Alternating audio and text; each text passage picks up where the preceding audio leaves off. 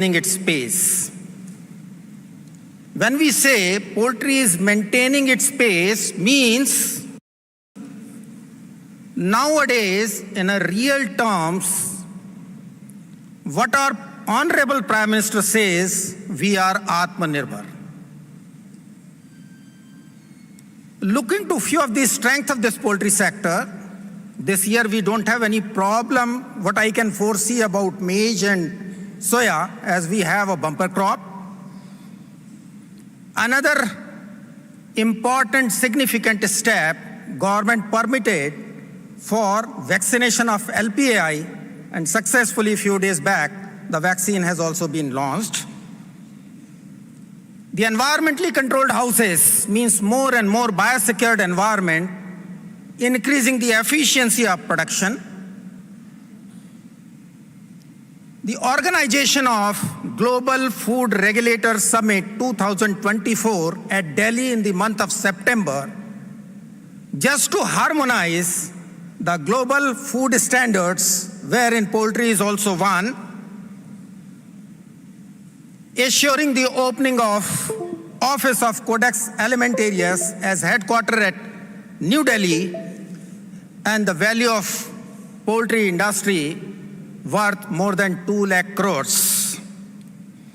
These are few salient features that gives us a glimpses of how poultry is evolving in our country. In a time to come, we'll be having a significant impact as food producer of animal origin in the world. Currently ranking second in the total egg production, almost touching to a tune of 138.8 billion eggs. I think in a time to come,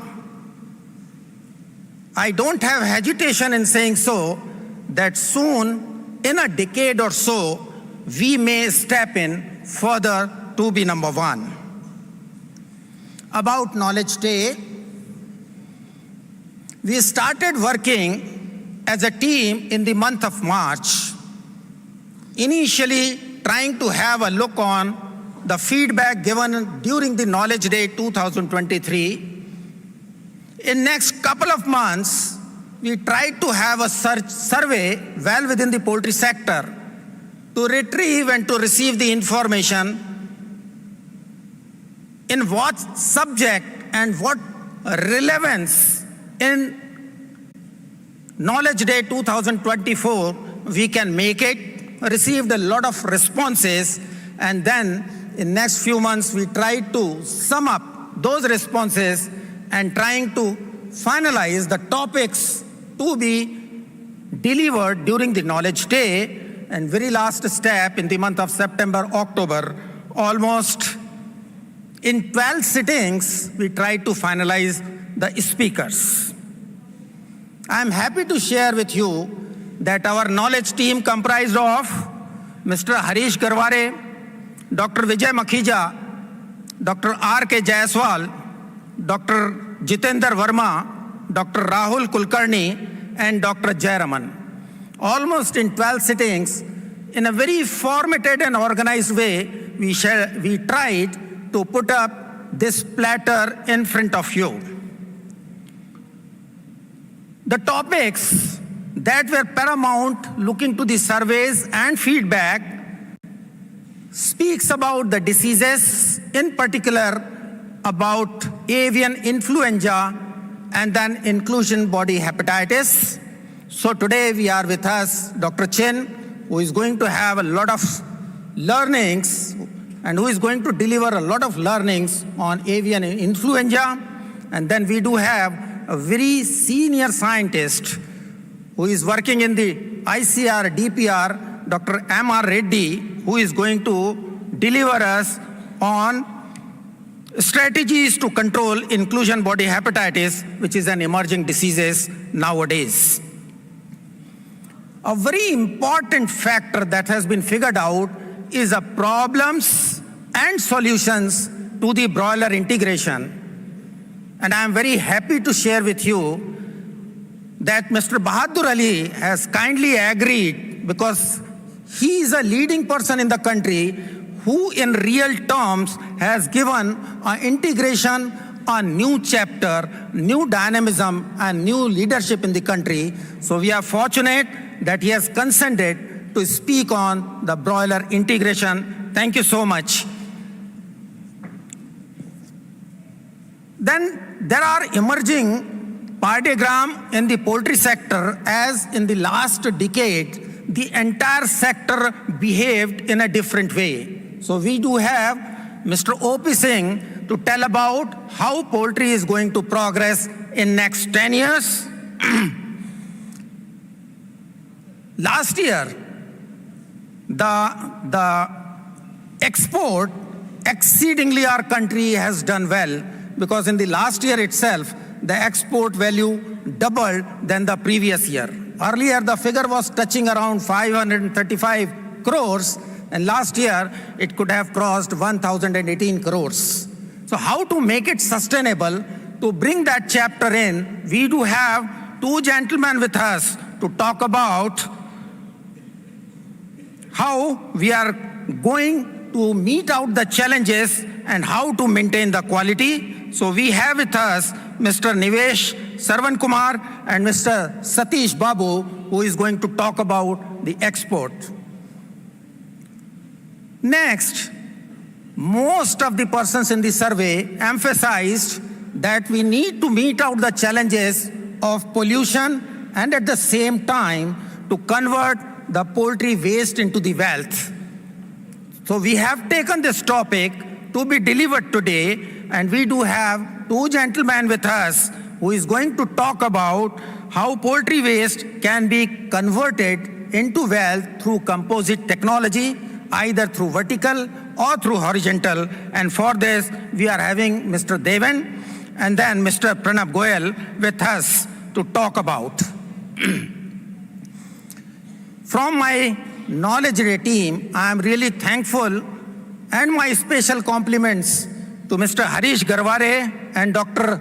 Vijay Makhija, as these two have given a different dimension and ever willingness either to convene a meeting or whenever there is a problem, Mr. Harish Garware came forward to have a solution instantly.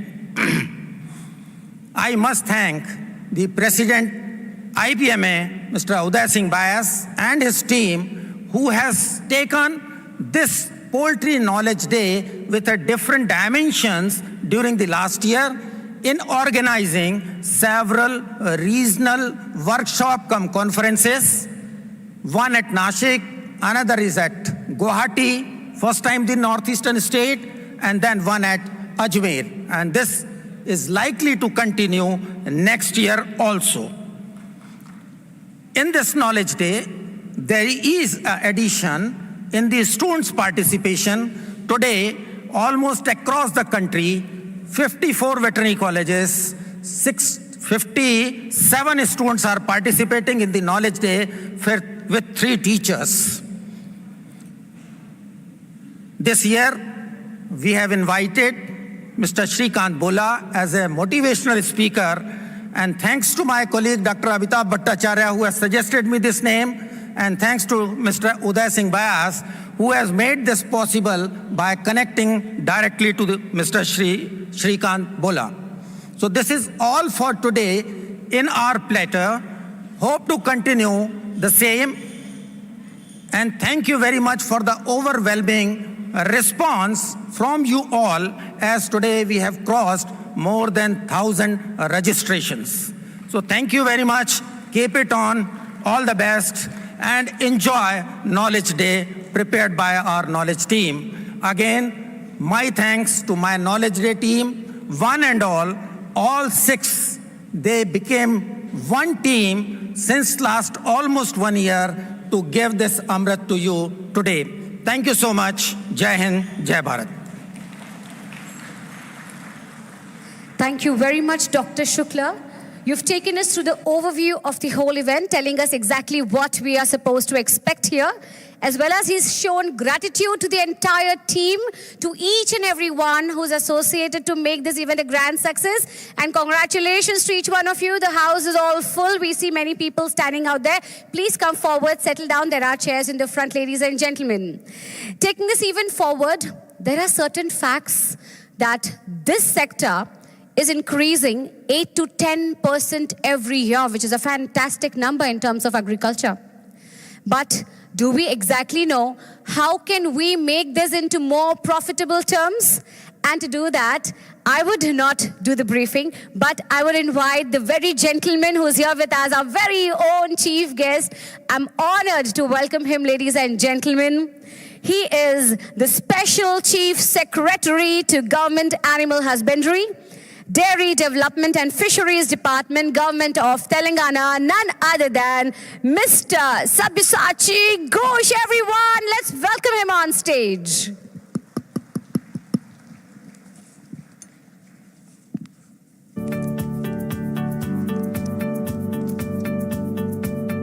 Sri Sabyasachi Ghosh, IAS, is from the 1994 batch Telangana cadre. His initial work was in the districts of Warangal, Vizianagaram, West Godavari and Karimnagar.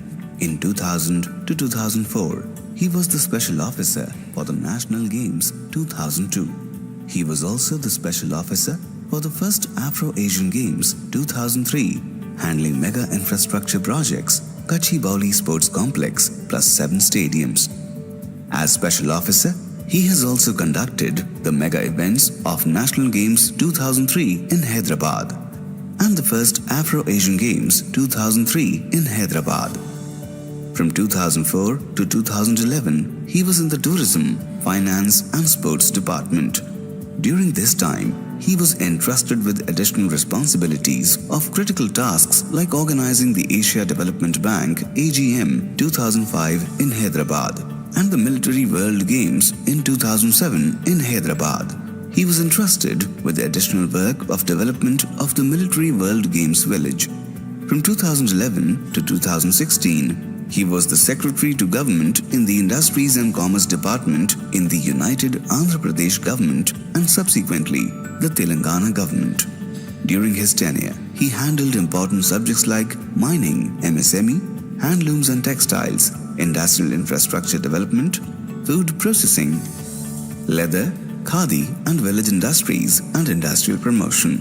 He was the Managing Director of the AP State Finance Corporation, Telangana in 2015-2016. From 2017 to 2024, he was the Principal Secretary of Youth Services Department.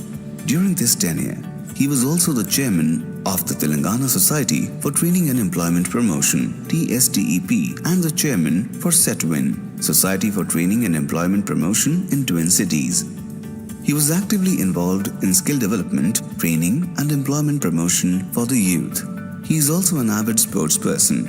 He has represented India in international shuttle badminton tournaments around the world in men's doubles. He was also the first president of the Telangana Athletics Association from 2014 to 2018. His expertise is mainly in the areas of IT, industries and commerce, sports, tourism and skill development. Educationally, he is an MSc in Physics and passed the IAS exam UPSC with an All India rank of 33. He hails from Hyderabad. Ladies and gentlemen, please welcome Sri Sabyasachi Ghosh.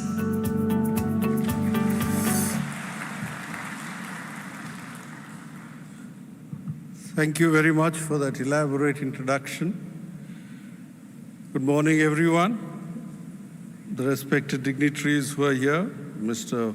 Uday Singh Bias, Mr. O.P. Chaudhary, Mr. P.K. Shukla, Mr. Anil Dhumal, Mr. Harish Garware, Mr. Chakradhar Rao, Mr. Bahadur Ali, Mr. Balram Yadav, and Mr. Gunachandra from Nepal.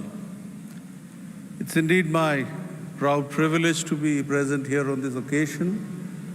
I've always realized that poultry industry was a huge industry in this country, But today, that is doubled up with the feeling that not only is it a huge industry, but it's also got a lot of enthusiasm and inspiration among its founding and members and the leaders in the industry. I warmly greet you on this occasion of the 16th Poultry India. It's very nice that it is being held in such an elaborate scale. We all know that, poultry in the country is one of the major sectors, and it has been growing every day. You can call it the affinity of the Indian population to the delicacies of chicken food that the poultry industry produces, or the nutritional value that it has in its products, namely the meat and the eggs. That cannot be substituted by any other form of nutritional supplement. But having said that, I should also not forget to mention that the emerging challenges in this sector from synthetic meat and man-made meat will have to be addressed by this industry in the future.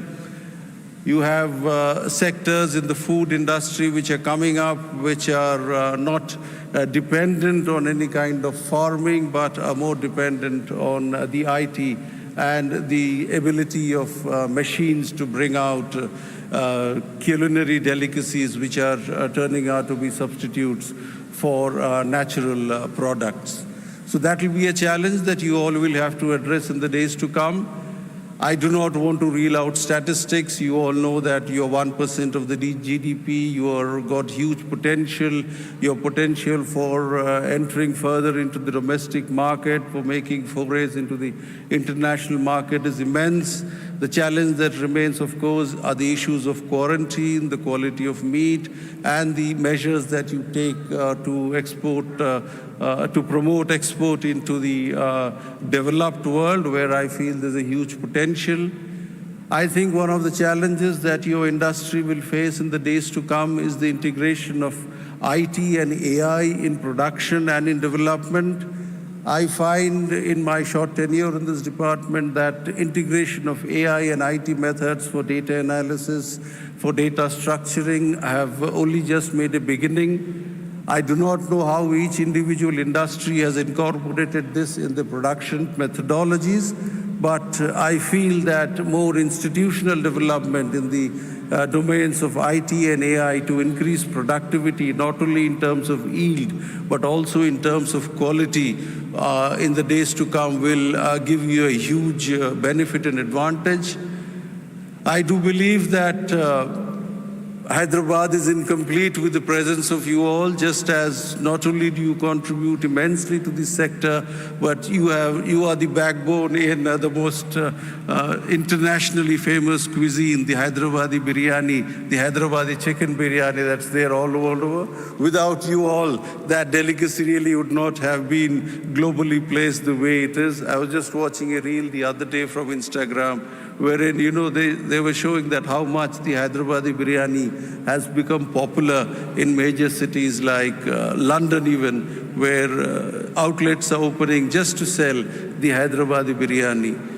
And among the Hyderabadi biryani, chicken, of course, is an unmistakable item. I wish you all the best. It's very important that you use this occasion to share your knowledge.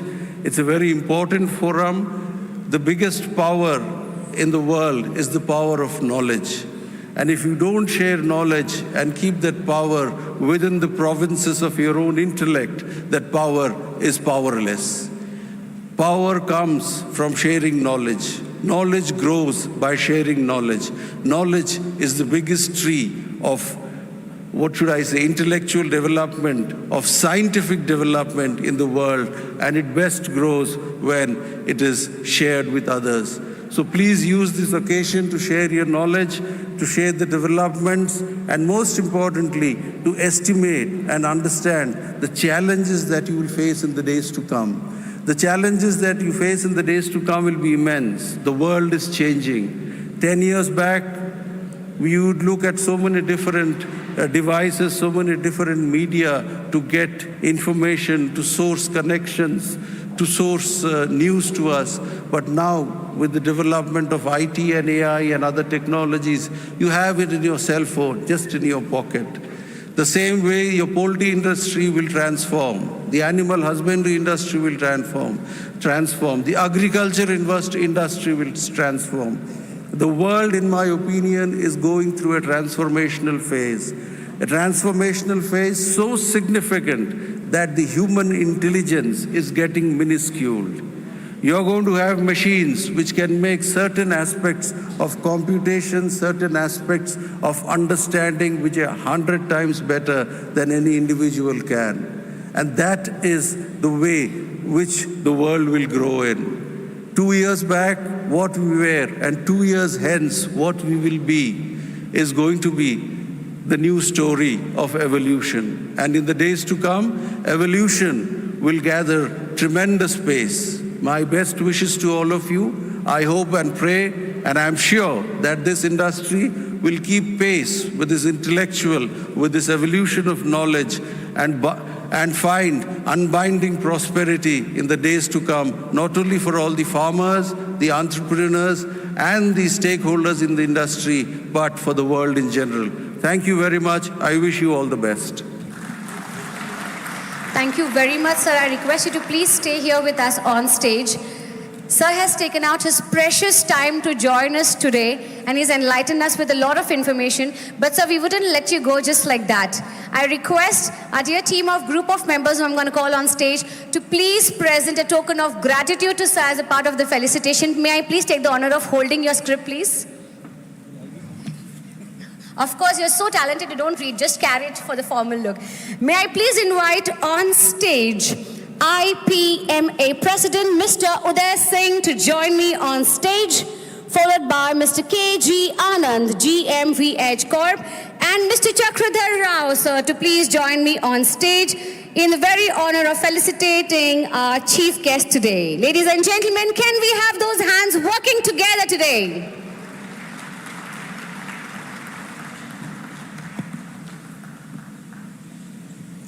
Request you to please take the center stage as well, so that we have a great picture opportunity.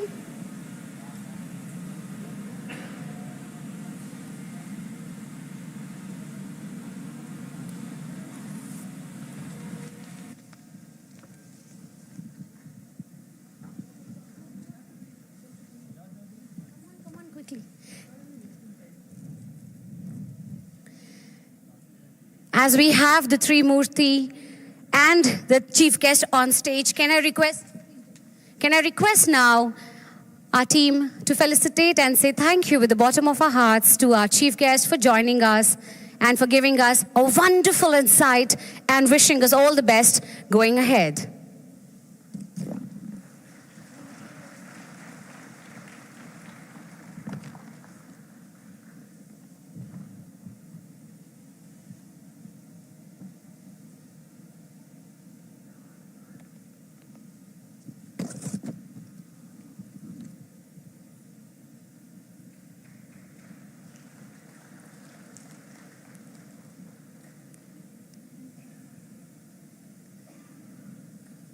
So please accept this as a part of our gratitude to you and for always being there for us.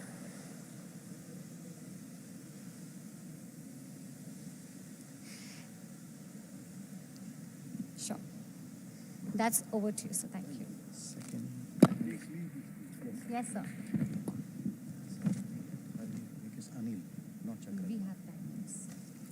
And now, ladies and gentlemen, as we just heard our chief guest, Mr. Sabyasachi Ghosh, it is now an honor for me to introduce the next speaker, who is our guest of honor. He's all the way from Nepal, very fondly known as the Swamiji. Ladies and gentlemen, I want all your attention, mind and soul, everything to be with me, because he is none other than Shri Guna Chandra Bes. Can we give a round of applause to him? Yes.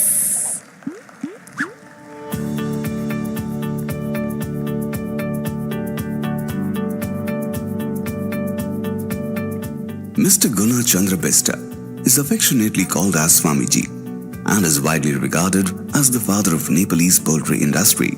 for his many important contributions to the sector. Thank you very much.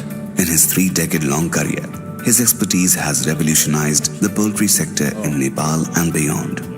He established Avinash Hatchery in early 90s, and since then, it has grown into a group, engaged in various segments including broiler and layer, commercial table eggs, poultry vaccines, feed supplements, biosecurity products, and poultry equipment.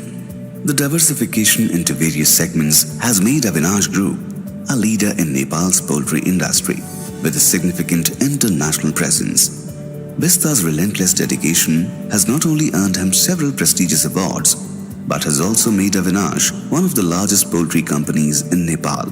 Founded with a passion for providing integrated solutions to poultry farmers, Avinash Group encompasses several successful ventures like Avinash Hatchery, Avinash Highline Nepal, and Avinash Farms, each at the top of its respective field. Despite the group's immense success, Mr. Bista remains focused on sustainable growth, innovation, and maintaining the highest standards of animal care and welfare. His legacy in the poultry industry continues to inspire and shape the future of the sector in Nepal and across the globe. Ladies and gentlemen, please welcome Mr. Gona Chandra Bista.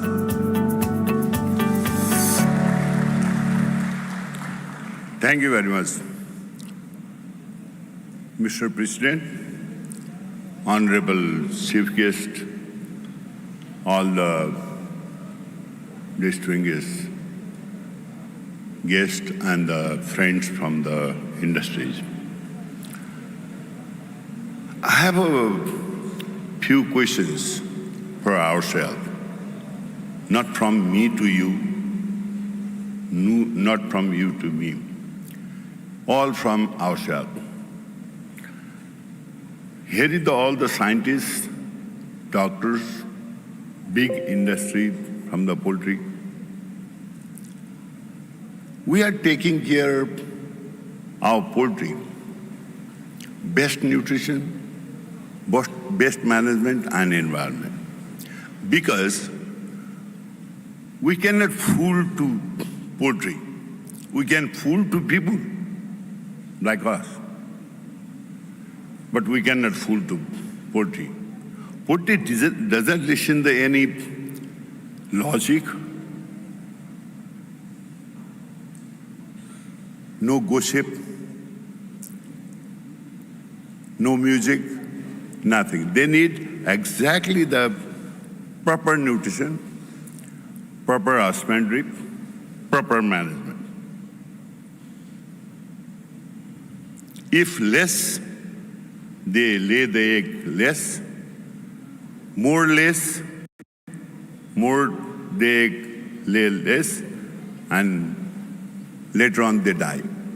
No strike, nothing. That's why we cannot fool. We are carrying our industry. Look, our hatchery is such a biosecurity so rich. Is our hospital, our biosecurity so rich? This is a big question. Where our successor burned there? Are we taking care ourselves, all the nutrition balanced food? Although we are from the poultry, we are feeding all the things. Not only the protein, energy, fat, these things, also the amino acid, all things, vitamin supplement, minerals. But how about us? And also my one suggestion with the poultry, late, but we are not too late. This political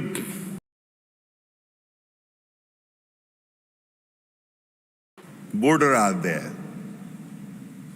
But poultry is the borderless. We are the earth one. Why not to start expanding from here to the all around the world? Before also in here is a lot of association fighting each other. After Poultry India, equipment associations, they are making more bigger and more associating all the sectors. So why not to make one organizations, whole federations, not fighting, helping to all the industry. Now we have to unite it and work together. Also join hand with the SAARC country and also the whole world, making and growing more and more. We have no border, we have no politics, we have a poultry. So we are from the poultry world. So this is my request to make this all senior genius people are here. So I'm connected with the Indian poultry first. When I started business in 1990, I started the whole modernization in the Nepal. Since that time, I have a good relation with all the poultry industries. Later on, growing, and also I start to bring all the equipment, best equipment from abroad. We have a latest equipment in poultry in Nepal. So we can grow. There is a lot of room before doctor explained here. Just grow. And in my thought, not believing the number one, just working will be, then declaring the number one, supporting the competitors, and after that, if we become a top, this is beautiful. Here we have a language, we are pulling the leg of each other, become to be top. Please, in that way, we cannot grow. Help each other and grow. It will be make bigger and bigger. Thank you very much for the Poultry India to invite me and honor me. So we'll work. We are working. Dhumal is my very good old friend and very close since 1992. Although I was in Pune long time, but that time I was not in industry. Then when I went Nepal and start the poultry, then I come to know in that time Pune was the poultry headquarters of whole India. Now spreading much more in India. Now the poultry is quite big and growing and growing. Hope will grow, remaining now 1% in GDP, will grow more percentage in GDP. In Nepal, continuously in poultry GDP, we are 3.5 to 4% continuously. So why not to grow? There is a lot of room. Indian population is big. So if we grow one egg consumption, we have a lot. Still there are the room. There are few countries who consume 450 eggs per person. Here is a very small. There's a lot of room. And the same way the chicken. Chicken is the most healthier. And egg is the best food. I don't think we have any other food is covers everything. Cheap and best for nutrition. So there is a lot of room to grow. No need to pull the leg each other. Let's grow. Thank you very much. I hope I share, giving me opportunity to share my feeling, although there's a lot of genius scientist people are here, but they still give me time to listen few things, my experience. Thank you very much. Thank you very much, sir. I request you again to please stay back with us. Sir, you beautifully started a conversation by asking question to not just them or you, but to everybody, which I think, including yourselves, absolutely, which definitely resonates, and what the way you have started and holded the conversation, I really appreciate that. Thank you so much. And that is why he is known as Swamiji. Can we give it up once again for him, please? Sir, in all the honors to say gratitude to you, can I please request the gentlemen to join me on stage? Can I request Mr. Anil Dhumal to grace the stage with your presence? Can I request our president, Mr. Uday, to please join me on stage? As well, can I please request Mr. Vignesh Soundararajan to join me on stage?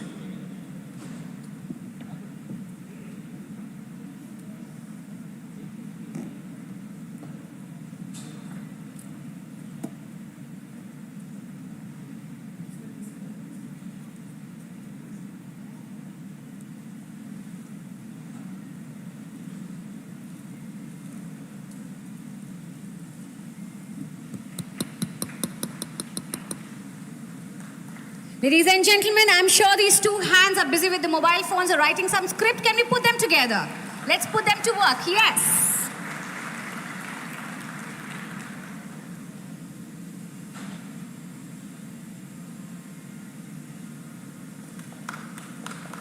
Thank you very much, sir, for being with us here. And we totally enjoy your presence, your messages, and I'm sure you'll stay back with us, and we would definitely like to have a one-to-one approach with you forward.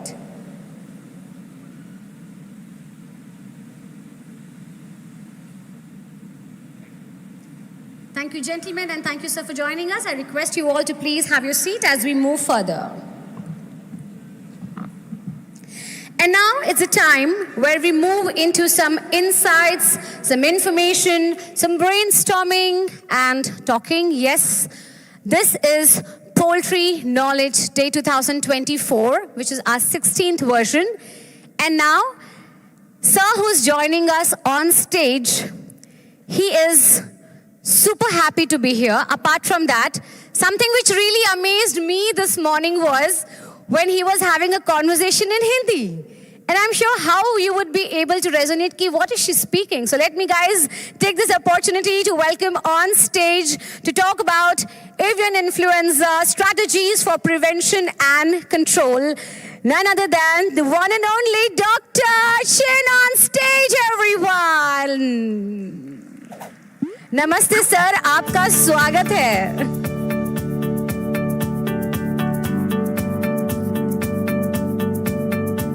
Dr. Chin Hao Cheong is a seasoned veterinary professional with over 4 decades of experience driving innovation in animal health and livestock management.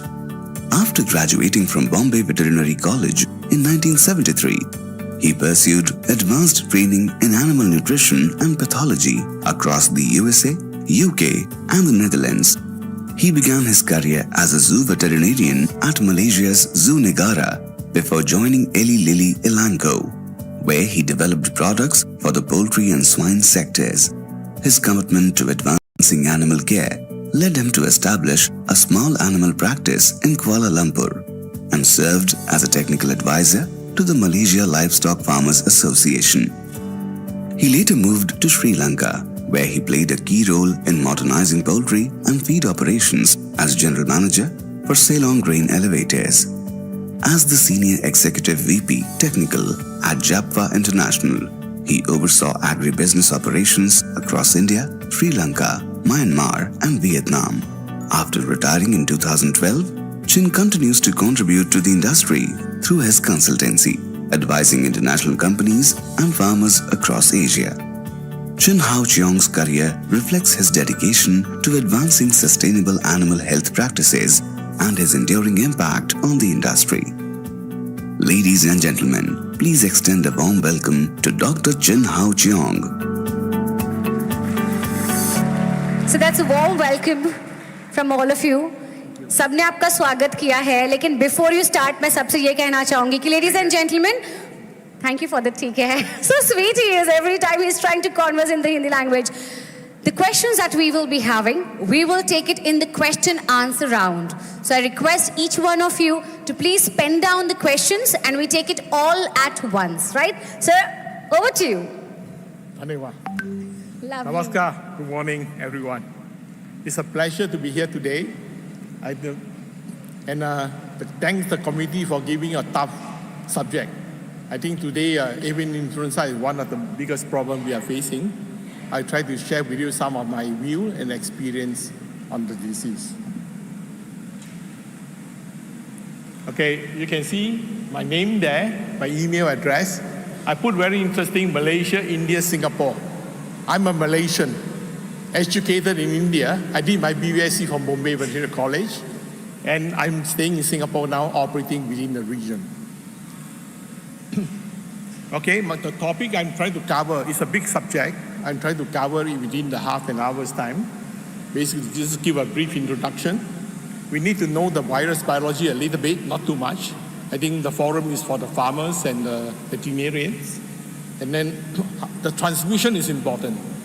Yeah, the epidemiology of the viruses, how to control them subsequently is more important. And we need to know a little bit of human, what is the impact to human diseases. And I will give the final take-home message. I think if you look at this chart, as I work within the region, you can see that the top 5 common diseases among the country. And it is not surprised to see that the avian influenza is on top on the list. Either be it the low path or high path, which I will explain a bit later. That is what I collected from when I work within the region and interacting with other veterinarians.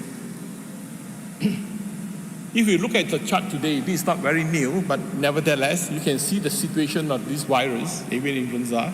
It is spreading around the world.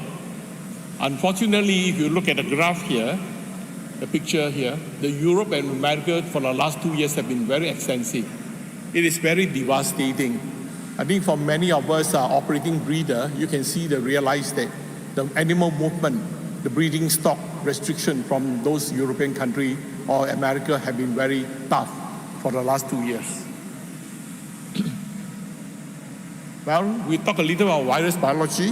I will not go very detailed, but we need to know the basic. If you look at the picture here, the influenza virus here, basically what I want you to recognize these two, H and N. And these are basic, the virus glycoprotein that defines the subtype. There are many combinations here. I can see they affect all the animal, human beings and animals.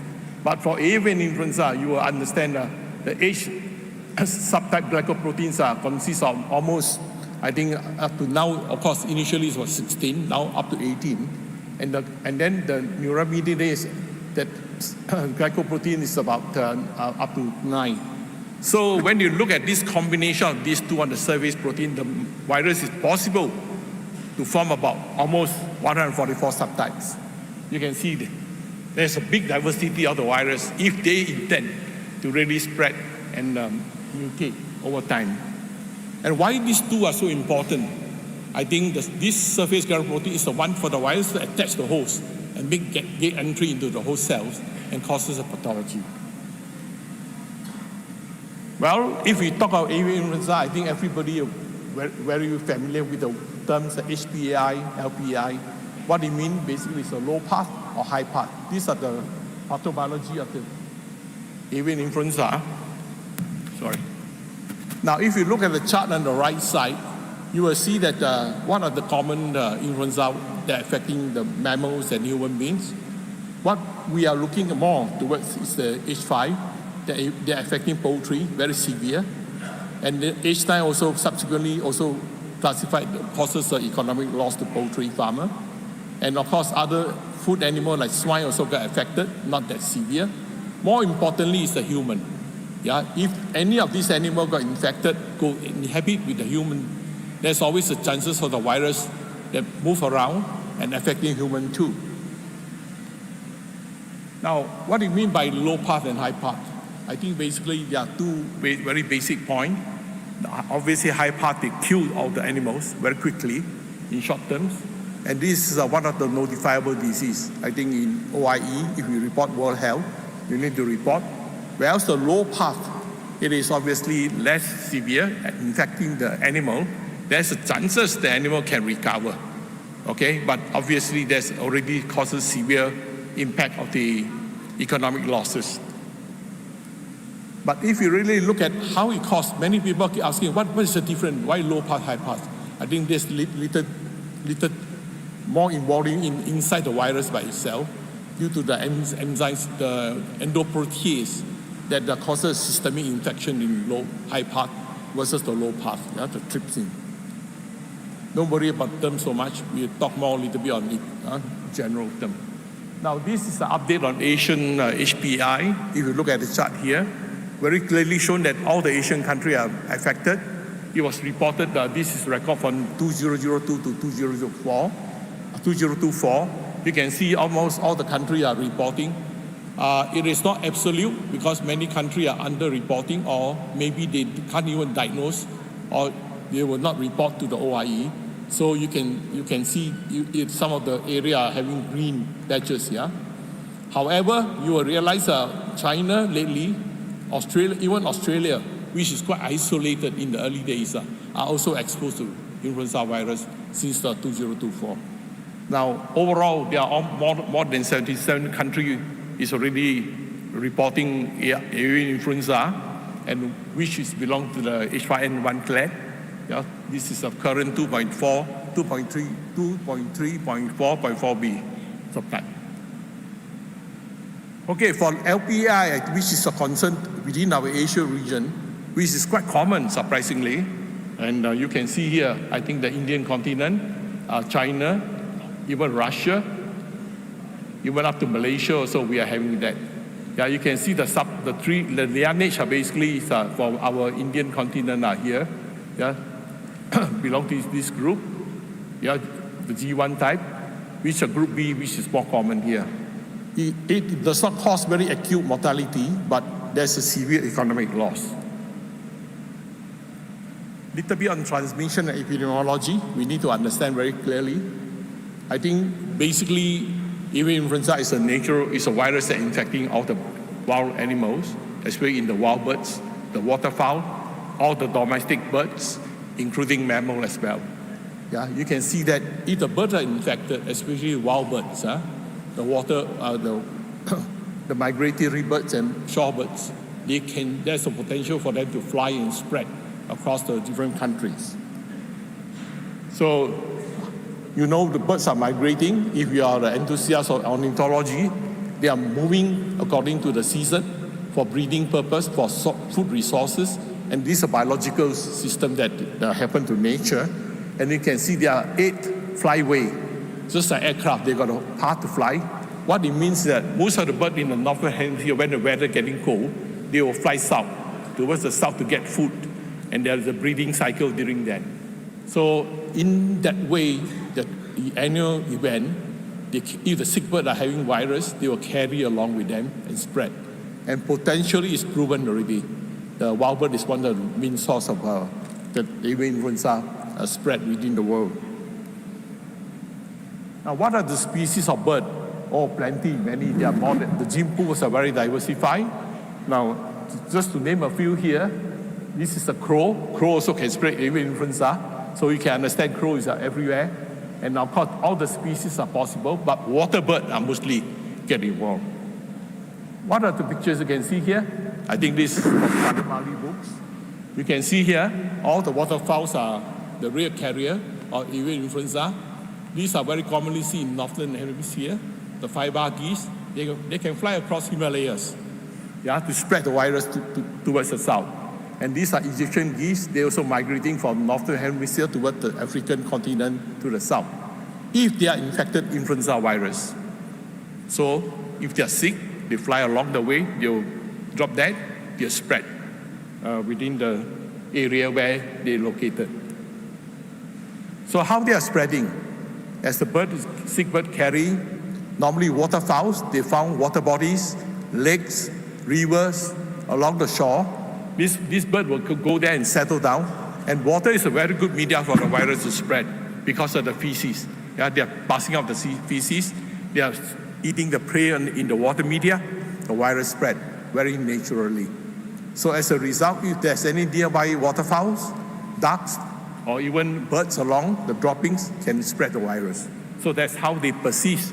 And once a flock is persisted, the virus multiplies in the body and is shed within, and all the feces are contaminated. There, it will cause an explosive infection. Then you ask me a question, is our domestic bird around the farm will cause problem or not?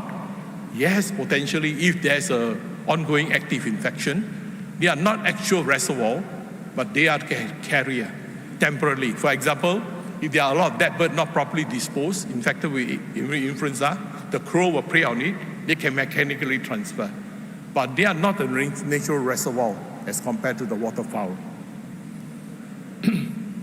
Now this is a picture to show you during my time.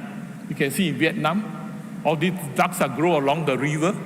Once they got infected, the whole river along upstream, downstream are carried with the virus. So you can isolate the virus naturally in the asymptomatic, even the waterfowl.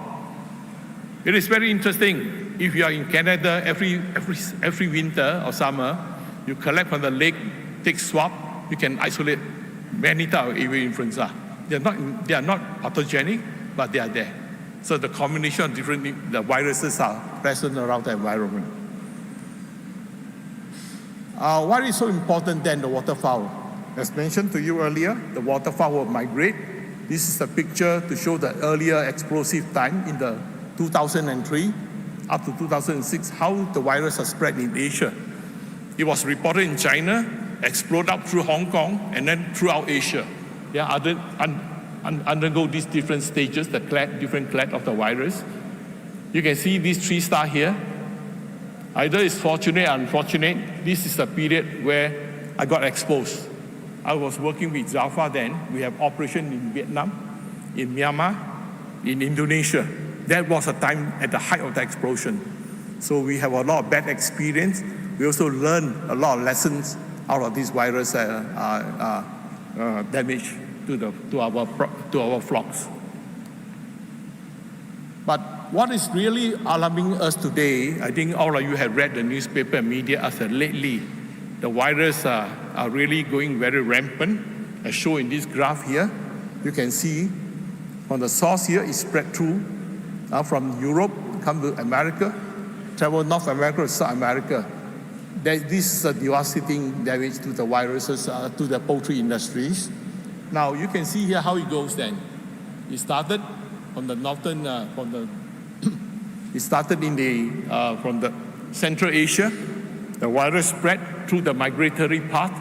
Then it go to the North America. Yeah, from there it travels southward from East Coast and West Coast towards the Caribbean and towards South America. So all along the way, the virus are carried on throughout the way, the clade 2.3.4. Yeah, B. And then from there, it travel upwards. Even Brazil, southern part of Brazil also got infected, which is quite surprising then. So that is the situation today we are facing. It's very alarming. Then you can look at it. How come Asia, we are not so much responsive on that with these viruses? I think potentially you have to be careful, very, very careful. Interesting development in US. As a result of the early infection to North America, the virus has spilled over to cattle. It's a big problem now. Yeah, many dairy herds are infected. And how come? It came from the bird, the contact of bird. And then it is a problem in the US industry now. But luckily, if you drink raw milk, chances of getting the influenza virus. But most of the milk are pasteurized, so the chances are unlikely unless through the milk transport vehicle, etc. So it is a thing need to be watched in the cattle, a bit unusual. Then the worst thing happened also not only to domestic animal. The virus travel, as you see, look at the chart here, towards the southern part of South America, towards the Antarctica, along the coast. They also affecting wild mammals. The marine mammals, the sea elephant, these are reported papers, wild waterfowl, yeah, in Peru, Uruguay, down south even to the Argentina. So not only affecting domestic animal, there's a wildlife peril also due to the influenza virus. It causes death in elephant seal. Now you can see the picture here very clearly. They're all lying dead along the shore. It is potentially can spread to mammals. We have read many reports about infecting domestic cats, tigers, lions, zoo animal. Yeah, potentially influenza virus is very wide range of hosts then. How to do a pathology and diagnostic? I will share some picture with you where actually we have taken. Yeah, of course, influenza virus, HP, high path viruses cause high mortality. No chance. Once a bird got exposed to flock, you can see within a week the peril. The mortality very quick. Within a week, all the flock are 100% devastated. Yeah, the typical signs are nervous sign. I will show you some postmortem pictures. And then what you can see, these pictures from the actual farm that in Vietnam during my time. You can see here all the birds just drop dead, the breeder, commercial flocks, very typical lesion. They're running, having drooping things, swollen faces. And then it's hypothermia. You can see the skin turn reddish and the bird lost control. Eventually they die due to torticollis and nervous sign. Very classical and no chance of recovery, no treatment available to attend this case. If you did a postmortem, be very careful. The whole bodies are all hemorrhagic sign. You can see here all pinpoint hemorrhages, even the heart muscles, trachea, severe congestion, yeah, and even the leg, you can see the hemorrhages. The skin turned reddish and bluish color, cyanotic. Be very careful. I think the virus is shedding everywhere. You need to take care after disposing the carcass. Well, so for LPAI, I think you all are very familiar. It's quite common in India. They don't cause us a severe damage. They attack the respiratory tract and reproductive tract. The real problem you can see actually is a severe egg drop. And then, of course, if there's complication of mycoplasma and other pathogens, the mortality is very high. Otherwise, it takes about 1 to 2 months, the animal there will be some recovery. So the predilection is on the reproductive tract, and the egg quality is greatly affected subsequently. Now, how to do a diagnostic then? I think I will not go elaborate all the methods. Basically, more important is the timing. Yeah, so if you want to detect an infection, once the bird showing symptom, the first week you should do very quickly to recover, do a PCR.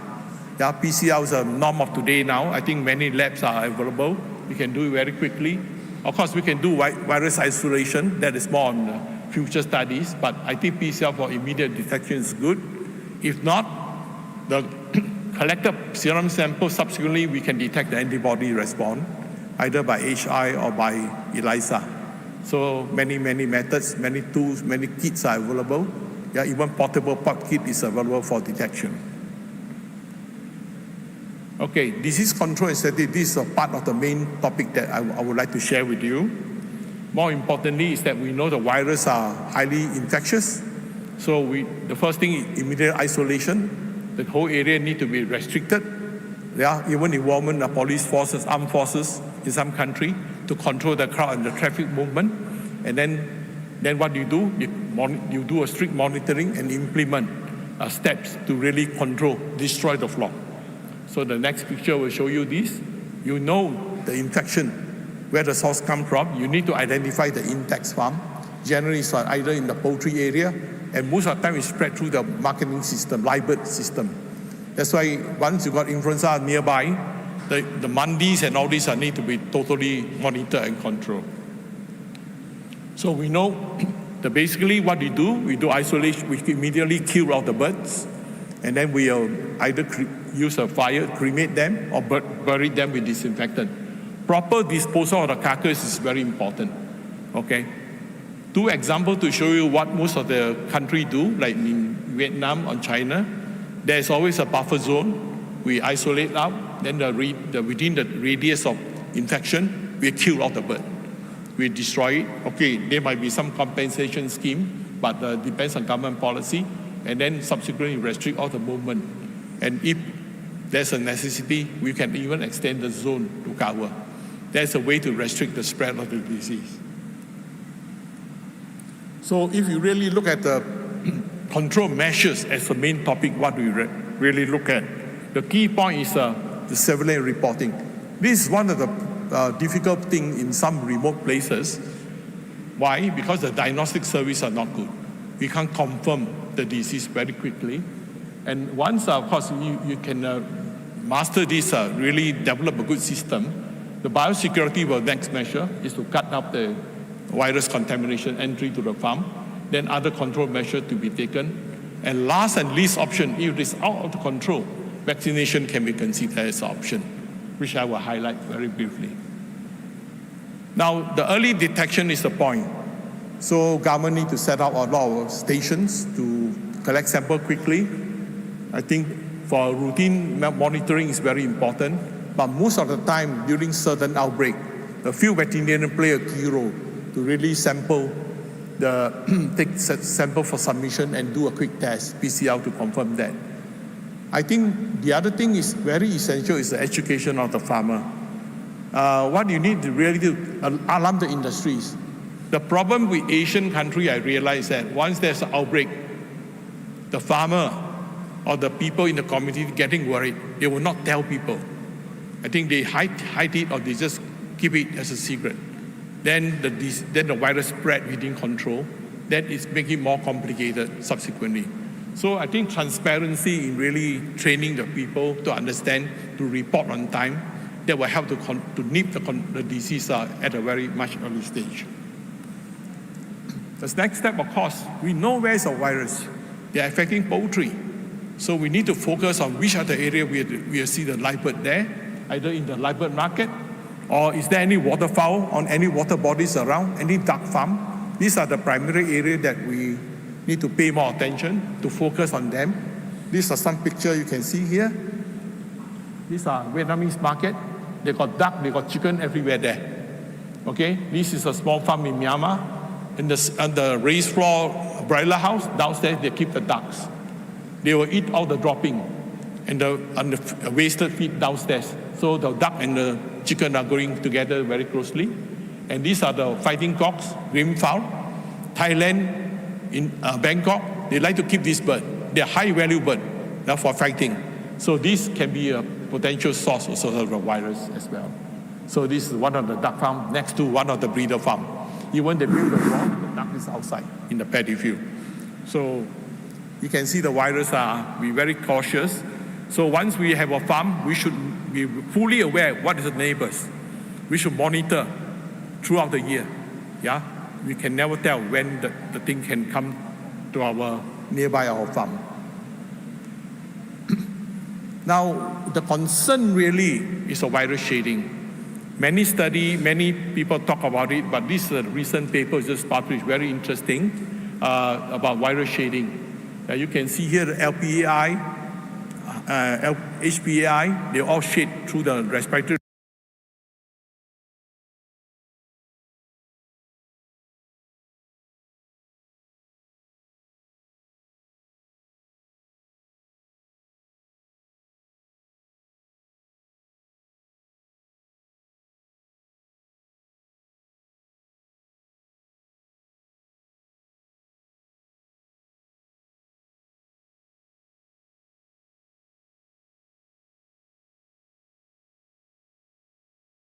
Our method of biosecurity is very important, decontamination. Yeah, we need to clean up. I will not elaborate all this process. I think most of you are very good in disinfectant, but I will focus certain areas where we need to pay a little bit more attention. I think the protocol of cleaning is very important. Yeah, and then to disinfect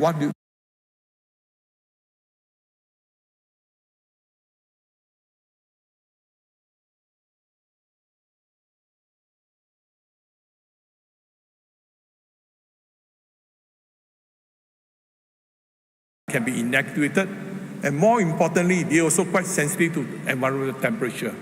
Yeah, actually, in fact, in US, when they got a farm that are infected with avian influenza, what they do, instead of course they depopulate, but they don't move the lethal material inside the house.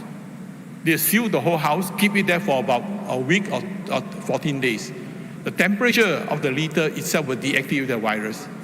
Yeah, so that's why if you look generally in pattern, it's not absolute, that most of the influenza happening to Asia region are towards a cooler period, towards winter, where the water, environmental water temperature are milder, the feces can survive longer. That's why the virus can be more sustainable in the environment. So temperature, high temperature can help to deactivate the virus. How about the disinfectant? Yes, generally most of the disinfectant can be used. For example, chlorine, Lysol, even the raw oxygen. Yeah, depends on the concentration. You can use a different dilution, but please use a proper dilution. If you don't do a proper dilution, there is a possibility of a virus residue there in the PCR. So in later detection, you find you will get a false positive because of the residue virus that is inactivated, but yet sustained, maintained in the environment. How about biofilms? I think we don't pay much attention to biofilm. Just now, when you look at the report of shading, it's a laboratory test. So they very clear, they put the virus in challenge. But in the nature environment, the shading is different. They are protected by the mucus, stay in the environment for a long period of time. So biofilm formation is the one that we need to pay attention. Not only for influenza virus, for any pathogen, mycoplasma, E. coli, etc., etc. So we need to take care of biofilm. And then we need to put extra effort to use surfactant, disinfectant to really clean up the house, to get rid of the influenza virus as well.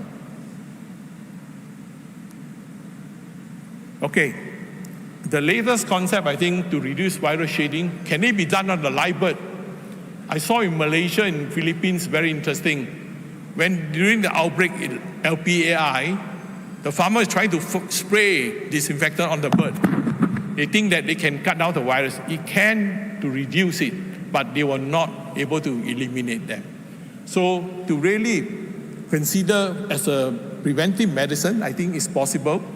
We can do a fogging. We can use a fogger. I think most of the houses in India, they have fogger. You can put disinfectant, select a proper disinfectant, the dilution, and when there's an outbreak surrounding the farm, we can do a fogging that will try to reduce the virus shading and contamination. In some places, they even fog the cooling pad with disinfectant. That's one other way you can do that. But be very careful on using disinfectant. They can be toxic if you are doing the wrong concentration. So for live thing, in my experience, we find the hydrogen peroxide is very good. Yeah, especially stabilized hydrogen peroxide. You can fog it in the live animal within the farm. This is not a new thing. Actually, for earlier, there were many papers published on hydrogen peroxide. But what we really learned a lot is during COVID period. Actually, in COVID period, a lot of building, human habitats, hospital, they are actually aerosol with hydrogen peroxide, the stabilized hydrogen peroxide. And they are very effective to control the COVID virus as well. So that concept has been applied in some area of my customers where they got outbreak. We try to use hydrogen peroxide rather than use other disinfectant. We are worried about other toxic effect of the disinfectant. So these are the fogging method. Depends on the aerosol. One concern is that, if the bird is sick already, we aerosol them, the humidity will kill the bird. Yes, you have to be careful. Yeah, the aerosol particle, the condition of the bird, at what time you need to do that. And for external, no problem. You can use a fogging like this, dry fogger. This is quite effective on the surrounding. Yeah, in the farm, in the processing plant, anywhere, you can do that. So if we have done this, biosecurity, we do management, if we have good practices, cleaning and disinfectant, it's just a choice of vaccination. It's a big subject, very controversial. There are two schools of thought. One is saying, why not we vaccinate? One say, no, we have to be very careful. Vaccine is not that simple, and might not be so effective. I quite agree with both of them, but I think as a farmer, we need to do something. So based on our farm situation, alarm coming. Okay. So what are the vaccine you can do? I think you have to select carefully. You have to make sure that once you vaccinate, the farm is no more sterile. I think the status of the country, of the poultry status of influenza status are very different. You need to consider. There are many considerations for vaccine. It's not a platform to talk about. I will go through quickly. And basically, these are the countries that's already approved for vaccination. You can see here for LPI, India also, we are now recently approved, which is a good thing to prevent that. And for what are vaccine? Generally, whole virus Q vaccine. There are new vaccines like reverse genetics and recombinant vaccine. All are very effective. But one very important to use vaccine, you need to evaluate, monitor all the time. And now also you need to know, they have method to differentiate between vaccinated and non-vaccinated. Because once the farm is vaccinated, you don't know whether they are exposed or not. So you need to do a differentiation. The DIVA method is available. This one chart to show you, the Q1, we monitor the H9 title in one of the layer farms. Very good response with the Q whole virus. You can apply also the so-called the inactive baculovirus recombinant vaccine, which is available commercially. You can also use HPT, pox also vaccine. These are all live recombinant. They can be applied, and they are quite effective. So how about supporting the animal? You can vaccinate, but if the animal is not in good condition, what are you going to do? So to boost the immune system also important. There are many options here. Some people use immunomodulator. Some people use some specific feed sanitizer. It's possible.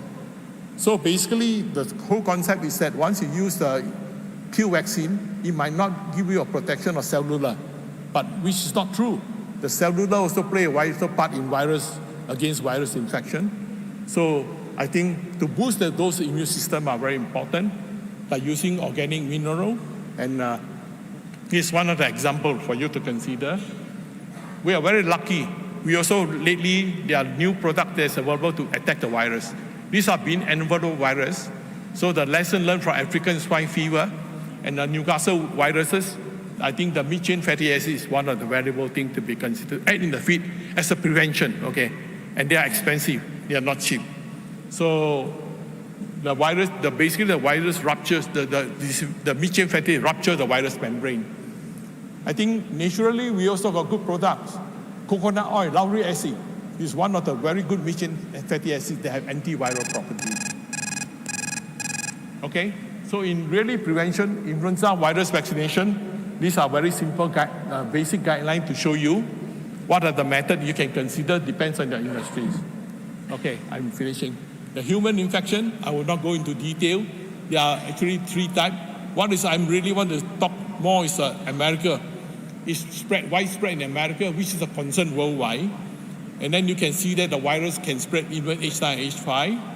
And then now they also found out migratory path where human habitat can also carry the virus. Another big challenge for us. So nevertheless, there's treatment for human at the moment. Drug resistance can be a challenge in the future.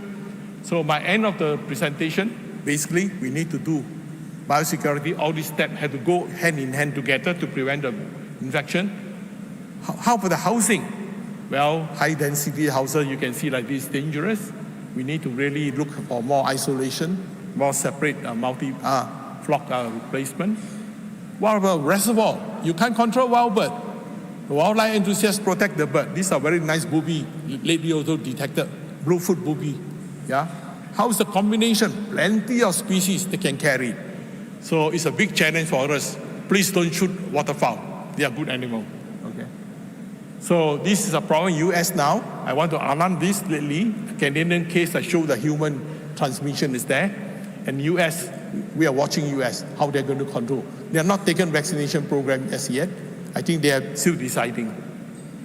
So my take-home message today for all of you, we cannot avoid avian influenza. The wildfowl is there, the reservoir is there.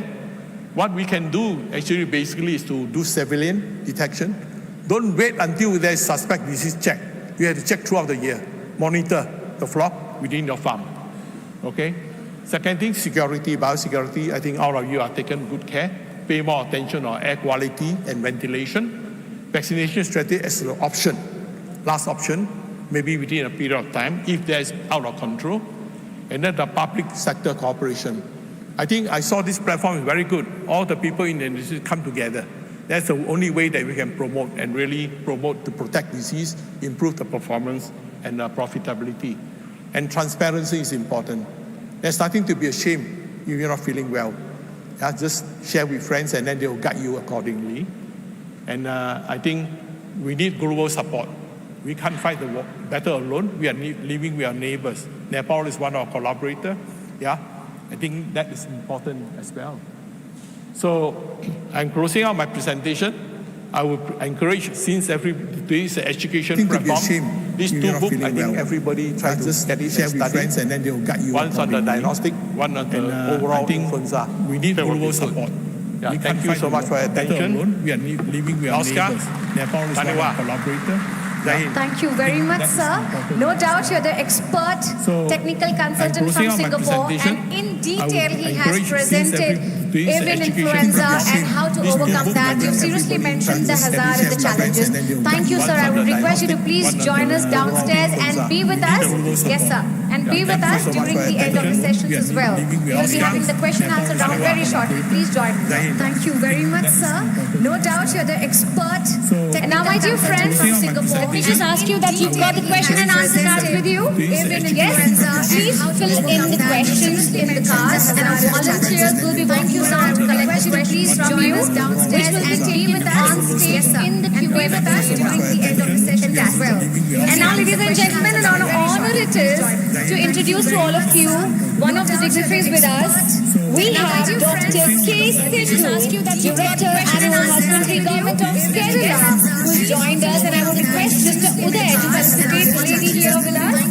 Can I request everyone to strike our hands together for the same? Lovely. Warm welcome to you, ma'am. And now, ladies and gentlemen, an honor it is to introduce to all of you. We are super glad to see the dignitaries across the globe who has joined us. And yes, it is the PKD 2024, and lots of insights are coming across, making sure that you all are keen to learn, to grow, to inspire each, and to network as well. And now, ladies and gentlemen, moving to the other presentation, it is all about another health topic, the strategies to control inclusion body hepatitis IBH and emerging health problems.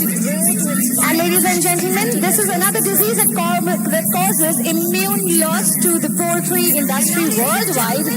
And now to present that, we have the expert with us. We have Dr. M.R. Reddy, Principal Scientist, Avian Health Section, ICAR, Directorate of Poultry Research, Hyderabad. Can we welcome him on stage to present on the topic IBS? So a very warm welcome to you. Sir, please join me on stage. We have the expert with us. We have Dr. M.R. Reddy, Principal Scientist, Avian Health Section, ICAR, Directorate of Poultry Research, the Principal Scientist at Avian Health Laboratory, ICAR, Directorate of Poultry Research, Hyderabad. He has a veterinary degree, BBSc and AH from AP Agricultural University, Tirupati, Andhra Pradesh, a master's degree in avian diseases from the Indian Veterinary Research Institute, IVRI, Isatnagar. He completed his doctoral degree in avian health from the University of Melbourne, Australia. He is a diplomate of Australian College of Veterinary Scientists, MECVS, in poultry health, and also a diplomate of Indian College of Veterinary Pathology. He has 30 years of experience in the poultry disease diagnosis, research, poultry health management, and disease control. His research interests include surveillance and molecular characterization of avian pathogens, antimicrobial resistance, and eradication of avian leukosis viruses, ALVs, from pure-line chickens. He has been engaged in contract research, consultancy, and contract diagnostic services to the poultry industry. He He has written and co-authored 85 scientific papers, 30 technical articles, and has even authored 2 books. He was awarded the Melbourne International Research Scholarship and the Best Poultry Scientist Award. He has been the editor of e-journals in the field and is the founder General Secretary of Association of Avian Health Professionals, AAHP. Currently, he is the member of several expert committees at both state and national level. Ladies and gentlemen, please extend a warm welcome to Dr. M.R. Reddy. Thank you very much for the introduction. And good morning, everybody. I'm going to speak on. He is the member of several expert committees at both state and national level. On inclusion body hepatitis, its control strategy, broilers. So as you all know, this inclusion body hepatitis, thank you very much, is a viral disease and it is caused by adenovirus and it is characterized by inclusion in the hepatic cells. So these inclusions actually aggregates of proteinaceous material in the nucleus and this helps the virus multiplication and also assembly of viral particles. So and also these inclusion bodies protect cells while virus multiplication from premature death because the virus has to survive and it has to produce viral particles. So these inclusion bodies actually help the virus for making the progeny cells. And this is the outline of my presentation.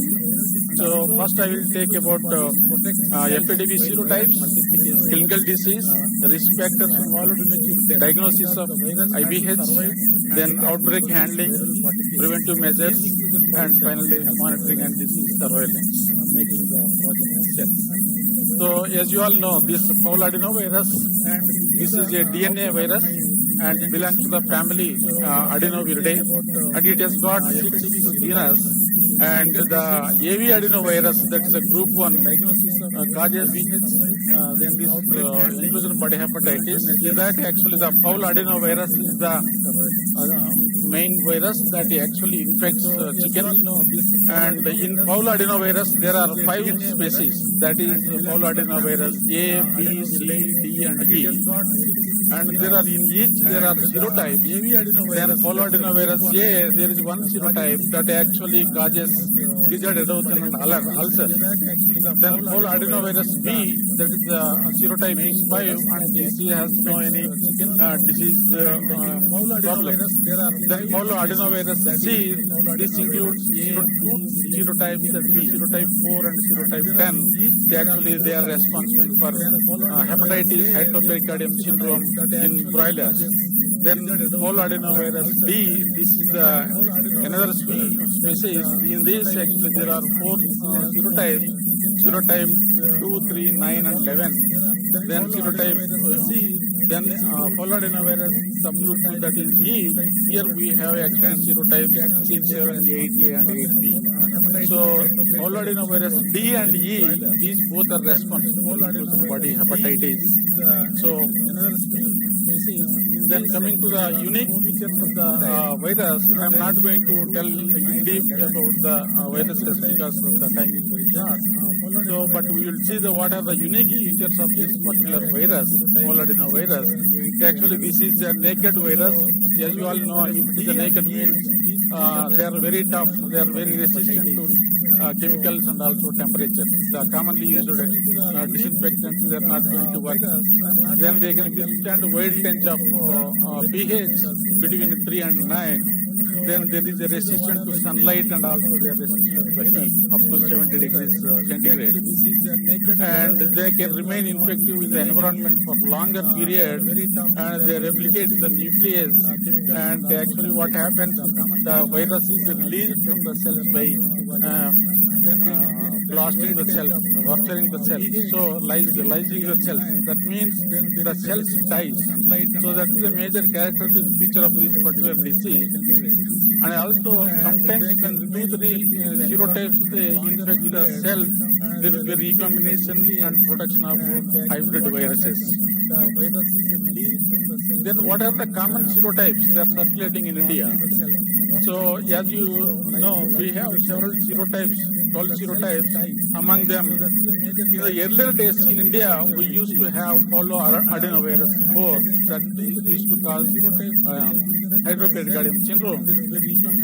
But of late, recently, the trend has been changed. There is a shift from serotype 4 to serotype 11. The 11 is the most prevalent in the country. That comes around 78.2%. The recent data I have collected from the gene bank, submissions of these sequences, and when we calculated the percentages, in India, 78.2% are now circulating. That is serotype 11.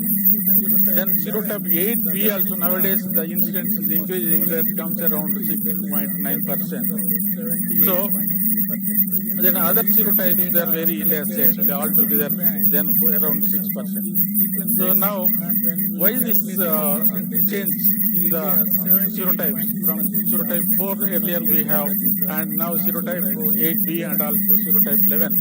This is mainly because in India we are using serotype 4 vaccines. That could be the major reason. The serotype 4 incidence is very less and there is no any cross protection among these species. The serotype 4 is not going to cross protect serotype 11 or serotype 8B. That's why the incidence of serotype 8B and serotype 11 is common in India. Then coming to the epidemiology, these are widespread, they are ubiquitous in the environment because they are very tough virus to kill. Then they can infect more than one serotype. Actually, birds can be infected more than one serotype. Then broilers are more susceptible with a high mortality due to severe metabolic disturbances and also heavy disturbances, destruction of liver and pancreatic cells. Then protection is primarily serotype specific. There is no cross protection between fowl adenovirus species. Then other species affected include, this virus can include turkeys, pigeons, quails, cetacean birds, ostrich, guinea fowl, ducks, and wild birds. So there is a possibility of spreading virus from other species to poultry. Primarily serotype specific. Then coming to the disease spread, how this adenovirus spreads. There are two modes of transmission. One is vertical transmission, the other is horizontal transmission. So in the vertical transmission, the parent breeders infect the virus can infect breeders naturally or because once the breeder is already infected, in that actually the virus can reactivate it, then the virus can become multiplied and it will shed in the environment. And also this actually passes to the egg, then from egg to chicks, and when chicks born, sometimes this virus will be there in the chick in a latent stage. So when conditions are favorable, then only this virus can reactivate and cause disease.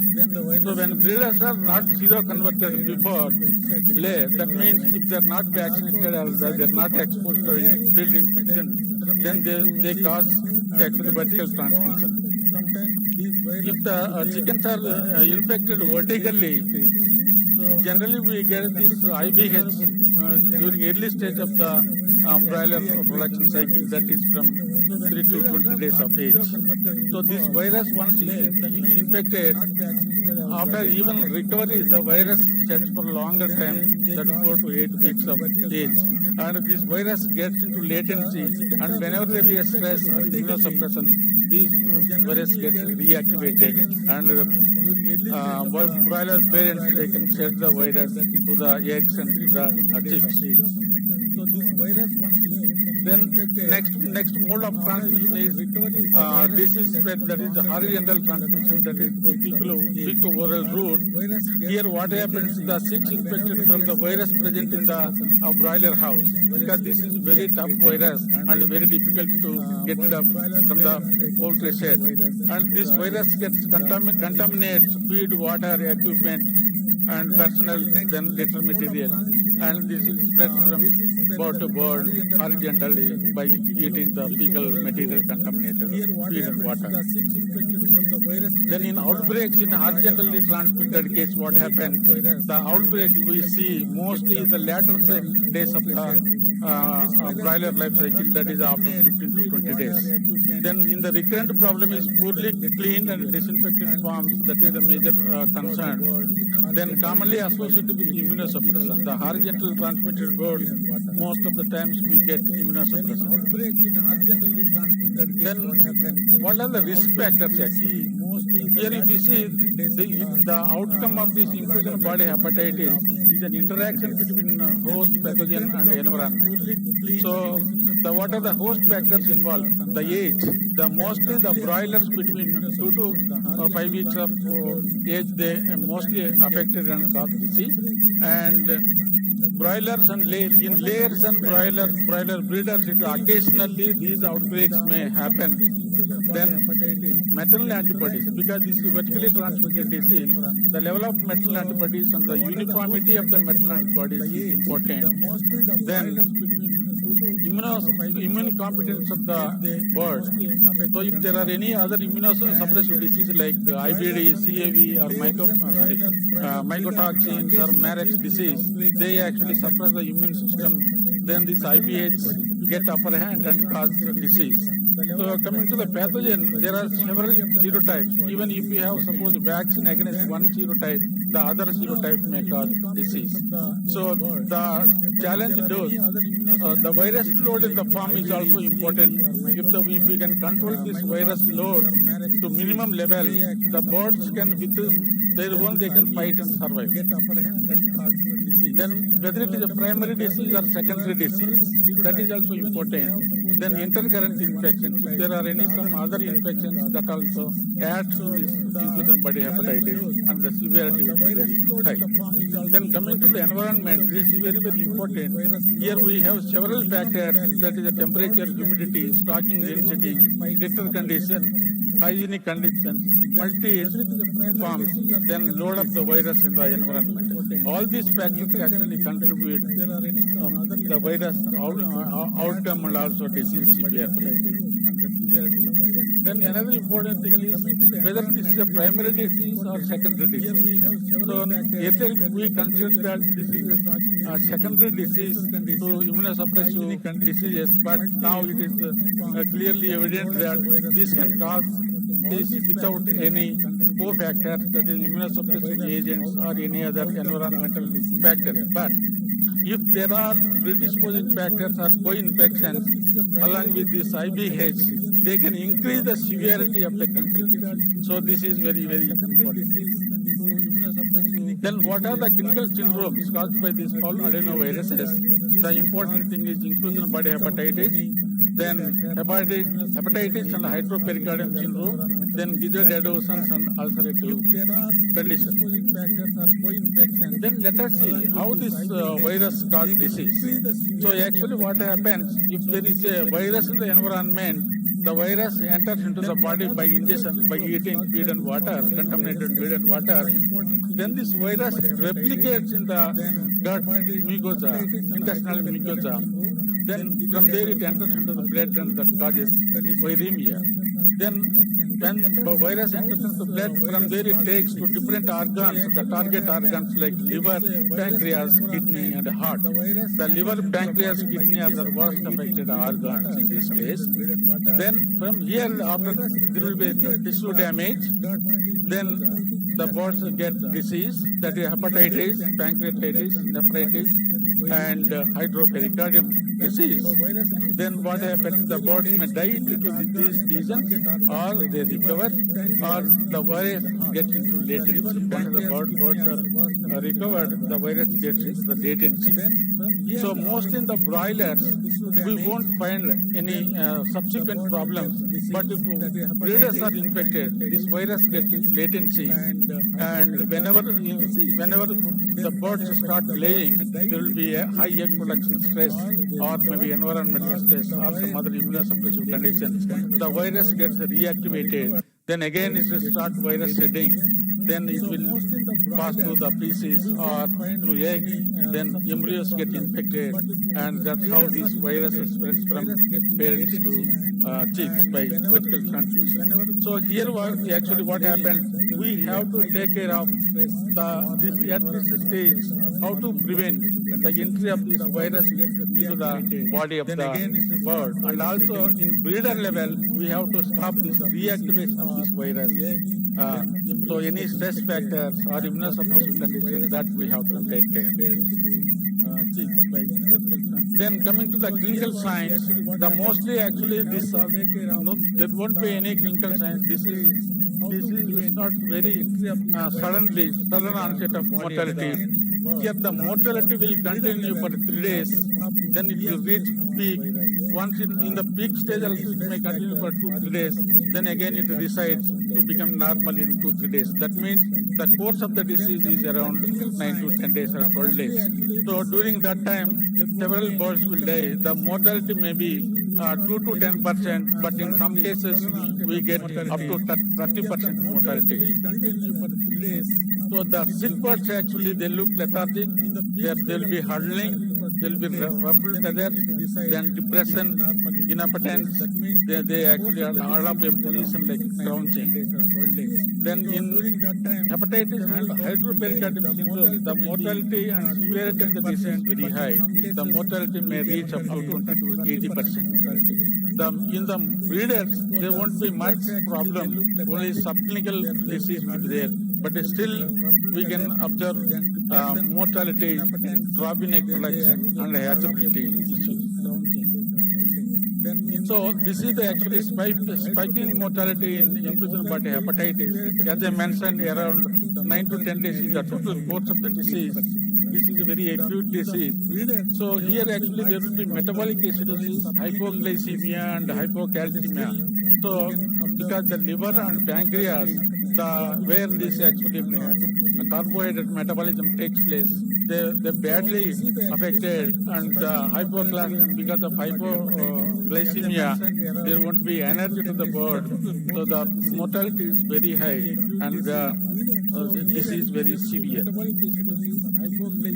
Then coming to the grass lesions, how the disease affected disease, what are the findings we find? There will be enlarged liver, then there will be necrotic foci or maybe hemorrhages on the liver that looks like a mottled or marble type of symptom, lesion. Then the kidneys will be swollen and they will be pain. Then there will be a pancreas also, there will be a swelling of pancreas and severe necrotic lesions on the pancreas. Then there will be fluid accumulation in the hydropericardium, atrophy of bursa, even thymus. Sometimes we find aplastic bone marrow. Then the histologically, if you see, there will be large internuclear inclusion bodies. This is actually hallmark of this disease, and pathognomonic but this even inclusion body hepatitis. So this is how here we can see the endal veins, necrosis of the liver, and the accumulation of fluid in the hydropericardium. Then very pale yellowish liver. Then if you see very clear necrotic areas in the pancreas, and also kidney also affected, there is a nephritis. Then this is a microscopic region. You can see this is the internuclear inclusion bodies, very round, very large inclusion bodies in the and covers the nucleus.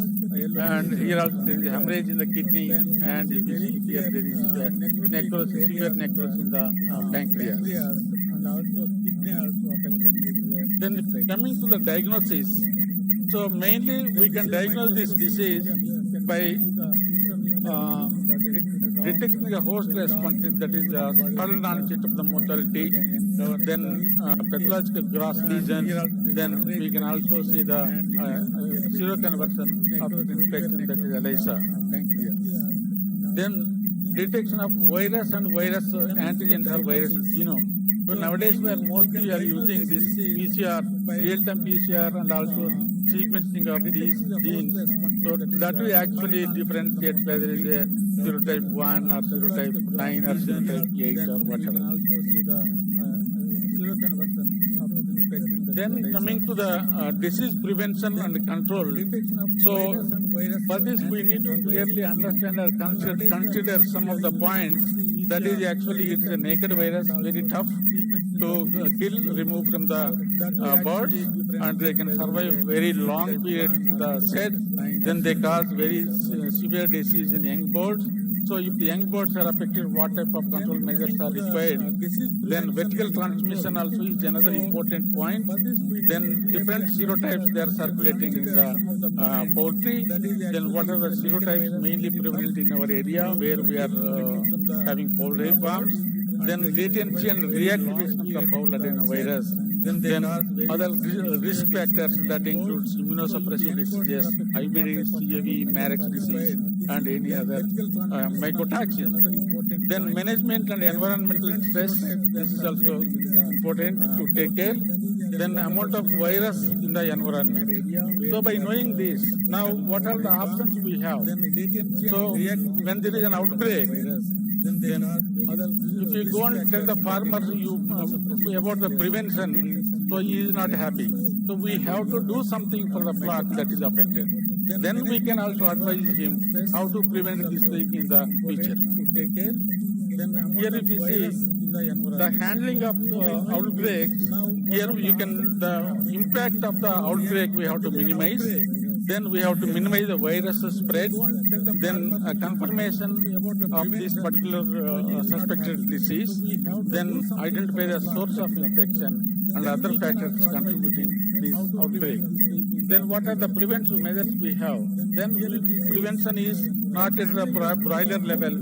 We have to take care at 3 different levels because it's a vertically transmitted disease.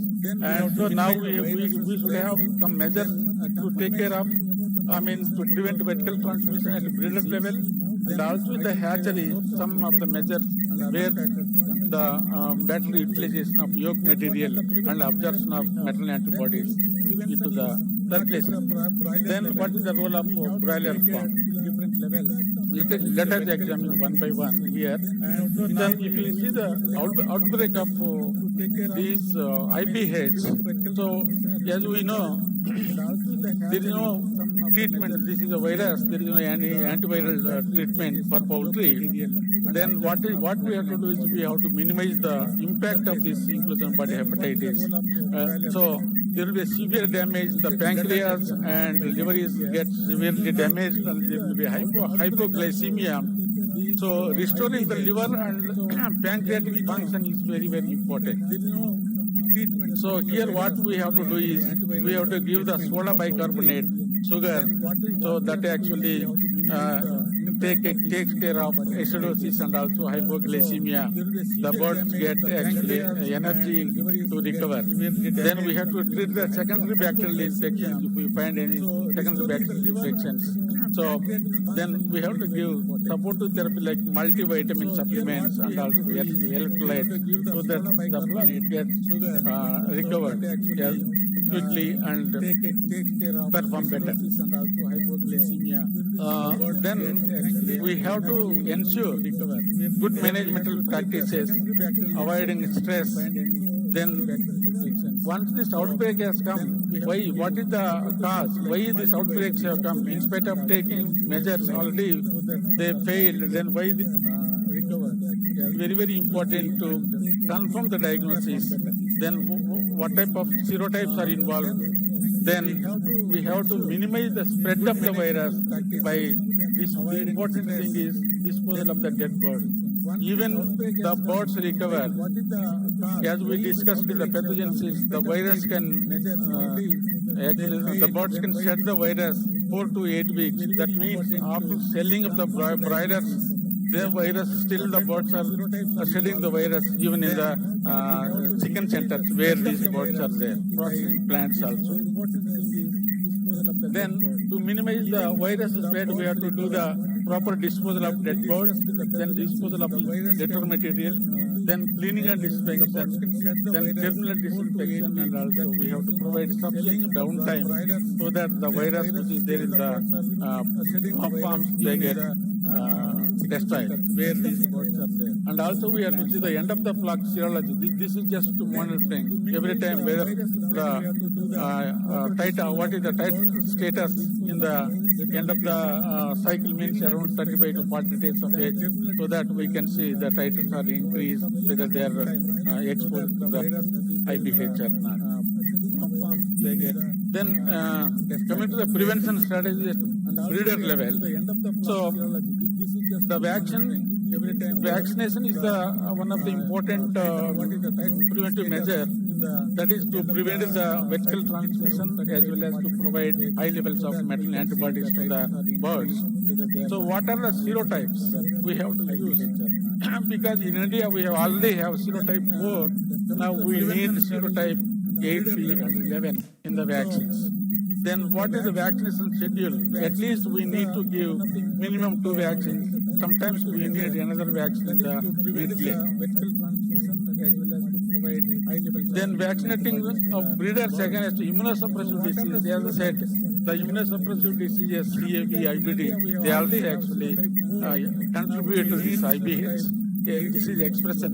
So we have to give vaccination to the breeders against CAV and IBD so that the young chicks are protected from these 2 diseases. Then achieving good seroconversion before that. This is very, very important. So even if we vaccinate, we have to verify whether our vaccination has given the high levels of antibodies in the breeders or not. Then we have to take measures to prevent the reactivation of this virus, because when birds are in the peak egg production and also if there is environmental stress, that may lead to reactivation of the virus. As I said, this virus remains latent for life on the birds. Then finally the biosecurity and downtime is also important. Then what are the measures we can take in the hatchery level? So we need to have optimum hatching conditions, incubation conditions. Why? Because the chick quality should be good, and also the whatever yolk that is there in the body, that has to be absorbed and utilized by the chick. Why? Because these the immune system should be very strong, and the ability to fight infection, then there will be improved gut health. So if the birds are actually having unabsorbed yolk, the most of the antibodies they are not getting into the blood, so there will be low levels of maternal antibodies. The birds are susceptible to disease. Not only this, many other diseases which we are vaccinating. So the weakened immune system may lead the birds to susceptible to the infection. So another important thing is the mixing of eggs from multiple breeder farms. So this is also another important point actually we have to consider. Then level of maternal antibodies and CP uniformity. Then preventive strategies at broiler farm. So we have to do proper cleaning and disinfection. Then vaccination also we have to consider, that is from 0 to 10 days. Then we have to include all 4 serotypes, 3 serotypes. Then we have to avoid managemental or environmental stresses. Then control of immunosuppressive disease by robust vaccination programs. Then end of cycle flock serology. Broiler farm. So then cleaning and disinfecting, you see, as I said, this is a very tough virus, naked virus, and they are resistant to heat. They can survive in the wide range of pH and high temperatures. So here if you see, this is a glutaraldehyde is the one product, and also a calcium hydroxide, that is the lime. These are the two, they are well proven. They actually kills this virus. So this calcium hydroxide, this is the pH is 12.3. So this is alkaline pH. The virus easily gets inactivated and high temperatures. So here if you see, then disease and vaccination monitoring, we have to regularly monitor breeders, the vaccination titers, and also we have to monitor the maternal antibodies in devoted chicks. Vaccination monitoring in broilers also we have to do. Then disease monitoring in breeders and broilers. Why? Because what are all the genotypes? Any new genotype is emerged in the country, so that we can update our vaccines by including these new genotypes. Then coming to the summary, the FATV is a ubiquitous in the poultry farms and it's very tough virus. Then very difficult to kill. Then breeder vaccination and achieving good zero conversion is a critical. Then we need to do broiler vaccination. Then prevention of immunosuppressive diseases like IBD, CAV and Marek disease is a crucial. Then through cleaning and disinfection, then good management practices to avoid stress and spread of the virus. Then monitoring of the disease and vaccines in breeder flock that really helps to take care of broiler vaccination. So finally, the take-home message is the IBH is a complex disease and there is no any silver bullet.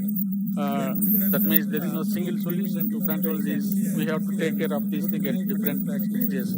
Then doing the right things at the breeder farm level, hatchery level, and also at the broiler farm level is crucial to control IBH. Thank you very much. I thank the team for giving me this opportunity to be here and present on this IBH. There is no any silver bullet. Thank you very much, sir. You've taken us through the current health challenge at hand for broilers, and that is IBH, and very technically presented. It was fantastic. Truly. I would request you to please join us at the seats downstairs so that we really call you in a short while on stage. Ladies and gentlemen, broiler integration in the poultry industry plays a very vital role. However, it has its own challenges. And to take us through the strategic solutions, we will now be requesting our next dignitary to join us on stage. It was fantastic. Can I please request with all your huge rounds of applause to welcome the gentleman on stage, the Chairman, All India Poultry Breeder Association, Managing Director, IB Group, none other than Mr. Bahadur Ali. Sir, a very warm welcome.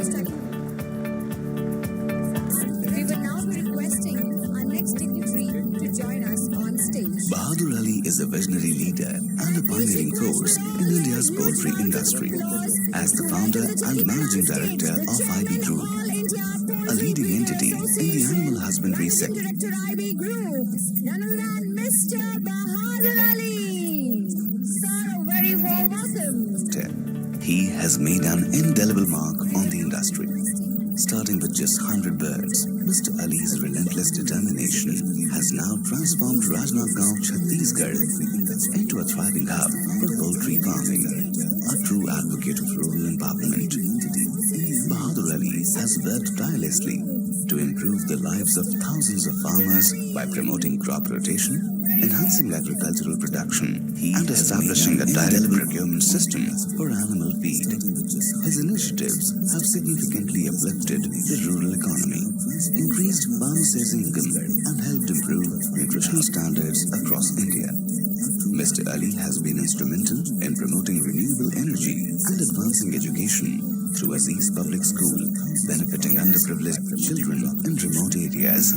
He strongly believes in the saying, "We rise by lifting others," and his unwavering commitment to sustainable development and empowerment has earned him recognition as a leader in business and social welfare. Ladies and gentlemen, please extend a warm welcome to Mr. Bahadur Ali. Thank you very much. मेरी सबसे बड़ी कमजोरी कि मेरे को बोलना नहीं आता ज़्यादा, और आज मुझे मैं को यहाँ बुलाया गया बोलने के लिए। मेरे को काम करना आता है।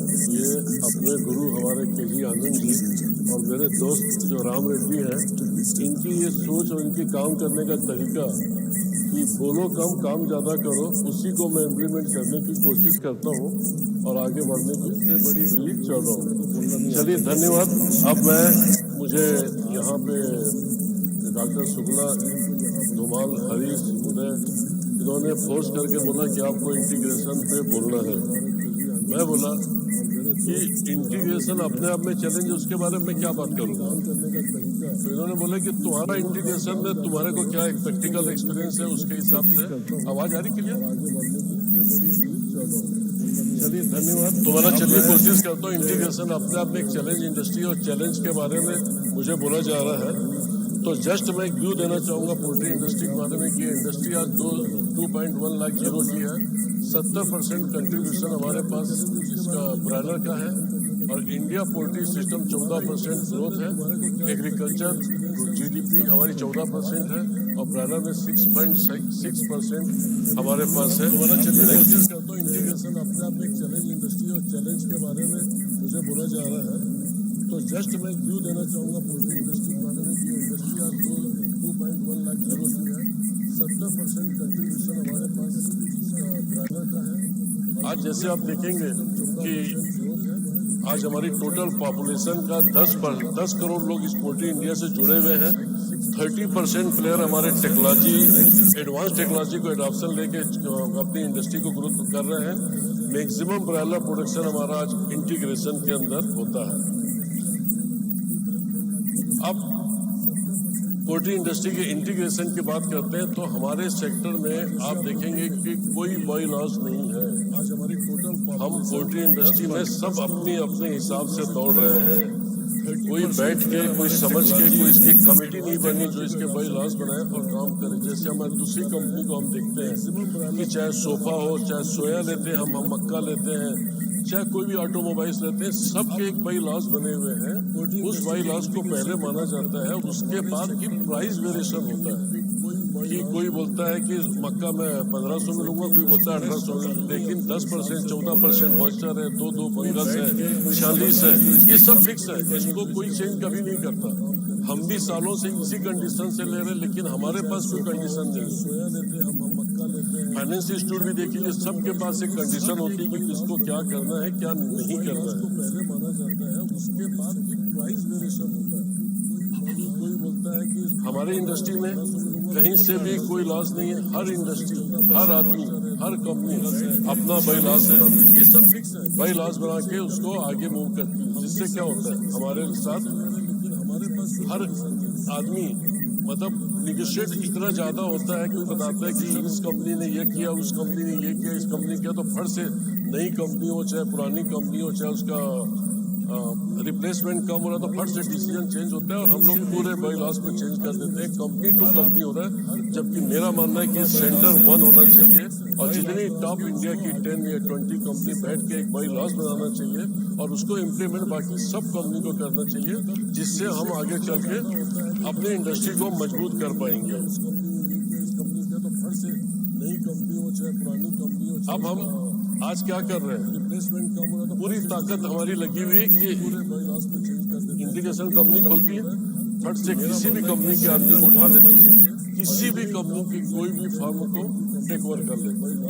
कोई उसका स्टैंडर्ड नहीं है कि हमको क्या करना चाहिए, कैसे करना चाहिए, बस सबको दौड़ना है, दौड़ना, आगे बढ़ना। बिल्कुल दौड़िए, आगे बढ़िए, बहुत अच्छी बात है। बिल्कुल मैं तो बोलता हूँ दौड़ेगा नहीं वो अपना पीछे रह जाएगा, उससे मुझे कोई अप्रेज नहीं। लेकिन दौड़ने के लिए रोड मैप, तो रोड हमको अच्छा हमको बनाना पड़ेगा ताकि हम जाके आगे मजबूत होकर बैंक के सामने हमारी इंडस्ट्री रोजगार क्रिएशन करने वाली इंडस्ट्री। आज 10 करोड़ लोग हमारे साथ देश में जुड़े हुए हैं, उनकी सिक्योरिटी चाहिए, उनकी हेल्थ अच्छी चाहिए, हमारी भी हेल्थ अच्छी चाहिए। हम काम कर रहे हैं लेकिन हम लोग खुद डगमगाते हैं, कोई आगे जाता है, कोई पीछे जाता है। इस तरीके से हम लोग अपना काम कर रहे हैं। आज देखिए हर आदमी सुबह उठता है, उसको पता नहीं कि मेरा इंटीग्रेशन के परफॉर्मेंस कैसे है। हम जाके किसी के यहाँ फिर चोरी हो रही है, किसी के यहाँ आदमी भाग रहे हैं, किसी के यहाँ कोई जा रहा है, कोई आ रहा है, किसी के FCR बिगड़ रही, किसी का वायरल इंफेक्शन हो रहा है। मतलब उठते साथ हम इस चैलेंज में भिड़ जाते हैं। हमें ये पता ही नहीं कि इसको खत्म करने के लिए क्या करना है। हम लोग खुद इस सिस्टम से बाहर निकलने के लिए आपको और हमको करना क्या है। हम लोग अपना काम कर रहे हैं, बस डे टू डे प्रॉब्लम में हम उलझ गए और हम ये मान के चलते हैं ऐसा होता है, ऐसा होते ही रहेगा। बिल्कुल गलत, बिल्कुल गलत। ऐसा होता है और ऐसा होते ही रहेगा। आदमी भाग रहे हैं, किसी का कोई। इसके लिए हमको सब बैठ के, बहुत इजी है जो काम, जो ऐसा होता है, जो सोचते जो नहीं हो सकता, मैं बोलता हूँ सबसे इजी काम है वो। आज कौन सा काम ऐसा जो नहीं हो सकता? चाइना को देखिए, अमेरिका को देख लीजिए, वहाँ पे इंटीग्रेशन कितना सक्सेसफुली मॉडल चलते हैं। ऐसा कोई ना चोरी होती है ना FCR होता है, बिल्कुल 1.4 की FCR आ रही तो उसी हिसाब से फिट जा रहा है, मॉडलिटी 3-4% हो रही है। हम सब इन्वाइटेड प्रॉब्लम को करते हैं, फिर उसको दूर करने के लिए हमारी एक टीम काम करती है और रोज आदमी बदलते हैं, रोज फार्म बदलते हैं। ये प्रोसेस हमारे सालों से चल रहा है और शायद मुझे नहीं लगता कि आने वाले समय में और क्या चल। इसके लिए हमारा रोड मैप होना चाहिए कि हमको इंडस्ट्री सेफ फार्मर के हाथ में ले जाना है, सेफ एम्प्लॉय के हाथ में ले जाना है। तब हम बोलते हैं कि आपके पास कम से कम जितनी कैपेसिटी फार्म की है 10% सरप्लस फार्म हमारे देश में होना चाहिए। इसके लिए कोई एक ग्रुप या एक कंपनी काम नहीं कर सकती। इसके लिए सबको मिलकर नए फार्मों को इन्वेस्टमेंट करवाना चाहिए, नए लोगों को इंडस्ट्री में लाना चाहिए। जब तक 10% फार्मर नहीं होंगे तो उनको भी काम का चैलेंज कैसे आएगा? अभी हम सब हमारी जिम्मेदारी है, उनको ऊपर चैलेंज कैसे आएगा कि वो अच्छा रहेगा, उसको चिक्स मिलेगा और उसको फीड मिलेगा। हमारा करोड़ों रुपया उनके पास रखा हुआ है, लेकिन हम खुद सेफ नहीं है। हम बैंक में सब अपनी प्रॉपर्टी मॉर्गेज करके बैठे हुए हैं। कल अगर कुछ होगा तो जवाब हमको देना है। लेकिन हम फार्मों को सिलेक्शन करने में, उनको अपग्रेड करने में कोई पैसा नहीं लगाते, कुछ नहीं करते, नए इन्वेस्टर को नहीं लाते हैं और नए हमको 10% जब तक हमारे पास फार्मर नहीं होंगे हम निगोशिएट नहीं कर सकते, हम सिलेक्शन में नहीं कर सकते। हमारे पास कोई सोच ही नहीं। एक आदमी ने जो फार्म लाया हमने एंट्री कर दी। हमने ये भी नहीं देखते कि उसके इक्विपमेंट कैसे हैं। सब जो भी देखते हैं सब कागज में देखते हैं। फिजिकल आप जाके देखो तो वहाँ पता चलेगा कुछ और है। कोई भी इक्विपमेंट फार्म में उस पोल्ट्री स्टैंडर्ड के नहीं रहते। हमारे करोड़ों रुपए की मुर्गी वहाँ रखी हुई है, लेकिन हमारा सिस्टम इसको अलाउ कर देता है कि चिक्स मिला, उसने लिखा कि हाँ इतने फीडर टिंकर है और हमने उठा के चिक्स और फार्म में फेंक। और जिसने अगर परफॉर्मेंस खराब किया उसको भगा देते हैं, उसको दूसरा कंपनी उसको रख लेती। तो कहाँ से हमारी इंडस्ट्री सुधरेगी? फार्मर को कोई चैलेंज है ही नहीं। तो फार्मर को भी चैलेंज दीजिए, जैसे हमको आप लोग देती है, कंपनी देती है, बैंक देती है, परफॉर्मेंस लाओ, उसके हिसाब से उनको भी देना चाहिए। तो इसमें भी हमको काम करने की, ये हमारी इंडस्ट्री का सबसे बड़ा चैलेंज है कि हमारे पास फार्म सरप्लस नहीं है। आज की तारीख में और फीड की प्राइस, चिक्स की प्राइस कितनी बढ़ रही है और हमारा सबसे मेन बात है कि हमारा कैपेक्स कितना बढ़ते जा रहा है। आज ब्रीडर फार्म लगाना है और एक्सपांसन करना, इसके लिए पहले बहुत सोचना पड़ता है क्या हमारी इंडस्ट्री सीधे सेफ हाथों में है, क्या हम इन्वेस्टमेंट करके क्या हम बैंक को पैसा दे पाएंगे, क्या ऐसे गांव के इतने लफड़े, एनओसी नहीं मिलती, जमीन नहीं मिलती, इतने सारे चैलेंज हमारे पास आ रही है। और हम इसमें क्या कर रहे हैं कि बिल्कुल वही ट्रेडिशनल तरीके से काम चल रहा है। तो हमको इसमें भी रिस्क को कम करने के लिए हमको सब काम करना चाहिए। वैसे ही LS हमारा इंटीग्रेशन का मेन मुखिया कौन है? LS branch manager, right. उसको जो हमारे को लाखों करोड़ों की हमारी इंडस्ट्री को ड्राइव कर रहा है, उसको हम लोग रखते कहाँ हैं? पहले वो तो देखिए क्या कर रहे हैं। एक रूम में बंद करके रख दिए 8 लोगों के, 6 लोगों में, तो हमको वो तो आदमी है ही नहीं।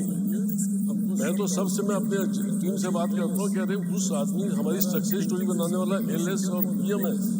वो आदमी देखिए एक रूम में बैठा वहीं खाते हैं। उनको आदमी की आज़ादी, फ्री, उसकी एनर्जी इंक्रीज करने का कोई सोर्स कहाँ है हमारे पास?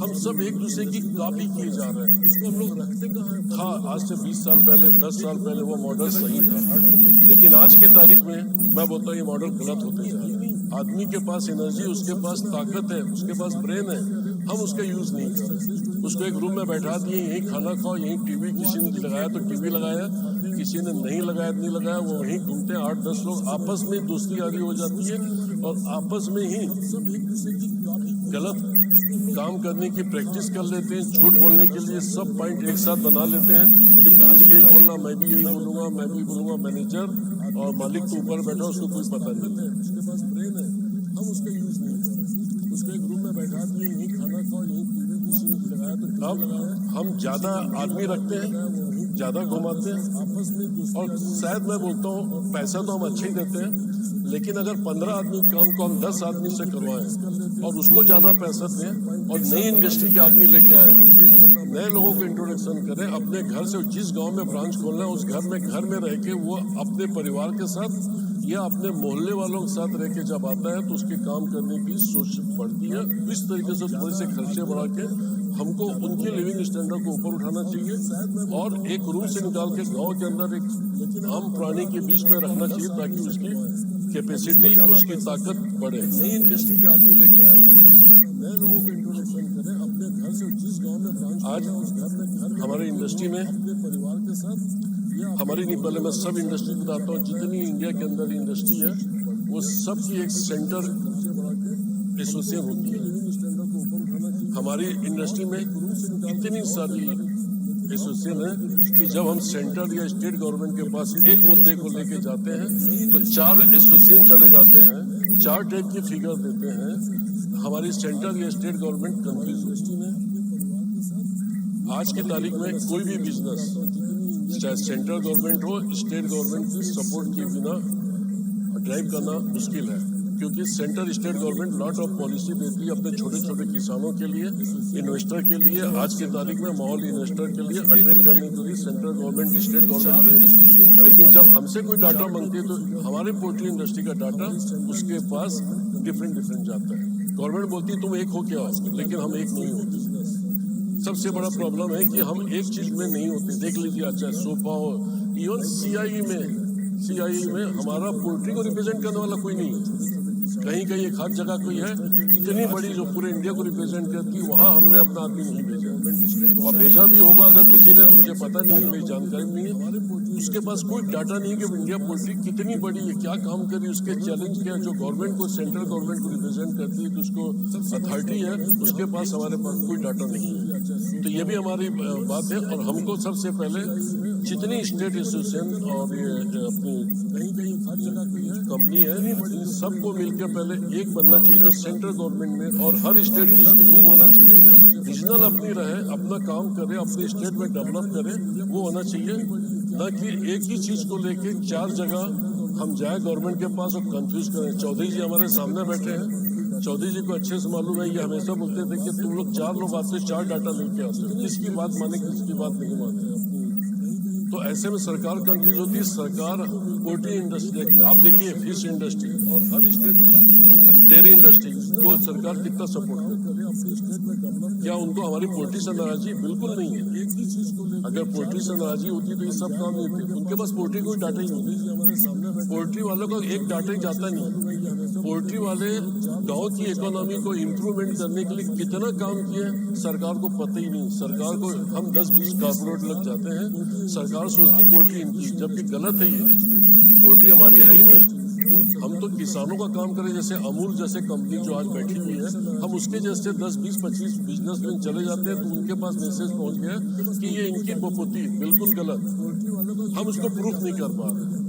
हम गांव की चीजों को उनको बता नहीं पा रहे कि हम रूरल एरिया में जाके कितने फार्म खिला रहे हैं, कितना मक्के को उगा रहे हैं, कितना सोयाबीन को प्रोड्यूस करवा रहे हैं, और कैसे करके हम इस इंडस्ट्री चला रहे हैं। और अब हमारे पास ये चैलेंज है, इसमें सपोर्ट गवर्नमेंट तैयार है, हम लोग लेना नहीं सकते। डाटा नहीं, जब भी डाटा मांगा जाता है तो मल्टी डाटा आते हैं, मल्टी सिस्टम होती है, और कहीं पे भी कोई चीज नहीं होती। जबकि आप देखिए, शोभा अपनी बात जाता है, सेंट्रल गवर्नमेंट से बोलता है कि तेल इंपोर्ट करना, तेल इंपोर्ट हो जाता है। हम बोलते हैं तो बहुत टाइम लगता है। अभी देखिए मेज की शॉर्टेज है, हम बोले हमारी आवाज ही नहीं पहुंची। क्यों नहीं पहुंची? क्योंकि गवर्नमेंट को हमने महसूस ही नहीं कराया कि मक्के की किस तरीके की शॉर्टेज और हमारी पोल्ट्री इंडस्ट्री से इन्फ्लेशन में क्या फर्क आएगा। हमने बताने में, हम प्रूव करने में कामयाब नहीं। फिर हम लोग बोलते हैं सरकार काम नहीं करती, गलत है। मैं सोचता हूँ कि हमको एक सिंगल अथॉरिटी बनाना चाहिए जो कि सेंट्रल गवर्नमेंट को रिप्रेजेंट करे, उसमें इंडिया के टॉप बिग जो प्लेयर हो उसमें होना चाहिए, और बाकी सपोर्ट के लिए कमेटी बनना चाहिए जो कि इस इंडस्ट्री को, इस एसोसिएशन को ड्राइव कर सके। इस तरीके की स्ट्रैटेजी जो हमारी पोल्ट्री इंडस्ट्री से इन्फ्लेशन में क्या फर्क आएगा, हमने बताने का। हम सबसे मजे की बात कि हमारी इंडस्ट्री में कोई वो नहीं है, लॉ नहीं है, ये नहीं है कि नॉट कोई भी आदमी एक कंपनी में फ्रॉड करता है, दूसरी कंपनी में चले जाता है, चीज ले लेता है। उसको पकड़ने का, उसको देखने का कोई डाटा नहीं है। आज अपन बैंक से भी जाते हैं तो हमारा सिविल स्कोर देखा जाता है, राइट। आपके दूसरे बैंकों की रिपोर्ट देखी जाती है, लेकिन हमारे पास हम कुर्सी में बैठे हुए, हमारा रीजनल हेड हो चाहे जो भी है, जिसने जो बताया हमने उस फार्मर को रख लिया, उस आदमी को रख लिया, उसको चेक करने का हमारे पास कोई डाटा नहीं। मेरा जो अनुभव है कि अभी हमारी इंडस्ट्री में 500 ऐसे एम्प्लॉई हैं और 5000 ऐसे फार्मर हैं जिन्होंने हमारी पूरी पोल्ट्री इंडस्ट्री को चिंतित कर दिया, परेशान कर दिया, चोरी कर दिया, इधर से उधर नौकरी छोड़ के सैलरी इंक्रीज करने के लिए कंपनी छोड़ते हैं। ठीक है, छोड़े, सबको सैलरी बढ़ाने का राइट्स है, लेकिन तरीका गलत है। बिल्कुल, मैं तो बोलता हूँ सबको सैलरी बढ़ना चाहिए, मिलना चाहिए, इसमें कोई गलत नहीं है, लेकिन जिस तरीके से हो रहा है वो हमारी इंडस्ट्री के लिए घातक हो रही है कि हम किसी को भी नॉन परफॉर्मेंस आदमी को, फार्मर को हम सैलरी या रेट बढ़ा के रख लेते हैं। तो सबसे बड़ी तकलीफ ये है कि हमारे पास कोई उनको कंक्लूड करने के लिए कोई डाटा नहीं, उनको देखने के लिए कि ये आदमी या ये फार्म अगर चीटिंग किया तो दूसरी कंपनी न ले। कोई जैसे हम आज बैंक में जाते हैं, सिविल स्कोर है हमारे पास। आज किसी को भी आदमी को, एम्प्लॉय को बोलो बैंक में लोन ले जाओ तो फट से सिविल स्कोर देखता है। अगर उसके पास सिविल स्कोर में देखते ही इतना पॉइंट होगा तो इसको कोई भी दुकान वाला लोन दे देता है, बैंक दे देती है। लेकिन हमारे पोल्ट्री में सब कुछ नहीं। इसके लिए मैंने कोशिश किया हूँ, मैंने ऐप बनाने की कोशिश किया हूँ। राइट डॉक्टर राकेश जी हैं, करेक्ट है। मैंने इसी तरीके को, इस प्रॉब्लम को देख के एक ऐप बना के अपनी इंडस्ट्री से ओपिनियन लेके इसमें कुछ टॉप 20 या 10 लोगों को इसमें जोड़ के इसको सक्सेस बनाने के लिए एक हम कोशिश करेंगे कि कैसे इसके थ्रू हम उन फ्रॉड लोगों को पहचाने, चाहे वो एम्प्लॉय हो चाहे फार्मर हो, जिसके कारण हमारी पोल्ट्री इंडस्ट्री को नुकसान हो रहा है, उसको कैसे हम रोकें। इसके लिए इंटीग्रेशन कंपनी को सपोर्ट देना पड़ेगा, इसमें रजिस्ट्रेशन करना होगा और अपने उन पुअर परफॉर्मेंस, चाहे आदमी हो चाहे फार्मर हो चाहे ट्रेडर्स हो, उसकी एंट्री इसमें करना होगा ताकि सबको वो मालूम हो जाए कि कौन आदमी किस कंपनी में क्या गलत कर रहा है। इसके कुछ बाई लॉज बनेंगे कि इसमें गलत इन्फॉर्मेशन नहीं आना चाहिए, आपके यहाँ का जवाबदार आदमी को डालना चाहिए, क्योंकि हम किसी फार्मर का, किसी एम्प्लॉय की, किसी ट्रेडर के साथ उसकी लाइफ बर्बाद नहीं करना चाहिए, क्योंकि इस पर डिसीजन होगा, हर कंपनी की सोच बनेगी उस पर कि ये आदमी, ये फार्मर को हमारे इंडस्ट्री के लायक है कि नहीं है, या उसको पनिशमेंट देना, या आपको लगता है कि इसको रखना चाहिए, उसके बाद तो आप रखिए, आपके पास राइट्स है। ऐसा नहीं कि उसको नहीं रखना, आप रख सकते हैं। वो आपको मालूम हो गया कि ये आदमी ऐसा है, ये फार्मर ऐसा है, परफॉर्मेंस नहीं है, इसके बाद रखना तो रखिए, कोई प्रॉब्लम। इन्फॉर्मेशन होना चाहिए, जैसे बैंक भी देती है, लो स्कोर वाले को भी फाइनेंस करती है, रेट ऑफ इंटरेस्ट का 24% कर देती है, 20% कर देती है। आप उतना रिस्क अगर मानते हो तो कीजिए, उसमें कोई रोक नहीं, सिर्फ इन्फॉर्मेशन शेयर करने के लिए। Mister Rakesh, yes sir, please explain करेंगे अपना app. Yeah. Thank you, sir, and very good afternoon to all signatories and all the participants from poultry fraternity. जैसा सर ने बताया कि हमारी इंटीग्रेशन इंडस्ट्री में, इंटीग्रेशन में the biggest challenge is prevention of fraud and default. तो उसके लिए एमडी सर ने एक विजन देखा हमारे एमडी साहब ने, और हमने एक ऐप बनाया है जिसका नाम है poultry connect. Poultry connect basically integration farmer का, हमारे एम्प्लॉइज का, कस्टमर्स का, या जो भी हमारे इकोसिस्टम है उसका एक सेंट्रलाइज डेटाबेस है। ऐसी सोच है हमारी कि वो डेटाबेस हम हर एक पोल्ट्री कंपनी के साथ शेयर करें, और जो हमारे शेयर चैलेंजेस है उसको हम एक कोलैबोरेशन के साथ, एक साथ मिलकर हम लोग अगर सॉल्व करेंगे तो डेफिनेटली हमारे जितने भी डिफॉल्टर्स हैं या जो भी फाइनेंशियल फ्रॉड्स होते हैं उनको हम कम कर सकते हैं। आज जैसा सर ने बताया कि इंटीग्रेशन के लिए हमारे पास बहुत लिमिटेड फार्मर्स हैं, राइट। अगर एक कंपनी के साथ कोई फार्मर गलत करता है तो किसी न किसी बहाने से वो दूसरी कंपनी के साथ भी गलत करने में सक्षम होता है और सक्सेस हो जाता है। इस चीज को रोकने के लिए ये एक पहल है, कोशिश है डेफिनेटली, जो कि एक साथ मिलकर हम लोग डेटा एंट्री करेंगे और इस प्लेटफॉर्म का यूज करेंगे तभी ये संभव है। कम कर सकते हैं। आज जैसा सर ने बताया कि इंटीग्रेशन इसमें नहीं सर, किसी न किसी बहाने से ये बेसिकली एक प्लेटफॉर्म है जिसमें हम लोग एक नॉर्मल यूजर होता है जो कि डेटा एंट्री कर, जो भी हम लोग कंपनी है ऑनबोर्डेड है वो कंपनी लॉग इन करेगी और एक नॉर्मल यूजर को उस कंपनी का कंप्लीट डेटाबेस दिखता है। जो भी आप एंट्री कर रहे हैं कि उसका नाम क्या है, मोबाइल नंबर क्या है, जीएसटी आधार पैन नंबर क्या है, और उसके बेसिस पे हम लोग उस कस्टमर से, उस वेंडर से या उस पार्टनर से डील करने से पहले हम लोग देख सकते हैं क्या इसने किसी दूसरी कंपनी के साथ कुछ गलत काम किया है। अगर हाँ, तो वो डेटाबेस हमें दिखाता है कि उसने ये गलत काम किया है। उसके बावजूद अगर हम उसके साथ डील करना चाहते हैं तो डेफिनेटली डील कर सकते हैं, या फिर जो भी प्रिवेंटिव एक्शन लेना है उस प्रिवेंटिव एक्शन के साथ हम लोग उसके साथ डील करेंगे। और इसमें एक दूसरा रोल है, वो है कंपनी एडमिन का। कंपनी एडमिन वो जो एक नॉर्मल यूजर जो काम करता है वो सारा काम करता ही है, उसके साथ साथ वो अपनी कंपनी में किस यूजर को एक्सेस देना है या किस यूजर को डीएक्टिवेट करना है ये भी डिसाइड कर सकता है। तो इस तरीके से दो बेसिक रोल है। ये प्लेटफॉर्म ऐप स्टोर पे और गूगल प्ले स्टोर पे अवेलेबल है, जो कि आप लोग डाउनलोड कर सकते हैं। पोल्ट्री कनेक्ट इंडिया के नाम से सर्च करेंगे तो पहला ही एप्लीकेशन दिखेगा। और मैं भी कोशिश करूंगा कल आकर आप लोगों को एक्चुअली वहां पर डाउनलोड कराऊं, हेल्प कराऊं, कंपनी को ऑनबोर्ड करूं और इसका बेनिफिट हम लोगों को मिले। बेनिफिट तभी मिलेगा जब हम लोग इसमें इन्वॉल्व करेंगे, डेटा एंट्री करेंगे। आईबी ग्रुप ने ऑलरेडी डेटा एंट्री शुरू कर दी है और रिक्वेस्ट यही है कि बाकी लोग भी इस पर डेटा एंट्री करें ताकि पूरे इंडस्ट्री को इसका बेनिफिट मिले। कनेक्ट इंडिया के नाम से सर्च करेंगे तो पहला ही एप्लीकेशन दिखेगा और मैं भी कोशिश करूंगा। Yes sir, thank you very much.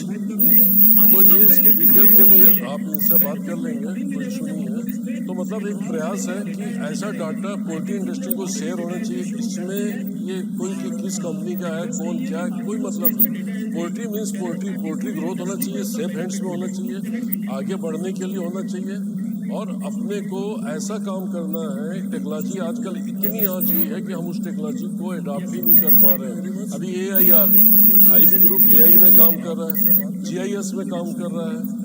मतलब जीआईएस का मतलब है कि इंडिया में आज कितने फार्म किस किस स्टेट में सब हमारे पास मैपिंग हो रही है। हम 6 महीने के अंदर हमारे पूरे इंडिया में जितने फार्म हमारे पास मैपिंग हो जाएगी। हम घर बैठ के देख सकते हैं कि किस फार्म में चिक्स जा रहा है, उसके फार्म से दूसरा फार्म कितने दूर में है, वहाँ पे चिक्स देना चाहिए कि नहीं देना चाहिए, एक रोड में होना चाहिए कि नहीं होना चाहिए। मतलब इस इंडस्ट्री के जो चैलेंज हमारे आदमी भी साइड में जाके नहीं कर सकते, हम उस पर भी काम चालू कर दिए। 6 महीने के अंदर हम सोचते हैं आ जाएंगे। उसी तरीके से एआई लाया है कि बर्ड के अंदर एक पोल्ट्री हाउसेस में कितनी मुर्गी हम काउंट कर सकते हैं। कैमरे में चालू करेंगे, मुर्गी गिन जाए। इवन अगर आपकी ए ब्रीड है, वहाँ बी ब्रीड का भी बच्चा दिखेगा बर्ड, तो वो भी बता देगा कि इसमें 100 बर्ड दूसरी ब्रीड की है।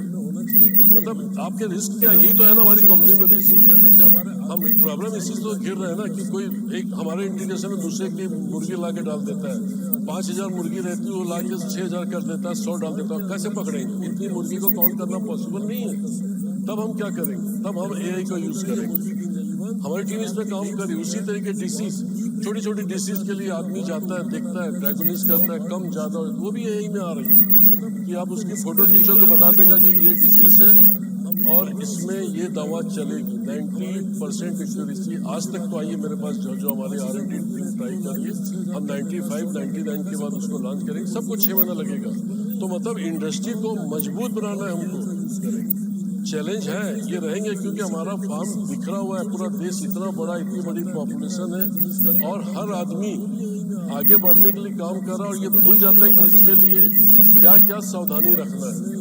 हमको अभी समझना है, रुकना है। जहाँ हम कमजोर है वहाँ पे हमको मजबूत होना है, फिर आगे बढ़ना है। सिर्फ आगे बढ़ना और आगे बढ़ना वाली स्थिति नहीं होना चाहिए। इंडस्ट्री में चैलेंज हमेशा रहेंगे। अभी हम स्टार्टअप में हैं, अभी हमारे यहाँ 20 साल से हुआ, लेकिन अभी 10 साल से इंटीग्रेशन हमारे यहाँ ज़्यादा बढ़ा है, तो चैलेंज भी ज़्यादा आ रहा है। एम्प्लॉय का चैलेंज आ रहा है, आपका समझना है, फार्मर का चैलेंज आ रहा है, फीड का चैलेंज आ रहा है, रॉ मटेरियल का चैलेंज आ रहा है। आज हम सब सुबह उठते हैं तो बात करते हैं कि क्या चैलेंज आया है ना।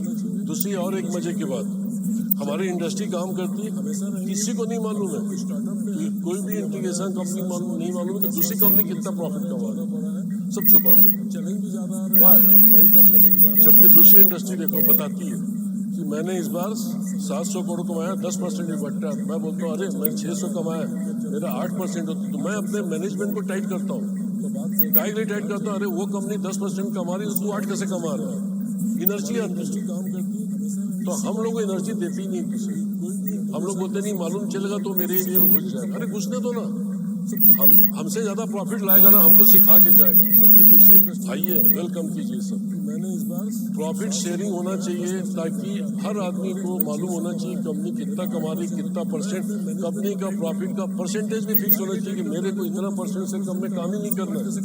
कोई नहीं सोचना। हमारे मार्केटिंग करने वाले जितने आदमी उनको प्रोडक्शन कास्ट मालूम ही नहीं है कि 90 रुपया कि 80 रुपया, उसको ये मालूम है कि मेरे को आज 50 टन मुर्गा बेचना है, सिखा के जाएगा। मेरे पास मुर्गी रुकना नहीं चाहिए, 38 दिन में खाली करना है, 42 दिन में खाली करना है, जो भी रेट हो बिकना। और कहानी एक बता दो मैनेजमेंट को कि सर वो ऐसे रेट में बेच दिया, उसने रेट में बेच दिया, और हमारे पास उसको मानने के सिवाय कोई चारा नहीं होता है। उनकी भी मजबूरी करने वाले जितने, क्योंकि हमने उनको सिखाया ही नहीं है ना। हम तो सिर्फ उनको मुर्गी बेचना सीखा, कैसे बेचना चाहिए, कितनी प्रोडक्शन कास्ट है, क्या क्या फिगर देख के करना चाहिए। उतने एजुकेटेड एनालिटिकल लोग हम है नहीं है। हमने बिल्कुल ट्रेडिशनल आदमी, इस कंपनी का आदमी, उस कंपनी के, उस आदमी कंपनी, उस कंपनी के, और हम देख रहे हैं साल के आखिर में 2 करोड़ बैंक के पैसे को सेफ रखने के लिए आपको मार्जिन चाहिए। नहीं, ये सोच हम सब नहीं होना चाहिए। ऐसा नहीं कि मुझे अपने लिए पैसा चाहिए, आपको मजबूत बनाने, अगर आगे बढ़ना है तो बैंक के लिए सोचिए। आपके बैंक फाइनेंस के एक्सपेंशन के लिए मार्जिन मनी कहाँ से लाओगे? प्रॉफिट रहेगा तो बैंक के पैसे को सेफ रखने के लिए आपको 25% उसके लिए पैसा चाहिए। सोच हम सब नहीं होना चाहिए। ऐसा नहीं कि मुझे अपने लिए पैसा चाहिए, मंदी आएगी। अगर आगे बढ़ना है तो बैंक के लिए सोचना 50% पैसा एक्सपेंशन के लिए मार्जिन मनी कहाँ से लाओगे? कभी भी क्राइसिस रहेगा तो एक्सपेंशन होगा। आपकी कंपनी हिलना तो हमको 25% उसके लिए पैसा चाहिए। अपनी कंपनी को ये सब चीजों को रिस्क हम नहीं देखते, हम लोग सिर्फ काम में दौड़ रहे हैं। आपके पास हमको सोचना चाहिए कि हम प्रॉफिट हमेशा कैसे स्टैंडर्डाइज करें। कभी भी क्राइसिस हमारी कंपनी को, आपकी कंपनी हिलना नहीं, बैंक के सामने इनकी नहीं होना, वरना हम काम नहीं करेंगे। तो ये सब चीजों को रिस्क हम नहीं देखते, हम लोग सिर्फ प्रॉफिट आने के लिए क्या करना है। तो हमको सोचना नहीं कि हम प्रॉफिट को कैसे स्टैंडर्डाइज करें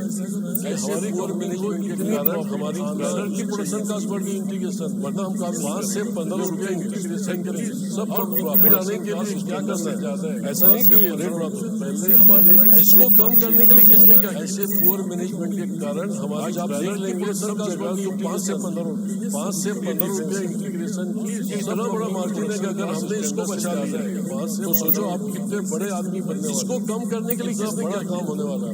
हमको कुछ नहीं करना, वही रेट में बेचेंगे सब जगह, तो 5 से 15 उसको बचाना है। ये डिफरेंस 5 से 15 रुपए किलो, इतना बड़ा मार्जिन है कि अगर हमने इसको बचा लिया, पता नहीं, तो सोचो आप वो आगे काम करते जाते हैं कितना बड़ा काम होता नहीं होता है। जैसे वायरस कुछ नहीं करना, वही रेट में बेचो, ये करो, सिर्फ जो लूज हो रहा है उसको बचाना है।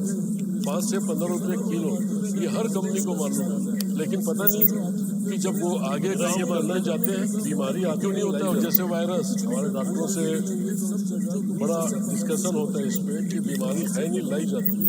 अब कैसे लाई जाती है? वैक्सीन आपने एक फार्म नहीं मानना है, बाजू वाला बीमारी आती नहीं लाई जाती। आगे हमारे डॉक्टरों से बड़ा क्वालिटी आप कैसा होता है, एक बीमारी है नहीं लाई जाती। अब कैसे लाई जाती है? मुर्गी के अंदर कोई वैक्सीन नहीं है, मुर्गी को आपने फार्म में प्रोटेक्ट करना है, बाजू वाला नहीं। तो हम लोग क्या करते हैं, हम आगे बीमारी है ही नहीं कि कौन सा वैक्सीन की क्वालिटी आप देखना चाहिए, एक ने खराब है देना, आगे बीमारी अपने को सबसे पहली बात कोई बीमारी नहीं, कहीं भी वर्ड में बीमारी से प्रोटेक्ट करना है। कोई भी हम लोग क्या करते हैं, हम लोग में दी जाती है सब है ही नहीं कि कौन सा वैक्सीन किस एरिया में चाहे कैसे लीजिए, किस दिन चाहे सब कट करके दीजिए। उसकी कास्ट को सबसे पहली बात कहीं भी वर्ड में देखिए, फार्मों के अंदर अगर कोई भी फार्म में वैक्सीन इमरजेंसी में दी जाती है, सब एचडी वैक्सीन चाहे वो अंडे में दीजिए, चाहे सब कट करके दीजिए, उसकी कास्ट हो सकता है इससे डबल पड़ती है। लेकिन फार्मों के अंदर अगर स्टेज में हमने वैक्सीन देते हैं तो ये मान के चलिए आपकी वैक्सीन फेल होगी। तो हमने इसके लिए कोई पॉलिसी नहीं बनाई, सब इंटीग्रेशन कंपनी के लिए हमको एचडी में वैक्सीन दें, कास्ट बढ़ती तो बढ़े। हम फार्मों में वैक्सीन नहीं करेंगे, जब प्रॉब्लम आएगा या कोई वैक्सीन कभी कभी चैलेंज करती है तब हम दें। जैसी वायरस आपका कंट्रोल करे तो पूरा इन्वायरमेंट आपके फेवर में, पोल्ट्री इंडस्ट्री के फेवर में हो सकता है। आपका 90% प्रॉब्लम वहाँ से खत्म देखती है। और सब जितनी कंपनी को देखती है, और सब जितनी कंपनी को जितने लोगों को कोऑर्डिनेट करना है वो करती है, अपनी मीटिंग करती है, उतना रुपये लाना उसकी जिम्मेदारी होती है उसकी टीम के साथ में। मेरा काम क्या रहता है, सिर्फ इस इंडस्ट्री को सब मैं समझता हूँ, स्ट्रेटजी बनाता हूँ, आने वाले समय में क्या चैलेंज आएगा, किधर इंडस्ट्री जा रही है, कोऑर्डिनेट करना है और क्या कॉम्पिटिटर की वीकनेस है उसकी जिम्मेदारी, उसकी स्टडी करके मैं अपनी रणनीति बनाता हूँ। मेरा सिर्फ मैं एक ही काम करता हूँ, बाकी मेरा कोई काम ही नहीं है। मैं समझता हूँ काम करने के लिए स्ट्रेटजी बनाता हूँ, आने वाले समय इस तरीके से हर ओनर की जिम्मेदारी होती है अपने काम को किस स्ट्रेटजी में लाए, वीकनेस काम करने की मतलब है तुमको हर कॉम्पिटिटर देखो, जब कोई भी है कॉम्पिटिटर उसकी क्या स्ट्रेंथ है, उसकी क्या वीकनेस है, क्या एडॉप्शन करना चाहिए, क्या डिनाई करना चाहिए उसके बारे में उसकी स्टडी मैंने इसमें भी अपने को काम आप लोगों को काम करना चाहिए, ताकि हम सबकी सोच जब तक ऐसी होगी तब देखेंगे साल 2 साल बाद हम सब एक जैसा मैपिंग हो जाएगा। चलो ऐसा सोच रहा है इसकी स्टडी मैंने इसके बुरे दिन आएंगे तो मेरे अच्छे दिन आप लोगों को काम करना ही पॉसिबल नहीं है। सोच सबके अच्छे दिन आने वाले हैं, आप देखेंगे साल 2 साल बाद इसी के बुरे दिन आने वाले एक जैसा मैपिंग हो जाएगा। सबके अच्छे दिन आने वाले हैं। मैं इस बात से कभी नहीं हूँ कि कभी किसी का बुरा दिन आएगा। कम प्रॉफिट हो ज्यादा प्रॉफिट होगा, जो अपने आप को अपग्रेड करेगा वो आगे बढ़ जाएगा, जो अपग्रेड नहीं करेगा इसके चैलेंज है। सब चैलेंज को चैलेंज के लिए मैं इस बात से कभी को हमारी ताकत है, आप और हम सब मिलकर इस ताकत को दूर कर सकते हैं। इंडिया जो अपने आप को स्टार्टअप है वो आगे बढ़ जाएगा, में हम सब गाँव के अंदर हमारी चैलेंज है वो मैं नहीं सोचता कि कोई बहुत बड़ा इसमें तकलीफ है। इसी तरीके से आप और हम सब सेंट्रल गवर्नमेंट हो चाहे स्टेट गवर्नमेंट हो, इनकी कई स्कीम निकलती है गरीब लोगों को आगे बढ़ाने के लिए। अभी लखपति दीदी बनाई है, सेंट्रल गवर्नमेंट का है, डेयरी वाले फिश वाले इस प्रोजेक्ट को टेक ओवर करते हैं, राइट, टेक ओवर करके गवर्नमेंट को प्रेजेंट करते हैं कि देखो हमने इतनी दीदी को लखपति बना दिया है, हमारी पोल्ट्री इंडस्ट्री कुछ नहीं करती। कितना इजी काम है। इसमें अभी मैंने राजनांदगांव में ये फंड किया हो, 50 महिलाओं को लिया हो, कलेक्टर के पास ये फंड होता है, मनरेगा के फंड को 2 करोड़ रुपया उसने 50 लोगों को 1500 स्क्वायर फीट का पोल्ट्री हाउस बना के फ्री ऑफ कॉस्ट में 50 महिलाओं को दिया है। मुझे सिर्फ उसमें हजार चीज़ का इंटीग्रेशन करना है और टेक्निकल सपोर्ट देना है। ऐसा हर इंटीग्रेशन कंपनी को अपने जिले में कलेक्टर से बात करके मैं उसकी पूरे डॉक्यूमेंट्स दिलवा दूंगा आपको, डॉक्टर जायसवाल उसको पल्लवी से मिलवा देंगे इनको, और जो भी इंटरेस्टेड होगा हर आदमी को, हर कंपनी को अपने डिस्ट्रिक्ट में 25-50 महिलाओं को लखपति दीदी का जो सेंट्रल गवर्नमेंट का और स्टेट गवर्नमेंट का प्रोजेक्ट है उसमें आगे बढ़ाइए, ताकि एक अपनी कंपनी की, अपनी इंडस्ट्री की एक इमेज उठती है कि हमने भी सरकार के प्रोग्राम से बना के इतने लोगों को जीवन को हमने आगे बढ़ाया। हमको सोशल काम में भी थोड़ा सा ध्यान देना पड़ेगा, राइट चौधरी जी, शुक्ला जी, राइट। तो मैं सोचता हूँ कि ऐसी कुछ स्कीम में जुड़ के हमको भी अपने नंबर, अपनी इंडस्ट्री के नंबर सेंटर और स्टेट गवर्नमेंट में आगे बढ़ाना चाहिए, ताकि उन लोग भी हमें ये नहीं समझे कि इन लोग सिर्फ अपने लिए काम करते हैं। अभी मैसेज ये सेंटर में चाहे स्टेट में, अरे इन लोग पैसे वाले हैं, बड़े लोग हैं, अरे है ठीक है ना, लेकिन हम काम किन के लिए कर रहे हैं आज देखिए। तो थोड़ी सी हमको अपनी सोचने का और काम करने का तरीका बदलना है, तो जरूर। अब हमारी बात आ रही नेक्स्ट जनरेशन के लिए। हर फैमिली में, हर बिजनेस फैमिली में नेक्स्ट जनरेशन है। क्या आप लोग सोचते हो कि ये नेक्स्ट जनरेशन इस टाइप के काम को टेक ओवर कर लेगा? आप खुद सोचो अपने दिमाग से, कभी नहीं करेगा। बोलेगा जिसमें इतना रिस्क है, देखो वो क्यों नहीं लेगा, क्योंकि उसके पास वो कंफर्ट में आपका बेटा आज पूरे कंफर्ट में, हो सकता है किसी ने देश विदेश के बड़े बड़े कॉलेज में पढ़ा के लाया उनको, कि ये सोच के कि इन बच्चों को हम अपनी बागडोर सौंपेंगे। कई फैमिली ने किया, कर भी रहे हो, करना भी चाहिए। तो क्या सोचते हो बच्चे जब पढ़ के आएंगे तो ये सिस्टम को टेक ओवर कर लेंगे? बिल्कुल नहीं करेंगे। करेंगे तो बेमन से करेंगे। क्यों? इसमें रिस्क के सिवाय है क्या? कंफर्ट कहाँ है अपन लोग बताओ ना। हम लोग 20 साल 25 साल से काम कर रहे हैं, तो हमको पता नहीं चलता है कि अपन लोग कितने रिस्क में, कितने टेंशन में काम कर रहे हैं। ये जनरेशन जो आ रही है ये बिल्कुल इसको अडॉप्ट नहीं कर पाएगी। और हमने देखा भी है कि कई जनरेशन इससे थोड़ा सा निकल के साइड में बिजनेस चालू कर दिए, कई जनरेशन इससे विड्रॉ हो रही है, और कई जनरेशन फादर बोल रहे हैं इसलिए कर लो। ऐसा नहीं होना चाहिए। आप दूसरी इंडस्ट्री में देखिए कि नेक्स्ट जनरेशन जो पढ़ लिख के आ रही है 50 से 75% जनरेशन अपने पेरेंट्स का बिजनेस को टेक ओवर कर रही है। हमारी इंडस्ट्री में ऐसा नहीं हो रहा है। इतना रिस्क, इतना ट्रेडिशनल सिस्टम, कोई कंट्रोल नहीं है हमारे पास, सब नीचे चले गया। वो दे दिया तो ठीक है, नहीं दिया तो भी ठीक है। बस साल के आखिरी में क्यों बलराम जी, ठीक है, बलराम जी से बात होती है, मेरे को बोलते हैं बहादुर तू बेवकूफ़ आदमी पोल्ट्री इंडस्ट्री में काम कर, तू बाहर आ बॉम्बे, बोलता है अब तक पैसा कैसे कमाते हैं बताता हूँ। राइट, तो कहना मतलब ये है अगर इनसे मिल लोगे तो आप पोल्ट्री छोड़ दोगे। तो मतलब पैसे कमाने के लिए बहुत सारी इंडस्ट्री है हमारे पास। कोई ऐसा नहीं कि हम पोल्ट्री से दूसरे में पैसा नहीं कमा सकते। हमारी नेक्स्ट जनरेशन इसमें आने में उसको बड़ा तकलीफ होगी। वो इस टाइप के काम कर ही नहीं सकता कि वहाँ चोरी हो गई उसके बाद फिर चिक्स दे रहे हैं, वो भाग गया उसके बाद भी दे रहे हैं। अच्छा वो आदमी को उठा के ले 25% बढ़ा के, वो तो सिस्टम में काम करते हैं। उनका पढ़ाई वही है कि सिस्टम जनरेट कंपनी के बिजनेस होना चाहिए और उसमें जो प्रॉफिट आती है। और हर आज यंग जनरेशन का एक प्रॉफिट का स्टैंडर्ड होता है। जैसे मैं खुद देख रहा हूँ, मेरी बिटिया इस बिजनेस को ज्वाइन करी, सीधा पूछती प्रॉफिट कितना लाओगे पहले बताओ। अरे मैं बोला बिटिया ऐसा नहीं होता, नहीं मेरे को पहले प्रॉफिट बताओ। मतलब उनका एक्टिविटी क्लियर है कि मेरे को 10% प्रॉफिट के नीचे काम ही नहीं करना। पापा बोलती है, कोई 10 बोलता है, कोई 12 बोलता है, कोई 8 बोलता है। मैं बोलता बेटा इसमें नहीं होता, हम लोग देख साल के आखिर में जो मिल जाता है ना उसको अपना परसेंटेज समझते हैं।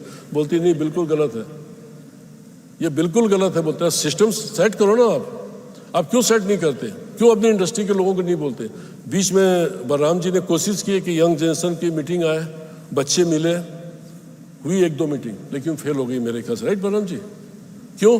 क्योंकि उनके पेरेंट ने शायद, मेरे को ऐसा लगता है, अबे ज़्यादा कुछ बताना मत वहाँ पे, बोलना मत वहाँ पे, अपनी बातें वहाँ शेयर मत करना। शायद ऐसा हुआ होगा। बच्चे आए, खुल नहीं पाए, मिले जरूर लेकिन खुल नहीं पाए। उन्होंने कोई नई स्ट्रेटजी नहीं बनाई कि हम अपनी इंडस्ट्री को कैसे उठाएंगे, कैसे अपने पुराने पूर्वजों से वो इंडस्ट्री को टेक ओवर करके हम इस इंडस्ट्री को एक अच्छे रूप में ले जाएंगे। उनके पास कोई आइडिया नहीं बेचारों के पास, क्योंकि जिस ट्रेडिशनल तरीके से हम काम कर रहे हैं उसमें वो सक्सेस नहीं हो पाएंगे। तो हम अपने इतना काम बढ़ाने के बाद हम अपने बच्चों को अपना बिजनेस ट्रांसफर शायद उतनी स्पीड से, उतनी कैपेसिटी से नहीं कर पाएंगे। तब हम सब लोग की जिम्मेदारी कि अपने बच्चों के लिए ऐसा इन्वायरमेंट क्रिएट करके जाए कि वो बच्चे आपके बिजनेस को तुरंत टेक ओवर करें और नई जनरेशन के साथ मिले, काम करें और अपनी फैमिली बिजनेस को भी आगे बढ़ाएं, पोल्ट्री इंडस्ट्री को भी मजबूत करें और देश को भी मजबूत करें। ये हमारे लिए सबसे बड़ी जिम्मेदारी है कि नेक्स्ट जनरेशन को हम क्या डिलीवरी करेंगे। Thank you very much. Thank you again. Sir thank you very much, लेकिन हम आपको भी जाने नहीं देंगे। I request you to stay back. I really appreciate that sir ने ना बिल्कुल हमें फैमिली मेंबर्स की तरह point to point he explained just like the top, the leader, the father of the family. Sir, I would compliment your style of messaging, लेकिन उससे पहले मैं ये कहना चाहूँगी कि sir spoke from his heart, very concerned, to the point, with the pointers on screen. He made sure कि हम नहीं, हमारी अगली generation भी इसे adopt करे. So give it up for the gentleman, the one and only Mr. Bahadur Ali ji. Along with this, I would like to call other speakers also to join me on stage. Can I request Dr. Chin, technical consultant from Singapore, to grace the stage with your presence, and Dr. M.R. Reddy to join me, Principal Scientist, Avian Health Section, ICAR, Director of Poultry Research, Hyderabad. Ladies and gentlemen, bringing before you all the 3 dynamic speakers of today. And to felicitate them one after the other, to felicitate Dr. Chin, can I request Balram Singh Yadav ji to join me on stage along with Mr. Harshad Thakkar. Please join us on stage, sir. We'll have one group picture of yours, post which we would first felicitate Dr. Chin, followed by Dr. M.R. Reddy, and then our very own Mr. Ali. Requesting Mr. Balram Singh Yadav and Mr. Harshad Thakkar to please felicitate Dr. Chin. What a moment of honor and pride it is for all of us. The view is dynamic on stage for each one of us. The speakers being felicitated. Thank you so much, sir, for your valuable time, efforts, and contribution to the poultry industry.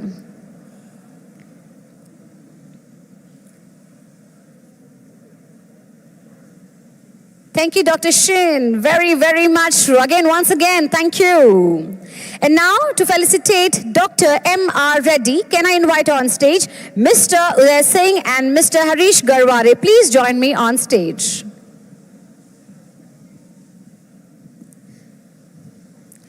Mr. Uday Singh and Mr. Harish Garware to please grace the stage. So we'll be felicitating Dr. M.R. Reddy. So once again, we would like to rejoice your moment on stage, taking us through the strategies of IBH to be solved at the earliest. You've been a fantastic presenter today.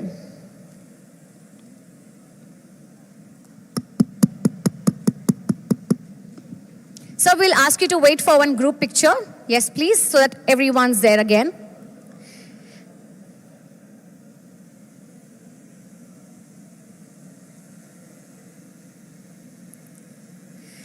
Ladies and gentlemen, the moment where we felicitate and thank Dr. M.R. Reddy for contributing the strategies to control IBH, an emerging health problem in broilers. And now to felicitate Mr. Bahadur Ali, can I request Mr. Sanjay Nagarika to join me on stage? Mr. Sanjay Nagarika and Mr. Ranpal Danda, yes. Ladies and gentlemen, I guess we all are super enthralled with the presentations. Let's put our hands together. Fantastic. On stage, we have Mr. Sanjay and Mr. Ranpal, all honored and ready to felicitate Mr. Bahadur Ali ji.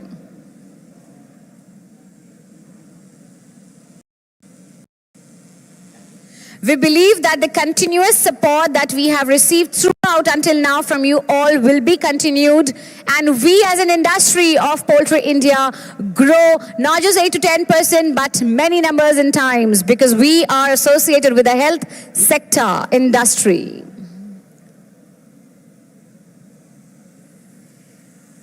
Thank you very much to the presenters for joining us, and I request all the three presenters to take one group picture, and then we would escort from the stage. And ladies and gentlemen, it is a sharp 1:20, and I will be seeing you all back in this hall in next 45 minutes. We will break now for the lunch, and we will join you back. I would encourage that the question and answer session would be taken post-lunch in the second half of the sessions. So please write down your questions in the question cards given to you, or the notepads which are right available on the tables or which are there with you accessible. You can please take help of our volunteers. Thank you to the dignitaries, Dr. Shin, Dr. M.R. Reddy and Mr. Bahadur Ali. What an honor it was to have you all with us for talking on the three main topics. Ladies and gentlemen, let's all break for the lunch and come back after 40 minutes. See you soon.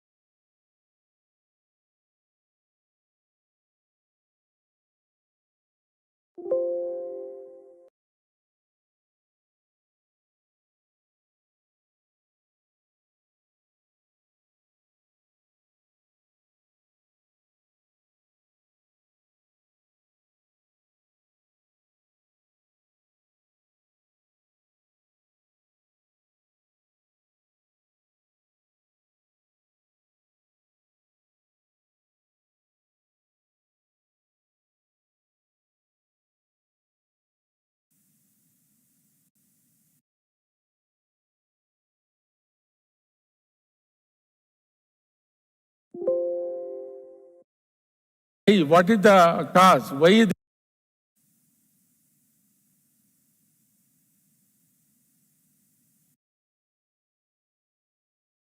always listen to the Audio speaker. video is not matching. So can I The request recording of everyone to please Okay, put so your when I mobile say phones two, aside you say, hey, and raise your two. right hand up. Let's do this exercise. I'll Louder, tell you this is ढोल not a भैया Zumba बंद or a करना yoga पड़ेगा. Okay, session. I two. promise. Raise your Two. right hand up. Two. See, someone Two. who's not doing this Now I exercise come down can if have you're a not saying it bad otherwise. stomachache tonight. ठीक है जरा जोर से. I नहीं, want to नहीं see the होगा. I real promise. energy I of can't the take the poultry blame if you industry. really have tummy How ache many of tonight? you love your Just work? raise your right hand, hands. ladies and किसको gentlemen. अपना काम पसंद है? అందరూ right hand up చేసేయండి. మళ్ళీ Fantastic. తొందరగా మనం One. start చేద్దాం. Okay.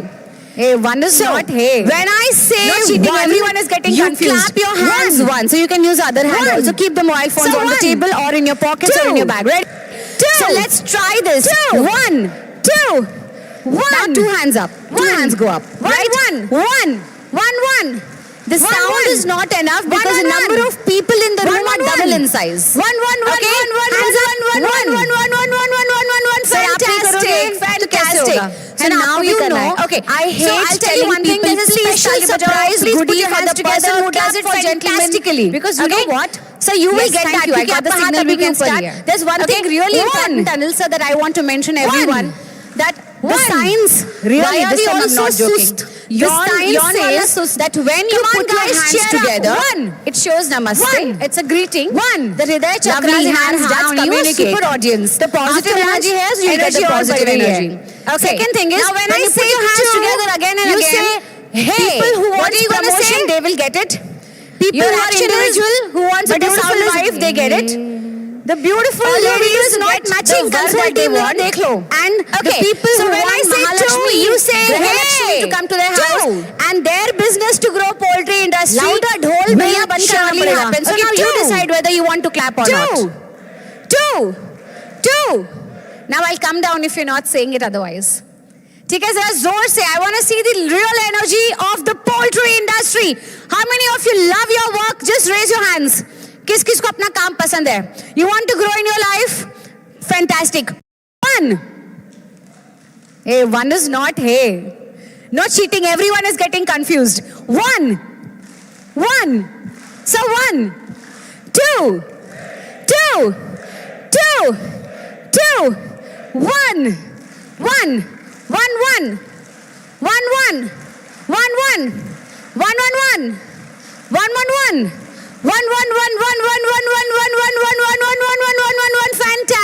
Fantastic. So now you know, I hate telling people, please tali bajao, please put your hands together, clap for gentlemen. Dear delegates, because you know what? Yes, thank you. I got the today, signal, we can start. we turn There's our one thing attention really to a important, topic Anil sir, of that I great want to mention importance. everyone. That the One that science, every really, this farmer time I'm not joking. constantly The considers. science says that And when that you is put your hands sustainable together, manure it management shows in namaste. poultry It's a farming. greeting. The Hridaya chakras in our In an hearts era communicate. where The positive environment- energy has, you'll get the positive energy. Second thing is, when you put your hands together again and again, people who wants promotion, they will get it. People who are individual, who wants a beautiful wife, they get it. The beautiful ladies to get the var that they want. And the people who want Mahalakshmi, Grahalakshmi to come to their house and their business to grow poultry industry will surely happen. So now you decide whether you want to clap or not. Hello. Dear delegates, today we turn our attention to a topic of great importance, one that every farmer constantly considers, and that is sustainable manure management in poultry farming. In an era where environmental responsibility is no longer optional, adopting clean, eco-friendly practice is essential for every enterprise to thrive. Pollution control norms are of course mandatory, but sometimes beyond compliance.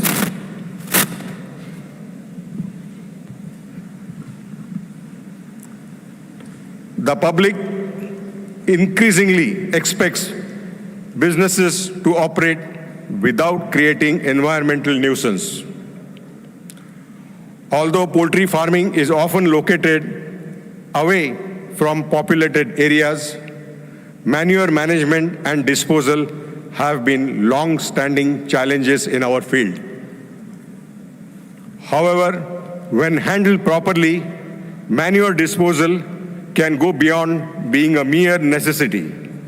It can become a valuable asset. By implementing effective manure management, farmers not only mitigate pollution, but also unlock new source of income. Thanks to continuous efforts through Knowledge Day, we now see promising results with numerous poultry biogas plants generating electricity and producing biofertilizer, a testament to the potential of our industry. While small-scale manual composting remains feasible, today's larger farms require efficient, mechanized solution. We are fortunate to have with us two seasoned experts in poultry manure composting. Mr. Pranav Goel will guide us through the horizontal composting process, while Deven Krishnan will share insight on the vertical composting method. Their hands-on experience promises to bring valuable perspective to this critical discussion. Please join me in welcoming our knowledgeable speakers as we explore the future of sustainable manure management together. Thank you. Thank you very much, sir, for giving this great start. And now, ladies and gentlemen, as sir has already told us that there are two experienced, seasoned presenters who are joining us on stage. So firstly, can I please invite on stage Mr. Pranav Goel to grace the stage. And he is the partner, Real Foods, right from Punjab. A warm welcome.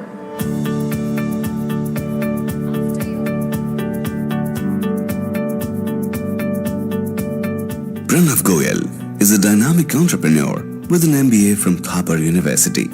He currently serves as a partner at Messrs Real Foods, a layer farm located in Thuhi, a village in Patiala. The farm specializes in egg production and is also known for its innovative Murgi compost, an organic chicken compost made entirely from the droppings of their layer farm. Driven by a passion for sustainable farming, Pranav is committed to combining traditional farming practices with eco-friendly solutions, contributing to both the agricultural and environmental sectors. Ladies and gentlemen, please extend a warm welcome to Mr. Pranav Goel. Thank you. Thank you.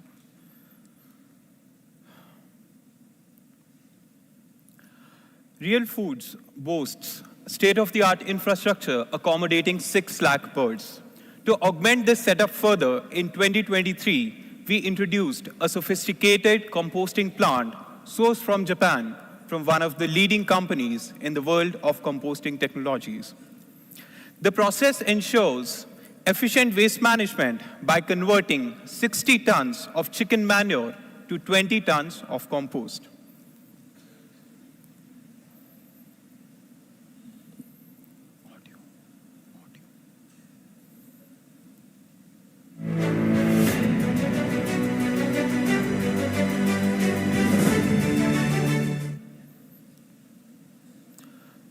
These are some of the common challenges faced by the poultry industry: stockpiles of chicken litter, flies laying eggs on the litter, leachate formation, greenhouse gases, and pungent odor emission.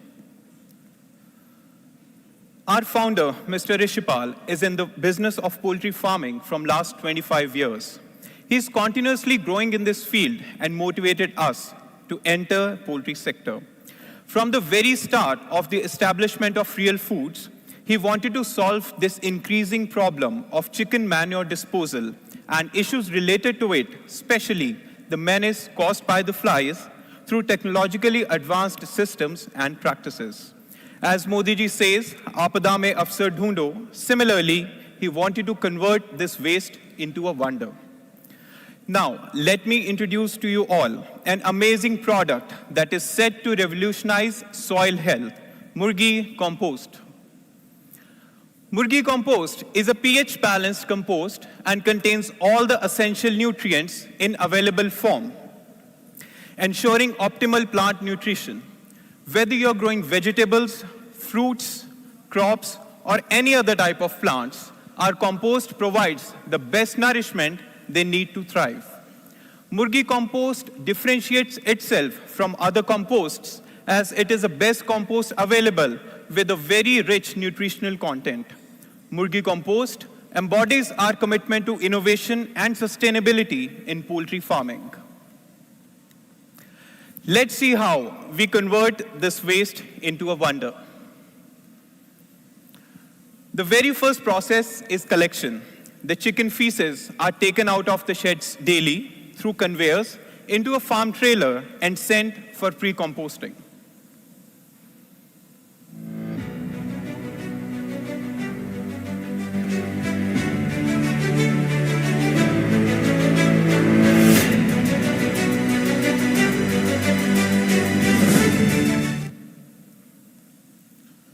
Pre-composting is the first stage of the decomposition process. The biomass is collected in the pre-composting area, where it is charged in the bins. The heap of the material is made up to a certain height, and the temperature of the biomass in the bin starts rising and reaches up to 75 degrees centigrade. Due to this high temperature, the pathogens, fungi, etc. present in the biomass are eliminated. We have air purging lanes in the floor, which provide fresh air to the droppings, aiding in the decomposition process. The oxygen level is maintained at 12%, and level of ammonia, methane, CO2, etc. are checked precisely through a computer-controlled system facilitating the microbial decomposition to happen efficiently. The gradual drop in the temperature of the biomass indicates the completion of the pre-composting process. After this, the pre-composted material is taken out of the bins and transferred to the composting machine.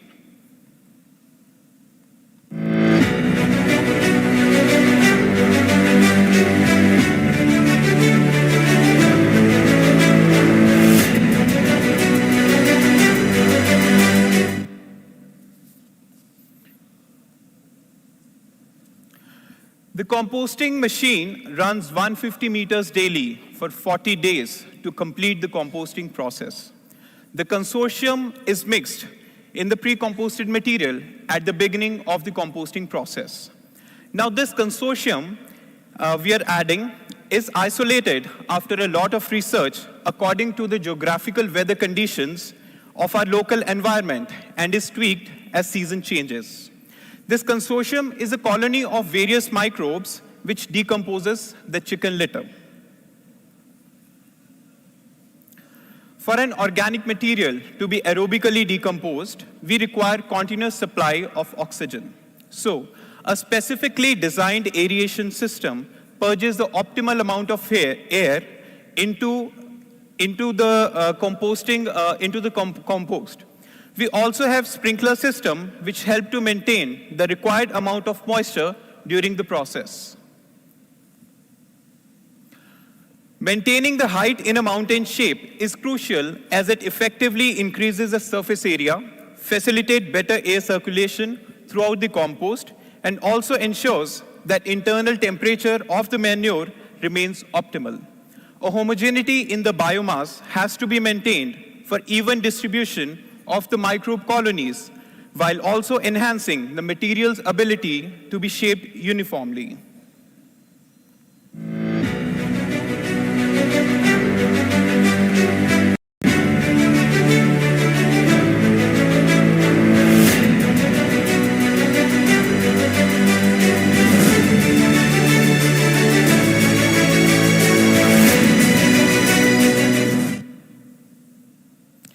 Chicken litter, often characterized by its strong, unpleasant odor, hotness, and presence of pathogens, is transformed into a high-quality, nutrient-rich, odorless compost.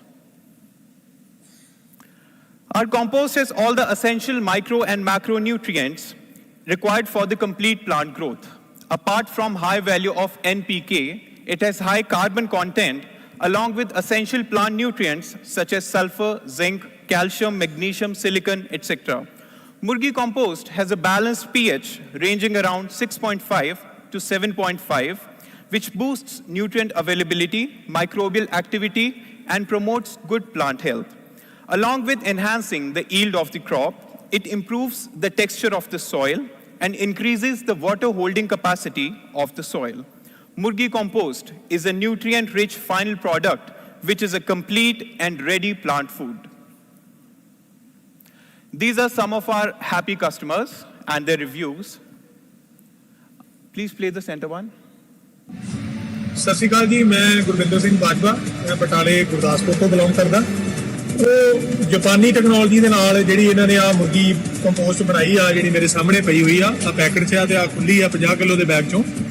ਇਹਦਾ ਪਿਛਲੇ 10 ਮਹੀਨੇ ਤੋਂ ਅਸੀਂ ਇਹਨੂੰ trial and test ਕਰ ਰਹੇ ਸੀ। ਇਹਦਾ ਬਹੁਤ ਵਧੀਆ ਦੇ ਸਾਨੂੰ ਨਤੀਜੇ ਮਿਲੇ ਆ। ਪੂਰੇ ਪੰਜਾਬ ਦੇ ਵਿੱਚ ਸਾਡਾ ਕਿਸਾਨ ਗਰੁੱਪ ਆ, ਯੰਗ ਇਨੋਵੇਟਿਵ ਫਾਰਮਰ ਗਰੁੱਪ ਦੇ ਬੰਦੇ, ਉਹਨਾਂ ਨੂੰ ਟ੍ਰਾਇਲ ਦਿੱਤੇ, ਤਕਰੀਬਨ ਸਾਰੀਆਂ ਫਸਲਾਂ ਤੇ ਕੀਤੇ ਆ। ਉਹਦੇ ਬੜੇ ਸੋਹਣੇ ਨਤੀਜੇ ਆਏ ਆ, ਮੂੰਗੀ ਤੇ, ਮੱਕੀ ਤੇ, ਗੰਨੇ ਤੇ, ਫਰੂਟ ਪਲਾਂਟਾਂ ਤੇ, ਕਿਚਨ ਗਾਰਡਨ 'ਚ, ਗਮਲਿਆਂ 'ਚ। ਤੇ ਅਸੀਂ ਬਾਇਓ ਪ੍ਰੋਡਕਟ ਵਰਤਦੇ ਆ ਨਾ, ਬਾਇਓ ਫੰਗੀਸਾਈਡ, ਬਾਇਓ ਇੰਸੈਕਟਿਸਾਈਡ, ਉਹ ਇਹਦੇ 'ਚ ਮਿਲ ਕੇ ਉਹਨਾਂ ਦੀ ਵੀ ਜਿਹੜੀ ਕਾਰਜ ਸਮਰੱਥਾ ਆ ਉਹ ਵੱਧ ਰਹੀ ਹੈ। ਮਿੱਠੀ Tony. So future prospects to use Murgi compost as feed ingredient. We are at a very initial stage. We just got our test done from Namakkal, and these are the results. Protein, and we don't have any toxins in it. Okay, I would like to conclude by saying consumers nowadays are very more informed about agricultural practices than ever before.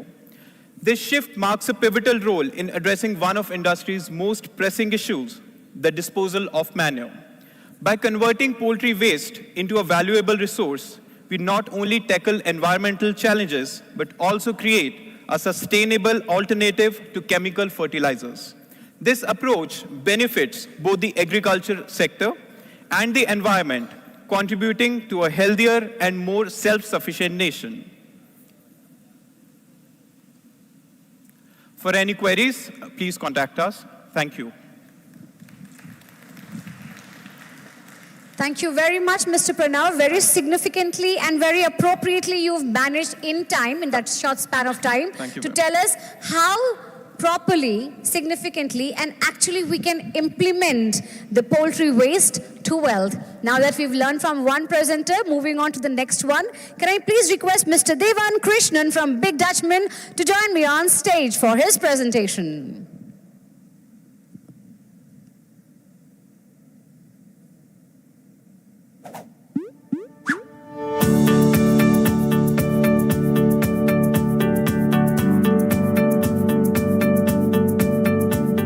Devan Krishnan currently works for Big Dutchman as a business development manager. He oversees the development of waste treatment products for the company's Asia division, developing new business and driving the sales of waste treatment products for Asia and Oceania. He joined Big Dutchman in 2013 as a technical sales advisor for climate equipment, where he advised sales managers and customers on ventilation and climate systems. Subsequently, he was promoted to an area sales manager for Indonesia, Bangladesh, and Pakistan for BU Poultry, in charge of broiler and broiler breeder sales. In 2020, Devan joined the business development team to create waste treatment products in line with Big Dutchman's goal to achieve a cyclical economy in the livestock industry, in line with UN Sustainable Development Goals. He holds a degree in mechanical engineering from the University of Nottingham, Malaysia, and has extensive experience in the poultry industry across various Asian markets. Ladies and gentlemen, please extend a warm welcome to Mr. Devan Krishnan. While Mr. Devan Krishnan joins me on stage very shortly, I would like to share with you all that since morning we all been a part of this event. It's been 100% full-on seat that were occupied. Lots of learning, all of you sitting quietly and making sure that you listen You listen, you take knowledge, and that's the whole motive. And thank you so much for still being glued post-lunch. It really means a lot that how interested you all are to learn and to grow. Ladies and gentlemen, presenting Mr. Devan Krishnan from Big Dutchman to all of you. Sir, over to you. Thank you. Thank you, everyone. Hello and good afternoon. My name is Devan from Malaysia. Let me get this clicker. Okay, so today I'll be talking, I hope you guys are all awake after the lunch. So we'll be going through some waste treatment topics. And as my previous presenters have already showed on the issues of waste management, I'll just rehash with a different approach to composting as well. So just to give a bit of a background, why is proper manure management or waste management important? As you can see, firstly, it's also a handling issue, moving wet manure from one area to another, additional costs for transferring, disposal, not to mention the biosecurity risks by transferring from one area to another. As my previous presenters have showed, the pathogenic diseases that would be spreading around mostly through manure or untreated manure that's being moved from one area to another or transferred by wild birds and so on and so forth. So another major impact with improper waste handling and also the overuse of chemical fertilizers is you have a lot of runoff of the material if you do dumping, for example, into the soil. There's a lot of NPK or nitrogen runoff into the rivers, causing eutrophication. And this destroys the biodiversity, not only on land, but also in the water bodies near the farms or throughout the country. Another issue would be greenhouse gas emission, and that I have a few slides on. Also, these systems would emit quite a bit of ammonia, which then contributes to the greenhouse gas problem. And also, authority enforcement depends on the country. Some countries have very strict enforcement over waste management policies. Some countries even, it's a must to have waste management treatment centers together with the farm. As what we were mentioning earlier from my earlier presenter, for instance, like in Japan, if you build a farm, you have to have a waste treatment disposal system, a proper one. Otherwise, you do not get the permission to even start or build a farm. So, what are the long-term effects of intensive agriculture and intensive use of chemical fertilizers? So, earlier you saw the previous presenter as well about talking about compost and its benefits.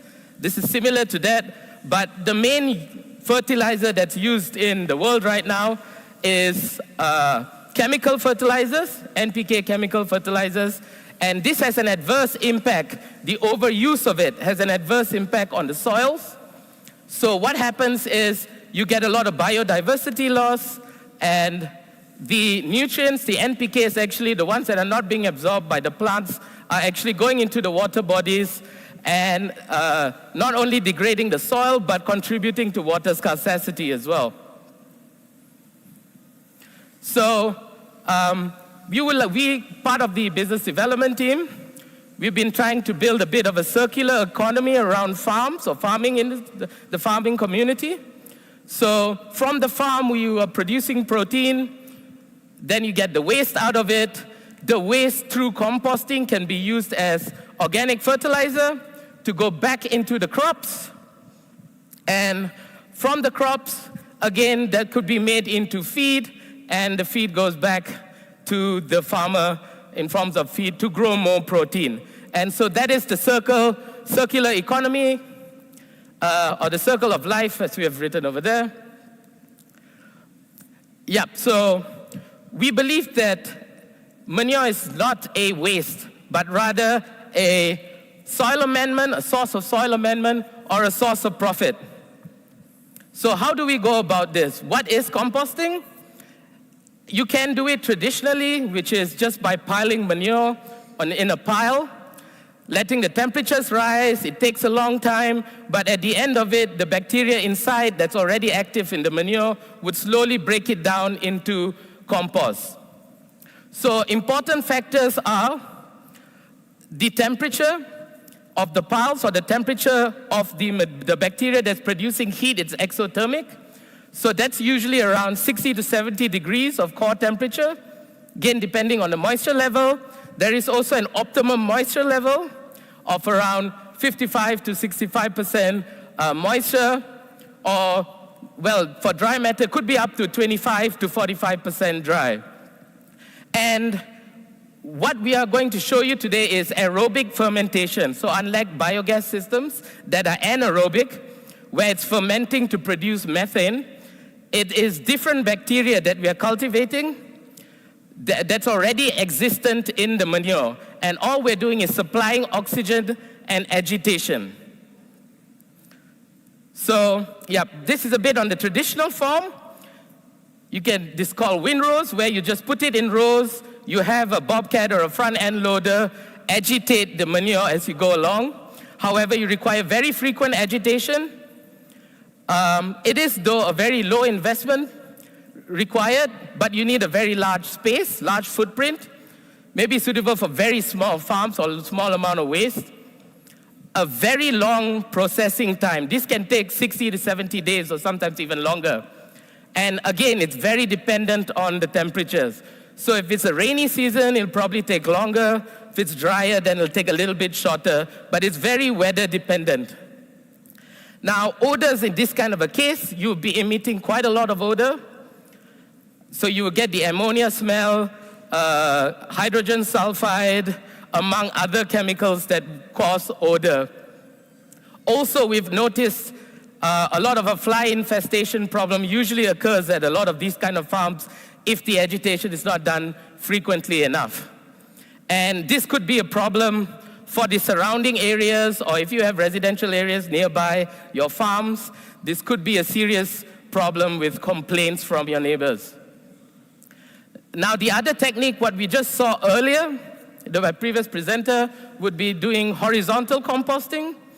This is where you have a machine that will move up and down, agitating in a row, but it's a bit more mechanized. Now, this is usually semi-open, where you have a kind of a closed house. Now, you require these machines to agitate the system. However, as you saw earlier, you do require to adjust things like moisture or add certain kind of bacteria to the manure, to the piles, to get it within the right range for it to have efficient composting or feeding the bacteria that is required to do the composting. Now, this would be a medium investment. You still have to build a building, concrete construction for the rows. You have to buy the agitators. Now, it is also a decently long processing time, depending on the system, 30 to about 40 days, shorter than just leaving it out in the open. But out of 30 to 40 days, it's also still quite weather dependent. So if you have rainy season, usually you tend to re-wet the manure, which will maybe make your processing time a bit longer. Now, odors here, there are systems to try and help out, but it is very difficult to manage because it's still out in the open. And fly infestations can occur, not as much as the previous one. So I would like to show to you now another technology that can enhance or make manure processing more efficient, which is in-vessel type composting. So instead of putting it in a row and agitating mechanically, we have an enclosed vertical system. So this is like a tank that's specifically designed to carry an X amount of your fresh manure. We have inside the machine, and I'll show you in the next slide, agitators and blowers to continuously blow air to feed the bacteria. However, you do not need any additional things like sawdust or adjustment on moisture levels. It just has to be within a range, and because this in-vessel technology is enclosed, it is a lot easier for us to harness the energy or the temperature from the bacteria and cultivate it to break it down faster. So the processing time is not weather dependent at all, and compared to, say, 30 to 40 days, depending again on the moisture level, it would be, for this type of systems, between 5 days if it's very dry to about 12 days if it's extremely wet, like fresh out of a layer house, for example. So this would be a longer processing time, but still much shorter than the previous technologies because we have the temperatures produced by the bacteria are inside an insulated tank. So we have insulation around the tank. This helps keeps the temperature inside, and so it would sustain the breakdown a lot faster and a lot more efficiently. Now, with this type of systems, odors are a lot easier to control because we have a piping or an exhaust stack on the top of the tower, and I'll show you in the next slide, where we can take the air out and clean it either by deodorizing it with using water or completely removing the ammonia using acids, really depending on the farm type and the investment. So this is what it looks like, a bit of a cutout of the tank. We have an insulated tank, stainless steel inner walls. This one has glass wool insulation actually.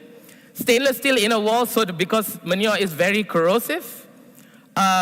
You have mixing blades with perforated holes on the inside, and that would, with the aid of blowers, continuously blow air through the blades and agitate the manure. All the machines or the blowers and the hydraulic systems to move the blades are all located at the bottom of the tower or the bottom of the in-vessel machine. And it is a very small footprint. Now again, it's depending on how much manure you want to process. This is a much smaller footprint because it's vertical compared to the other more traditional methods that require quite a lot of land. And we have a few types of systems, the way you can input manure in. One is using conveyors automatically into the tower. Or for customers that do not want to have that form of investment, what we can do is we have a bucket. So, and I'll show you in the next slide, the bucket will actually, we can fill up the bucket, and with a touch of a button, the bucket will flip over and fill up the tank. So the main benefit of in-vessel composting would be the killing of the pathogens or inactivation of the pathogens that's inside the manure. Now, the key to killing pathogens, as you can see in my table here, would be temperature inactivation, which would mean you need to sustain temperatures of 60 to 70 degrees or 60 degrees at a minimum for at least an hour or a bit more. What we do with in-vessel technology is, because it's insulated, we are keeping the manure for, say, 5 to 11 days continuously at a temperature of 60 to 70 degrees Celsius, no matter what the weather is outside, and also no matter how you actually distribute the pile or agitate it. So this means that all the compost that comes out of the tank will be completely odorless. It will smell like soil, not like manure, and all the pathogens would be killed. So it would be safe for you to sell or to even transport from one area to another. So these are just the temperature gauges that we have on the side of the tank and also in a panel. And it shows these are actual operating machines. It is always running at about 70 degrees Celsius for a very prolonged time, where we are evaporating the moisture to make it much drier. So the wetter your input manure, the longer it's going to take, but you're still evaporating a lot more moisture from the manure. Okay, let's see if, oops. So this is just a short video on how it's going to run. Can we get the video on the left to start playing?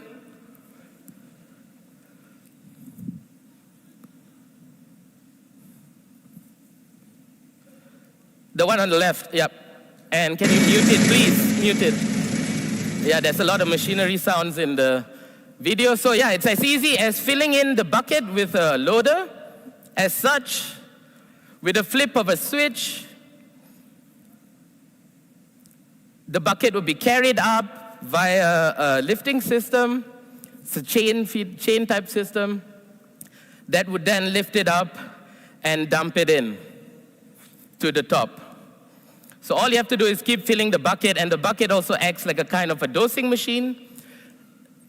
Once it's placed inside, it is then closed up on the top, so it's completely sealed, and then we give the bacteria a chance to thrive, basically, and help break down the manure into what we call as compost. Now, after placing in the manure, as in the video on the left, you can see the video at the center. This would be after 5 days, 5 to 11 days, depending on the moisture level.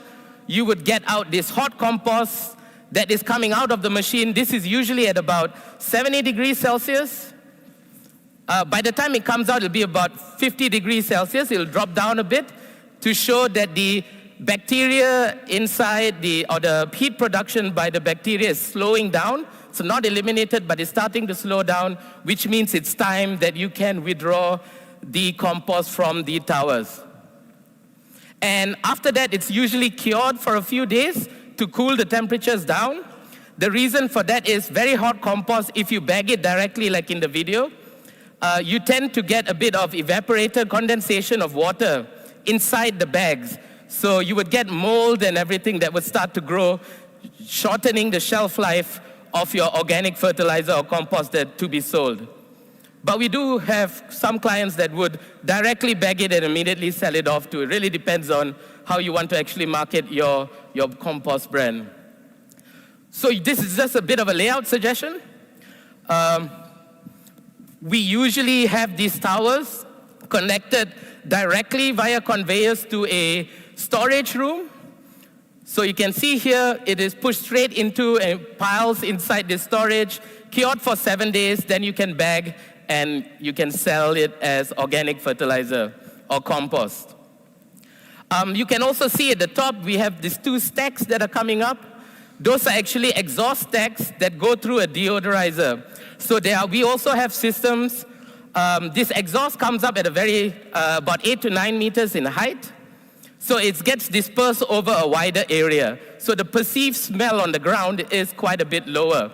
However, if you do require any additional cleaning, we can always try to clean the air by pushing the exhaust through a body or column of water or through sulfuric acid. And this would effectively neutralize the ammonia smells, and so your only emission would be water vapor. And this would not have any odor causing to any surrounding areas. So you can even have a house right next to one of these tanks, and there would not be any odor or smell associated with the production of compost. Yeah, so just to continue on building the circular economy, there's another benefit to this type of in-vessel composting technologies. Would be the idea of carbon credits or reduction of carbon. I think all countries have a target on how much CO2 or greenhouse gases they are supposed to reduce in the next 5 to 10 years or the next 15 years. So for those targets, another option is using this kind of technology. And we have actually proven it, where you have using some of these towers, and we have done what's called a life cycle assessment. So we have measured what are the CO2 gases that are being emitted by such a system compared to, say, using traditional horizontal composting techniques. So that is the baseline that we used, and we were able to measure that there's quite a significant reduction in CO2, which could then be monetized by you, the customer, in form of carbon credits as another form of revenue that could help pay back such a system. So, that concludes my presentation. And thank you very much for listening. Cheers.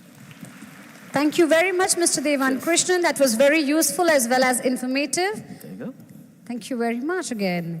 Ladies and gentlemen, we've just seen how well we will be able to stabilize the industry when just in time we know how to rightly strategize and talk about sustainability in our business too. Coming next with the next topic, and that is poultry exports challenges as well as the growth. We all know that it has got immense potential, but it has got challenge at hand but there are solutions too. And that's why we have our two expert speakers who are now going to join me on board on stage to tell us more about the topics. The global poultry export market offers immense potential, but today we are going to cover valuable insights on exporting the whole eggs, egg powder, and the liquid eggs from our experts. So first calling on stage, Mr. Nivesh Sarvanakumar from Rasi Foods. Can you please all join me in welcoming him on stage, ladies and gentlemen?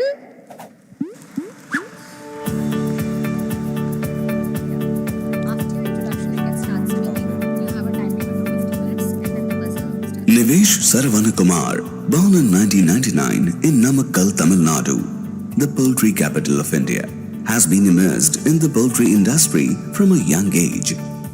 He is now the CEO of Rasi Foods. Growing up around farms, he was inspired by his father, Mr. Sarvanakumar, who established Rajam Poultry Farm in 2005. This early exposure, from collecting eggs to feeding birds, sparked Nivesh's passion for the business. In 2015, under his father's leadership, Rasi Foods expanded into commercial feed production and egg exports.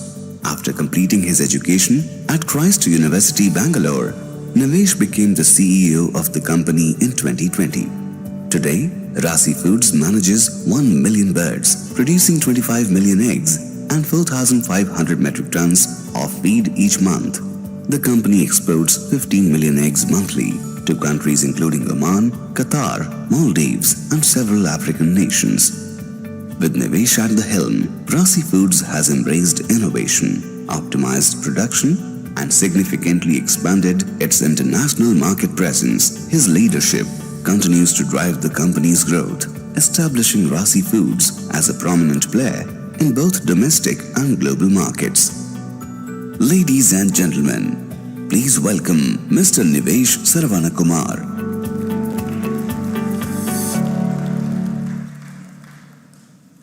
A very good afternoon to all present here. I would first like to thank the organizing committee for giving me this wonderful opportunity and connecting this knowledge day year on year, where people get more inputs about our industry. India ranks second in the global egg production, producing 318 million eggs every day, and next to China, which is 33%, whose per capita consumption is around 300 eggs, while India's is 80 eggs per year. And Indian layer industry is expected to grow 4 times in the coming years, and Tamil Nadu stands first in the Indian egg production, followed by Andhra and Telangana. Indian egg exports generates a revenue of $25 to $30 million every year, out of a total production, only 0.5 to 1% of our eggs are being exported annually. India was previously exporting to around 20 countries, and after the HPA outbreak in 2008, many countries have banned our eggs. The Middle East is a primary importer, with Maldives and few African countries. Sri Lanka and Malaysia were a new opening to our market, but they have again become self-sufficient. And last financial year was a record-breaking year where we generated a revenue of $91.5 million, marking its highest in the past decade.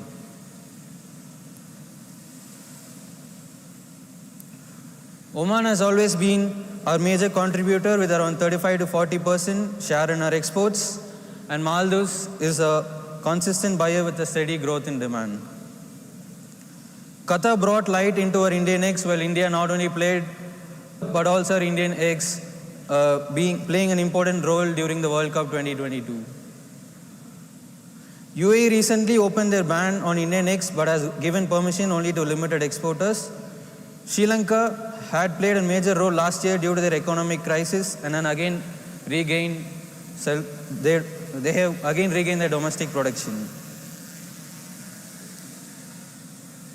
And this is the statistics of egg exports for the last 10 years.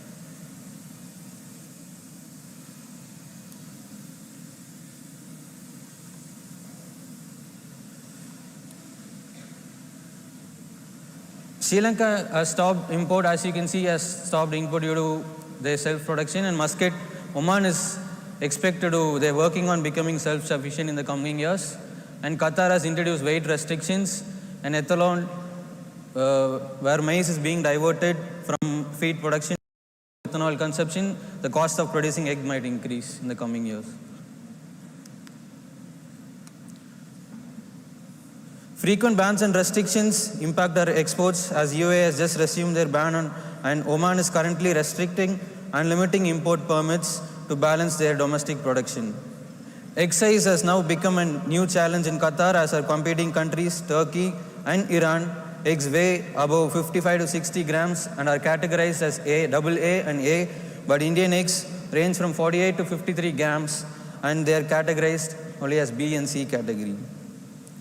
Certification process is a little time consuming, with certifications to be obtained from the AQCS Chennai after samples being collected from Namakkal and will be sent to test in Bangalore, and again the certificate to be received from Chennai.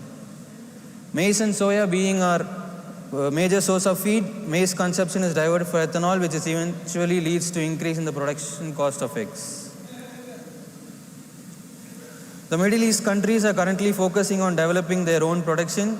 A major importer, Oman, is investing heavily on becoming self-sufficient. Tapping new markets is a challenge due to strong international competition.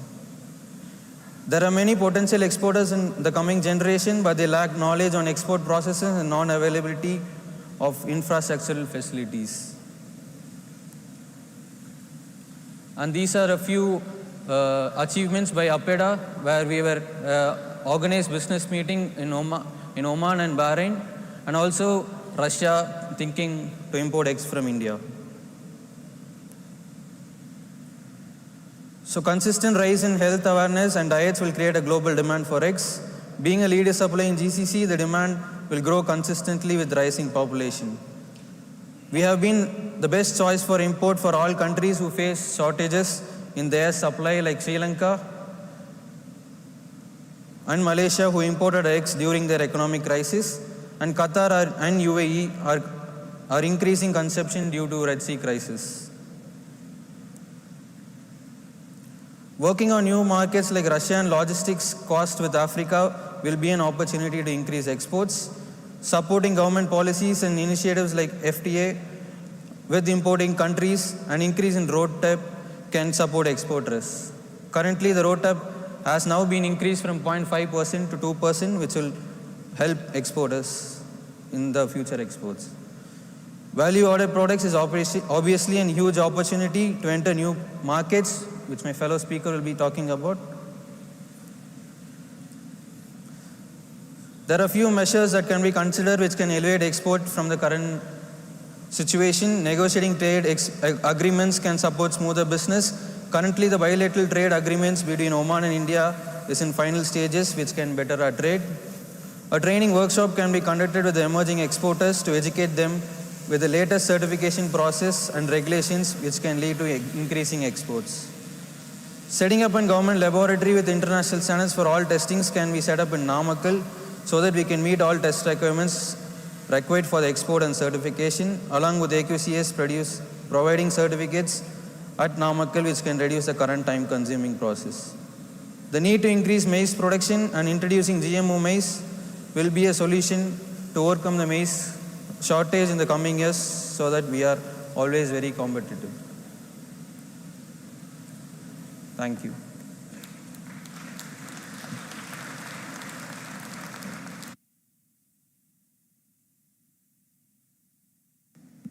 Thank you very much, gentlemen, for sparing out your valuable time and making sure that we all know about the poultry exports.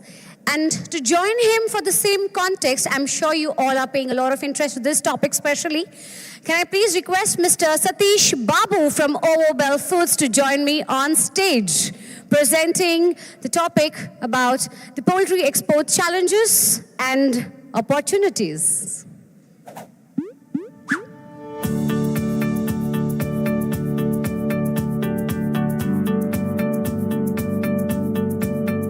MP Satish Babu is a distinguished figure in the Indian poultry industry, with decades of expertise spanning layer farming, egg processing and distribution. By qualification, he holds a bachelor's degree in business management, BBM, and is a CWA intermediate. His journey began in the early 1980s when he joined his family's poultry business, which specialized in small-scale layer farming, animal medicine, and feed distribution. As a second-generation layer farmer whose family has been in the industry since the mid-1960s, Mr. Babu brought forward the family legacy with the establishment of Ashray Farms in 1996. Expanding his vision, he later entered the egg processing industry with the acquisition of Overbell Foods, which today operates 2 egg processing factories in Karnataka. In addition to his business endeavors, Mr. Babu has dedicated over 20 years to serving as the chairman of the National Egg Coordination Committee, NECC Mysore Zone, where his leadership has played a vital role in advancing industry standards and supporting poultry farmers. Ladies and gentlemen, please extend a warm welcome to Mr. MP Satish Babu.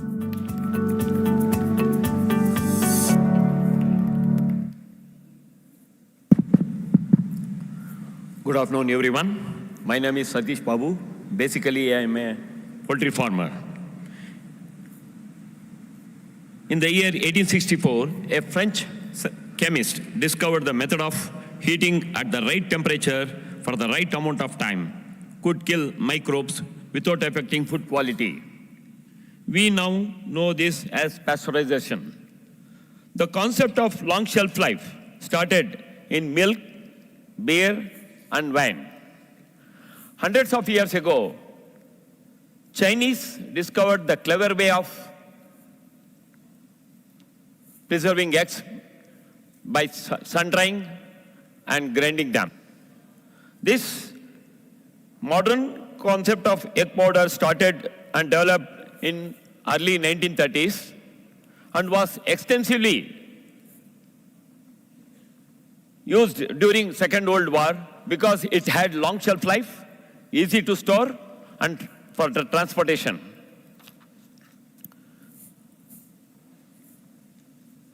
Slide.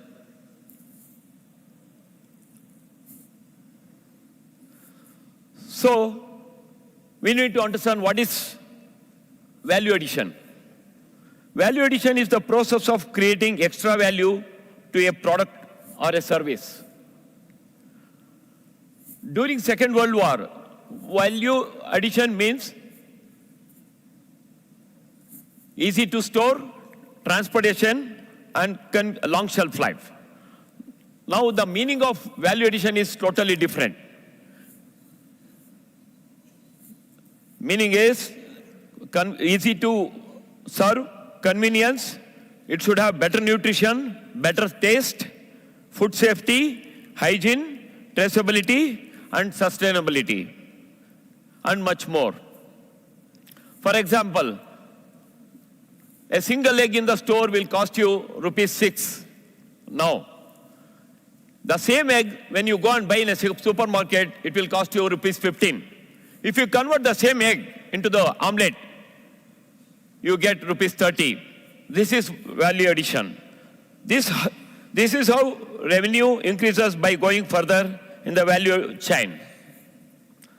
The total global processed food market is projected to reach about $7 trillion by 2029.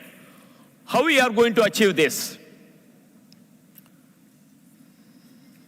That is a big question. The major reasons for such big growth are people don't have time to cook and everyone is busy. The disposable income of people is higher than ever and growing. People are becoming more and more health conscious and are looking for cooking convenience and nutritious options to replace their everyday meals. This gives us huge opportunities to position egg products as a major part of the ready-to-eat and ready-to-cook segment. Next one. Yeah. These are all the basic egg products: whole egg powder and whole egg liquid, egg albumin powder, egg albumin liquid, and egg yolk powder and egg yolk liquid. These are the basic egg products. These are all some egg products. Egg products are used to make these snacks and ready-to-eat products. Egg chips, egg protein bar, egg-based health drink, and egg protein drink. Yeah. Some more products.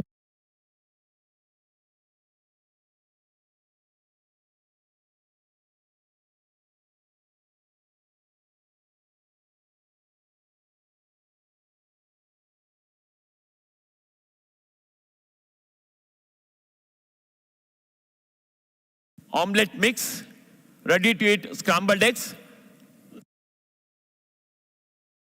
People are not aware about the long eggs. Long egg was invented about 40 years back in Europe, but it is not much popular. It looks like a boiled egg when you cut it. But still the long egg is available in Europe. Some more egg products,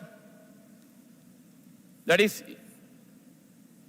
biscuits, cookies, and the Mary biscuits, egg-based sweet, egg noodles, egg-based snack. Many countries are using egg products to enhance the taste and to increase the nutrition of the snacks, because egg has more pure protein. So they are using these products, egg products. Some more products are cakes, egg-based cakes, egg paneer, tofu, instant egg noodles with egg. There is a small video where you can make thousands of omelets. Can you please play the video?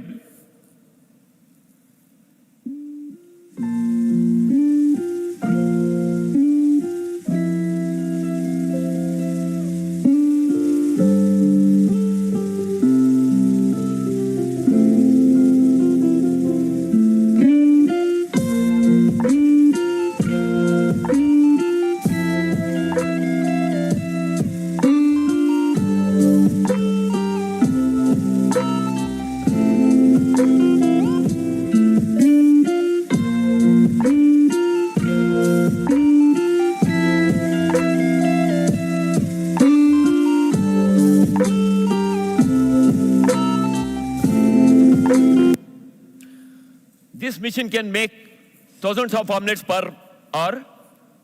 Now, this machine is being used extensively in Europe to make omelets. Going further, these are all the opportunities. Because of high nutritional value of egg and pure protein, there is a big opportunity for us to explore in many products. In the other countries, as I said earlier, they are using egg products to increase the taste and nutrition also. Let's go to the challenges. The very important challenge nowadays is pricing challenge. You know, the cost of production of any product is directly dependent on its inputs. India was one of the cheapest egg producing country in the world earlier. Now it is becoming more expensive in India. The main reason is the feed cost. Recently, when the corn prices in India touched around ₹30, at the same time in US and other countries, it was around 17 to 18 rupees. Today, the corn price in India is around $300 per metric ton, whereas in US and other countries, it is 170 to 240 US dollars per metric ton. The story is similar with soya also. On an average, the feed cost in India is around 30 to 40% expensive than the feed cost in other countries. Even in milk, being India the biggest producer of the milk and consumer also, the cost of milk is high. The reason is the low yield and the feed cost. At least in our poultry industry, poultry efficiency is at par with the global, Indian poultry efficiency is at par with the global standards, but the cost of production of the feed is high, so we are not much competitive in the global market. When it comes to chicken exports, South America countries exports billions of dollars worth of chicken due to its cost competitiveness. Increase in freight cost due to geopolitical issues like Red Sea issue and Ukraine-Russia war issues also impact the cost. Also, in international market, some countries have better trade agreements which result in easier market access and lower import duties for their products compared to ours. This further impacts pricing. And the next very important point is currency fluctuation. It plays very important role. We have to see our country currency fluctuation as well as other country, the importing country currency fluctuation. And the next major challenge is policy challenges, the government policy challenges. FTA, you know that free trade agreement. There will be free trade agreements between the two nations. It happens at every frequent intervals. When India negotiates free trade agreements with other countries, which allows for India to export certain products,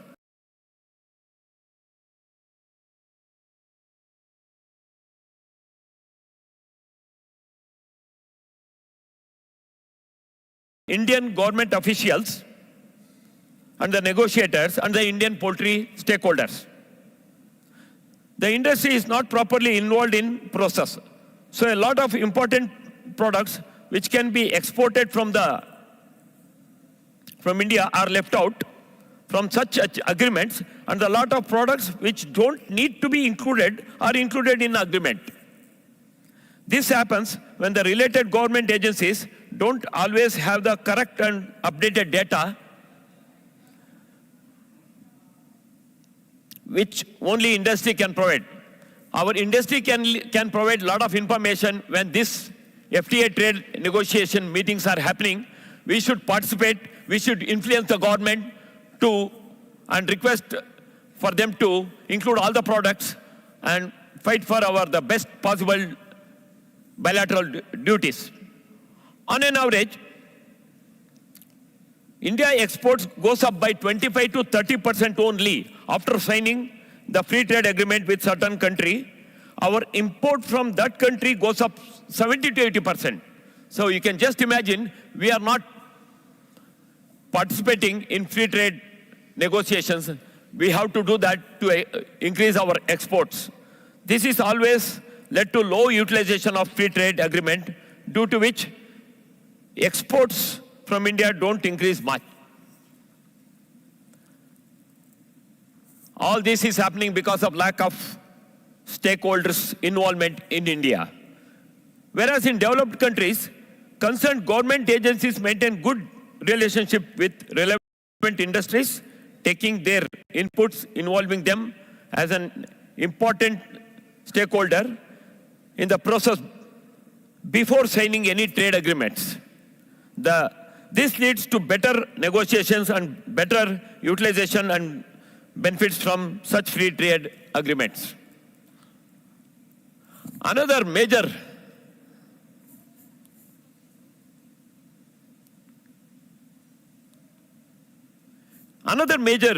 hurdle what we are facing is non-trade tariff barriers. What is non-trade tariff barriers? Means, apart from the duties, we are facing some other restriction from the importing countries. For example, additional licensing, registrations, additional certifications, inspections, quotas, etc. In the name of all this above, some countries restrict imports to their country.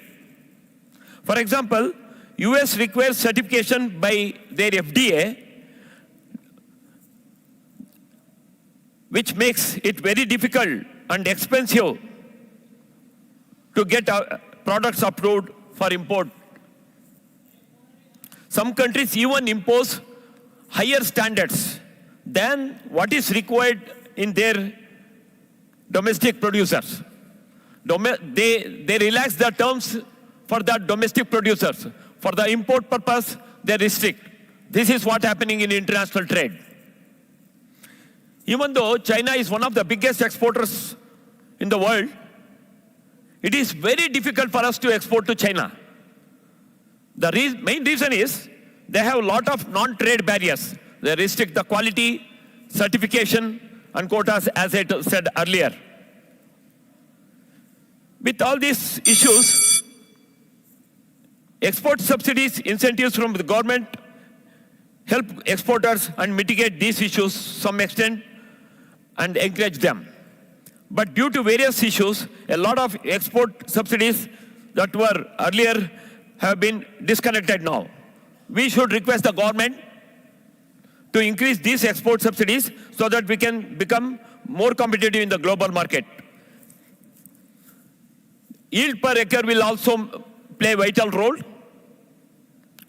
Our government vision of doubling income, agriculture farmers doubling income can be better achieved by increasing productivity instead of just increasing the prices. USA corn yield per hectare is 11 tons. India corn yield per hectare is 3 tons only. USA is producing around 390 million metric tons per year. India is producing only 35 million metric tons of corn every year. So, India corn prices keep going up when global corn prices are low. Our export competitiveness, because of this, it's coming down. Ethanol is one of the major points we have to think about it. Because ethanol, the government of India is planning to include around 20% of ethanol from 11.6% right now, what is going on, will become double in next 1 year. The total ethanol production in the country is 13.8 billion liters now. Out of that, 8.8 billion liters coming from molasses and 5.05 billion liters coming from corn. So just imagine, in case of we double it, from where we get the corn or other grains. That's a big challenge in coming years, and there will further jump in the corn prices. Manufacturing license will also make a big issue in India, and it is not easy to start any business in India. And the final point, that is technical factors, antibiotic issue. All countries, importing countries, insist for the antibiotic-free egg products should be used in the egg products. Earlier, they were insisting only in the ppm levels. Now, they are insisting for ppb and ppt levels. That is very difficult in India. And the next one is pesticide residues. That is also very important in India. Pesticides, the controlling usage of pesticides at the agricultural farmer level, it is very difficult in India. So the presence of pesticides will be there. We have to be very careful. And the next very important point, the importing countries are insisting cage-free eggs. It is unhygienic to prepare, unhygienic to produce these cage-free eggs in India, and very difficult, and it's expensive also, but most of the countries are insisting for the cage-free eggs. And India is spending very less amount on R&D. We have to increase our R&D, so we'll be more competitive in the coming years. Finally, increase in the per capita of consumption is quite challenging to introduce new products and induce habit change. It is even more challenge to all of this in the global market, where the taste preferences, habit, and other factors vary a lot from one country to another. To conclude, we have sufficient egg production, we have big opportunities, we have all the resources, we have a lot of challenges also. Some needs to be resolved at government level and some industry at some industry level. Then we can truly unlock the global egg products exports opportunities. Thanks for this opportunity. Thank you. Thank you very much, Mr. Satish Babu, for sharing in-depth insights about the problems that we face, the challenges that we have in the export of the poultry sector.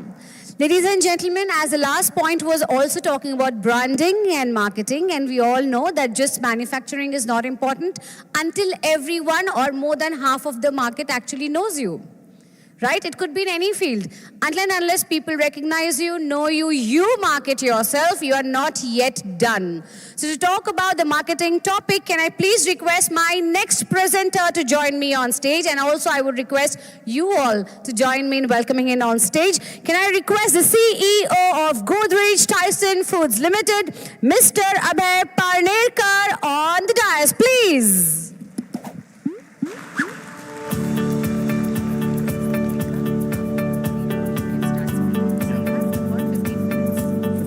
Abhay Parnerkar, currently serving as the CEO of Godrej Tyson Foods Limited, brings extensive and diverse experience. Having worked with leading CPG companies across Asia, Africa and Europe. With a career spanning over 2 decades, Abhay has honed his expertise across multiple domains, including sales, distribution, account management, marketing, business development and mergers and acquisitions. Abhay's professional journey began at Dabur Foods, after which he joined Coca-Cola, where he spent nearly 18 years managing diverse markets across India, Ethiopia, Nigeria and Serbia. During his tenure, he built a strong track record of driving growth and fostering innovation in complex environments. Beyond his corporate achievements, Abhay also embraced the entrepreneurial path, co-founding and leading a beverage startup for 3 years. He considers this venture a significant chapter in his professional development. Abhay holds a degree in mechanical engineering and an MBA from the prestigious Jamnalal Bajaj Institute of Management Studies.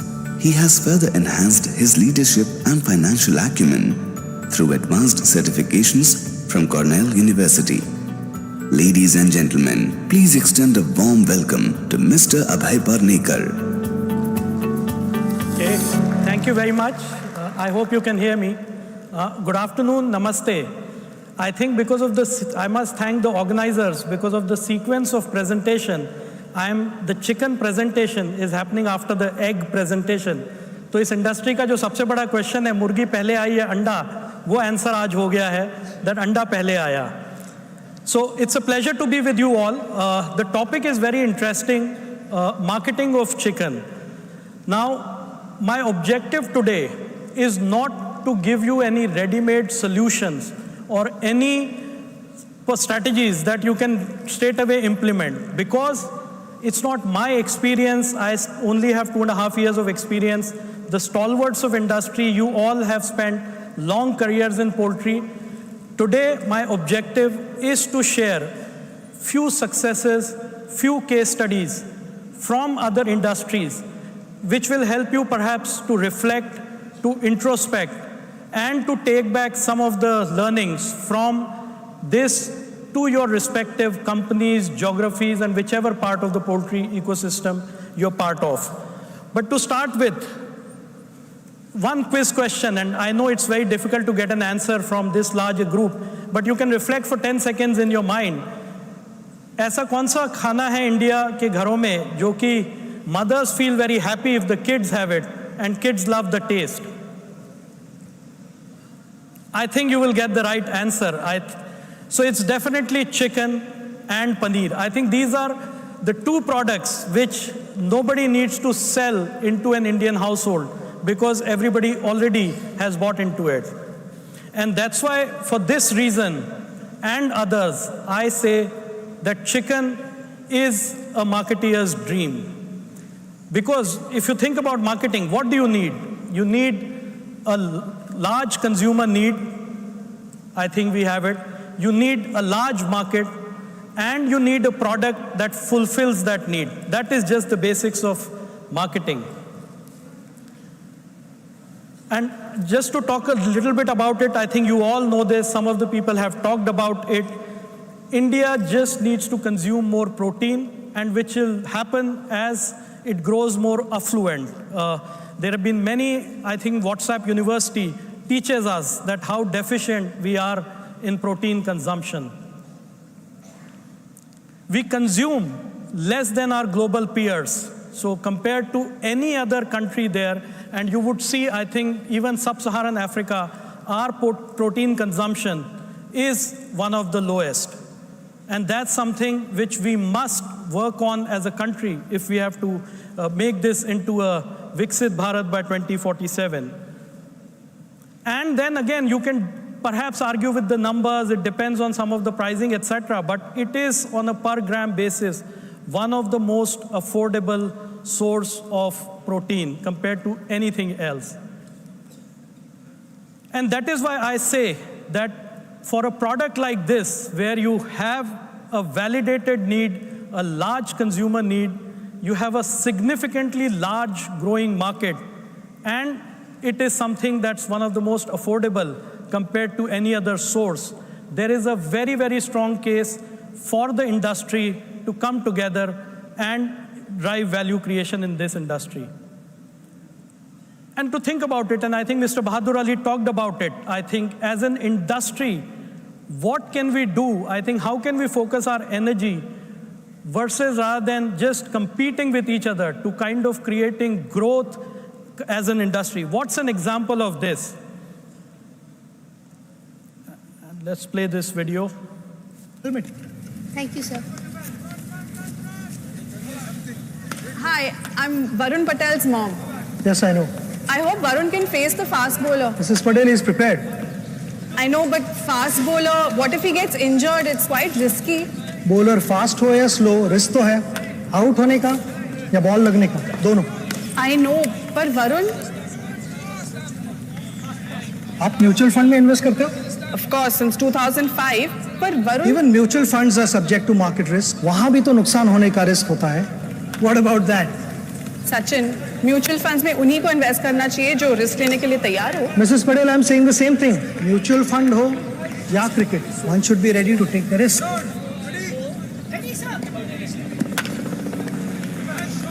Good point. Mutual fund निवेश बाजार जोखिमों के अधीन है. योजना से जुड़े सभी दस्तावेजों को ध्यान. How many of you have seen this campaign?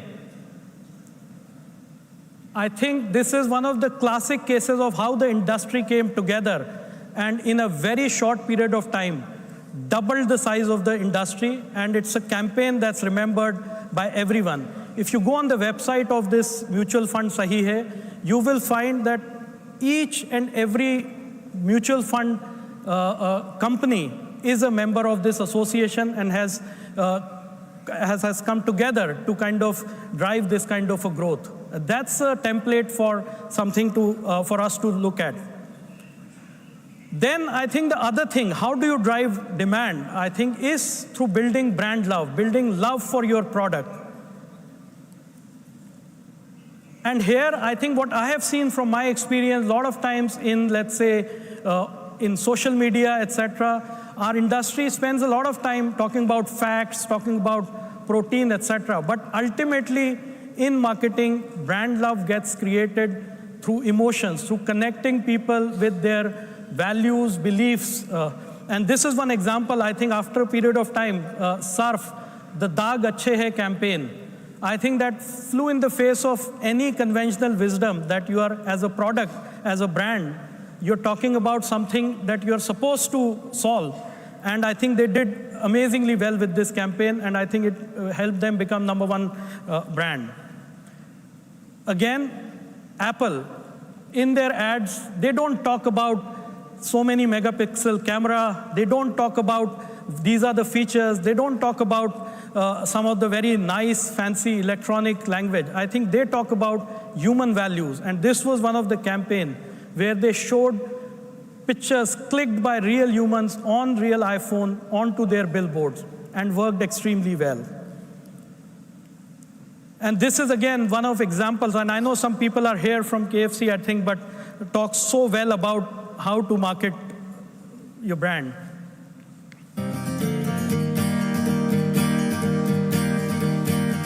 Little hands got little lands from the heart, and those folded arms forsake my broken charms. Ride these waves, the storm is way too hard. These precious things, I hold them close to my heart. When you give some love, you get some in return. So just give a little and get some love in return. In return. Yeah. So this is when you connect with people in their moments of emotions. And this is, by the way, we saw it even in our company when we were doing a lot of consumer research. Every time the homemakers or the family is remembered the special occasion during the week when they come together and the whole family has chicken, I think. So that's something to think about, as that are we relying more on the facts or on emotions in our respective companies to create this love. And why it is very important? Because the brands which have very high brand love, they survive headwinds and actually thrive even in spite of the headwinds. Nestle is a great example. Within such a big brand, multi-thousand crore brand, faced a huge sort of crisis, went into a free fall, but within 5 years recovered all of that volume because it's loved by Indians. And then, you know, love is not only the only sufficient thing, I think, as you need to make the overall proposition commercially attractive. And what does that mean? I think as a brand, as a product, as an industry, these three things make a brand or a product commercially attractive. So think about it in your respective businesses. Are you doing it? Provide choice, drive affordability, and add value. And I'll give you a few examples of this. You know, Mercedes, same brand, it's available in different products, different price points, the same brand.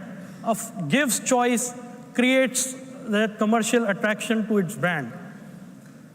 Coca-Cola, the company I work for, you know, the same product allows you to access it at different price point, in different occasions, and it's for everyone, and it's the same product. I think that's something to think about. And then this is another. The product is the same, different variants, same price point. This is what choice is about. This is how you provide choice to consumers and then build multiple occasions to have your product. So something to think about. I think this is right now being picked up from international this thing. But, you know, can you have products, chicken? And it will happen. I think it's a matter of time. But how can we accelerate that journey, provide this choice to drive adoption? The second is being affordable. I think we all remember this case of how this sachet transformed the personal care and shampoo industry. Being affordable, one of the key metrics for driving commercial attractiveness. This is another example, a brand which we all love. For many, many years, they've not left the 5 rupee price point. They've allowed people to access their brand at that same price point. Again, something to think about, that in our respective places, are we thinking in this way when our commercial decisions are being taken? And this is another example of something which, a Red Bull, which was at 100 plus price point, came at 20. It is now one of the most successful drinks that in the last 10 years in India. And then the last thing is add value. And this again is something, the example of Tata Salt, where a multi-year partnership with the government. We all remember this whole iodine, how they worked on this removing iodine deficiency from their, and by adding iodine to the product. That's something to think about. Adding value, another example, I think, which drove the adoption of bank accounts, brought so many people into banking by this UPI adoption. It has now brought so many people into the banking system. That's a classic case of value addition to the same product. And this again, some of the, I think, and this is an example from closer home in India. Now we are seeing in eggs, things like, omega-3, DHA. That's the kind of value addition which will allow different people to access and buy into your brand and product. It's not going to be a very easy journey, but it is something that done over the years will result into success. So now, that was the one part which is about creating brand value. But now creating brand value and protecting it are two sides of the same coin and have to be done differently. So when I said you use emotions, you use values, you use beliefs to sort of create the brand and build brand love, you use facts to fight bad PR and fight the myths. And these are, I think you all are aware that we see these kind of bad PR in this industry more often than not and more than any other industry. Three things, I think, while you build brand, you build with emotions, but you fight bad PR with facts. And I think that's something which Maggie did. They brought in that at the time of crisis, the kind of fact, this thing, and went public with it. They didn't shy away from putting it out there in the public domain. I think we should also not shy away from doing it. We shouldn't just do it on social media. We should go ahead and in mass media. Again, that's another example. Using icons, using symbols to create trust. And Cadbury's was one example where I think in spite of that kind of a crisis they went through, they bounced back and used an icon to build that trust in their brand. And fight at court. I think if it's your product, your brand which is under threat, you don't give an inch and I think go all after the people who are kind of attacking your brand or attacking your product. That's the way to protect your brand and kind of make sure that you're ring fencing it from any kind of negative and bad PR. In closing, I would just say, I think within this livestock industry, there are these two classic examples of people coming together and creating iconic movements, the milk consumption and the egg. I think now is the time for this industry to source inspiration from that and then make sure that we start to work on marketing, branding, and creating the brand love for chicken. I would just like to then close my message with a video, hopefully about changing the paradigm. I think something that people talked about in the morning. I hope you'll enjoy the video. Ameno, ameno, lanciremo, dorime. Ameno, o mandare imperavi, ameno, dimere, matiremo, ameno.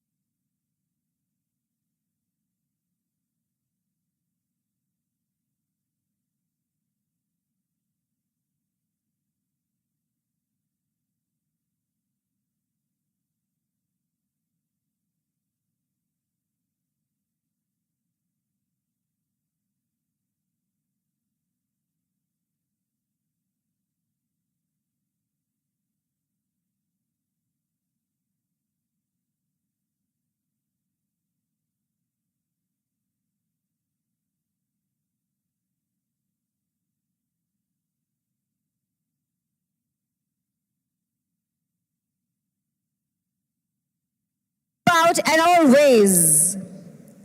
And now I will be requesting all the presenters of the morning session as well as the afternoon session now to stay back on stage for the question answer session, please.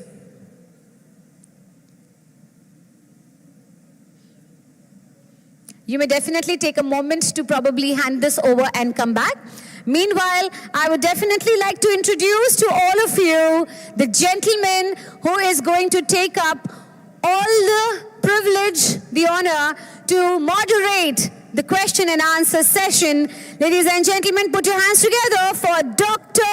Vijay Makija. He is going to take over the session and making sure that everything is answered. Sir, over to you.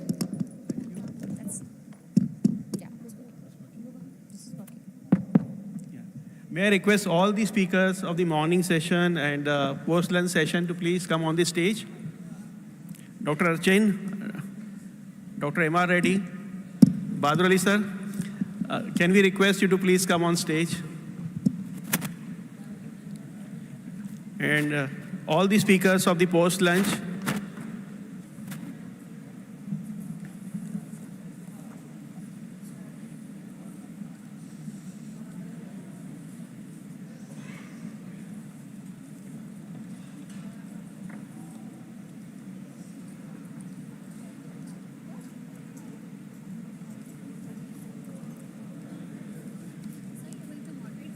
Yeah.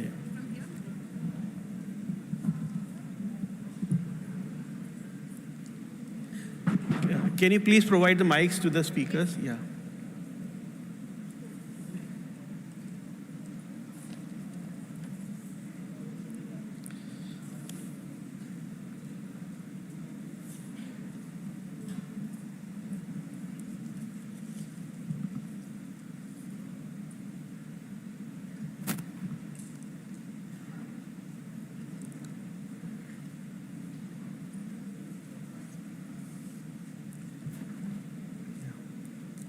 So thank you all the speakers. So in the interest of time, we kickstart the questions submitted by the distinguished participants of the Knowledge Day. So Badr Ali sir, the first question भैया आपके लिए है. Question है antibiotic residue free farming के बारे में आपकी क्या राय है? एंटीबायोटिक फ्री फार्मिंग के बारे में आपकी क्या राय है? नहीं होना चाहिए, लेकिन हमारी इंडिया की पोल्ट्री अभी उस लेवल की नहीं है कि हम इस पर कोई एक्शन लेके काम कर सकें. जैसा मैंने भी अपने स्पीच में बोला था कि अभी हमको फार्मिंग का स्टैंडर्ड को अपग्रेड करना है. जब तक अपग्रेड नहीं करेंगे, जब तक के इसमें हमेशा चैलेंज आएंगे, अच्छे और ख़राब रिजल्ट आते रहेंगे. पहले हम अपने फार्मिंग को अच्छा करते हैं, उसके बाद इसमें आना चाहिए. एकदम जल्दबाजी में नहीं आना चाहिए. और जैसे जैसे इंडस्ट्री इम्प्रूवमेंट होती है, इसमें हमको जाना चाहिए. बहुत अच्छी चीज़ है. फ्यूचर यही है. नेक्स्ट जनरेशन को स्ट्रांग बनाने के लिए एंटीबायोटिक फ्री में जाना ही पड़ेगा. बस जाने का रोड मैप इंडस्ट्री को आपस में बैठ के बना के इस मोड़ पे हमको जाना चाहिए. ऐसा मेरा सोचना है. Thank you sir. बादल जी, सेकंड क्वेश्चन भी आपके लिए है. मैं ट्रांसलेट कर देता हूँ इजी डिस्कशन के लिए. क्वेश्चन इस तरह पूछा जा रहा है कि जितने भी बड़े कॉर्पोरेट हाउस हैं पोल्ट्री के और जितनी पोल्ट्री की बड़ी कंपनीज हैं, क्यों ना वो गवर्नमेंट को अप्रोच करें और जितनी भी चीज़ों पे जीएसटी लगता है, जैसे पोल्ट्री के रॉ मटेरियल, मेडिसिन्स और अदर एडिटिव्स, जिस पे भी जीएसटी लगता है, उसको वेव ऑफ करने के लिए, उसको ख़त्म करने के लिए प्रयास क्यों नहीं करते? नहीं, प्रयास किया गया था, लेकिन सरकार की भी अपनी मजबूरी होती है कि उनको भी देश चलाना है और देश के लिए पैसा चाहिए. और जब तक के पैसा हमारे या इंडस्ट्री से, सब इंडस्ट्री से अगर जीएसटी लग रही तो हम उसको एग्जामिनेटेड कैसे मांग सकते हैं? सरकार की जिम्मेदारी को भी हमको समझना चाहिए और अपने को भी कैसे प्रॉफिट बढ़ाना चाहिए, उसमें भी काम करना चाहिए. सिर्फ इसी में हमको फोकस नहीं करना चाहिए. जैसा मैंने पहले बोला कि जीएसटी लगता है, पहले नहीं लगा था. अब जीएसटी हमारे ऊपर क्यों लगा, मैं उसकी कहानी बताता हूँ. 5 साल 7 साल पहले जब हमारे प्रोडक्ट में जीएसटी नहीं थी, तो अब हमारे कलाकमा की, बॉम्बे की सबसे 5 स्टार होटल में मीटिंग थी. राइट, अमित सरोगी जी आप थे उस टाइम, हमारे बिहार के मंत्री जी थे. वो उस टाइम जीएसटी नहीं लगती थी. हम वहाँ पे चले गए, 5 स्टार होटल मंत्री जी को बुला के फंक्शन कराए.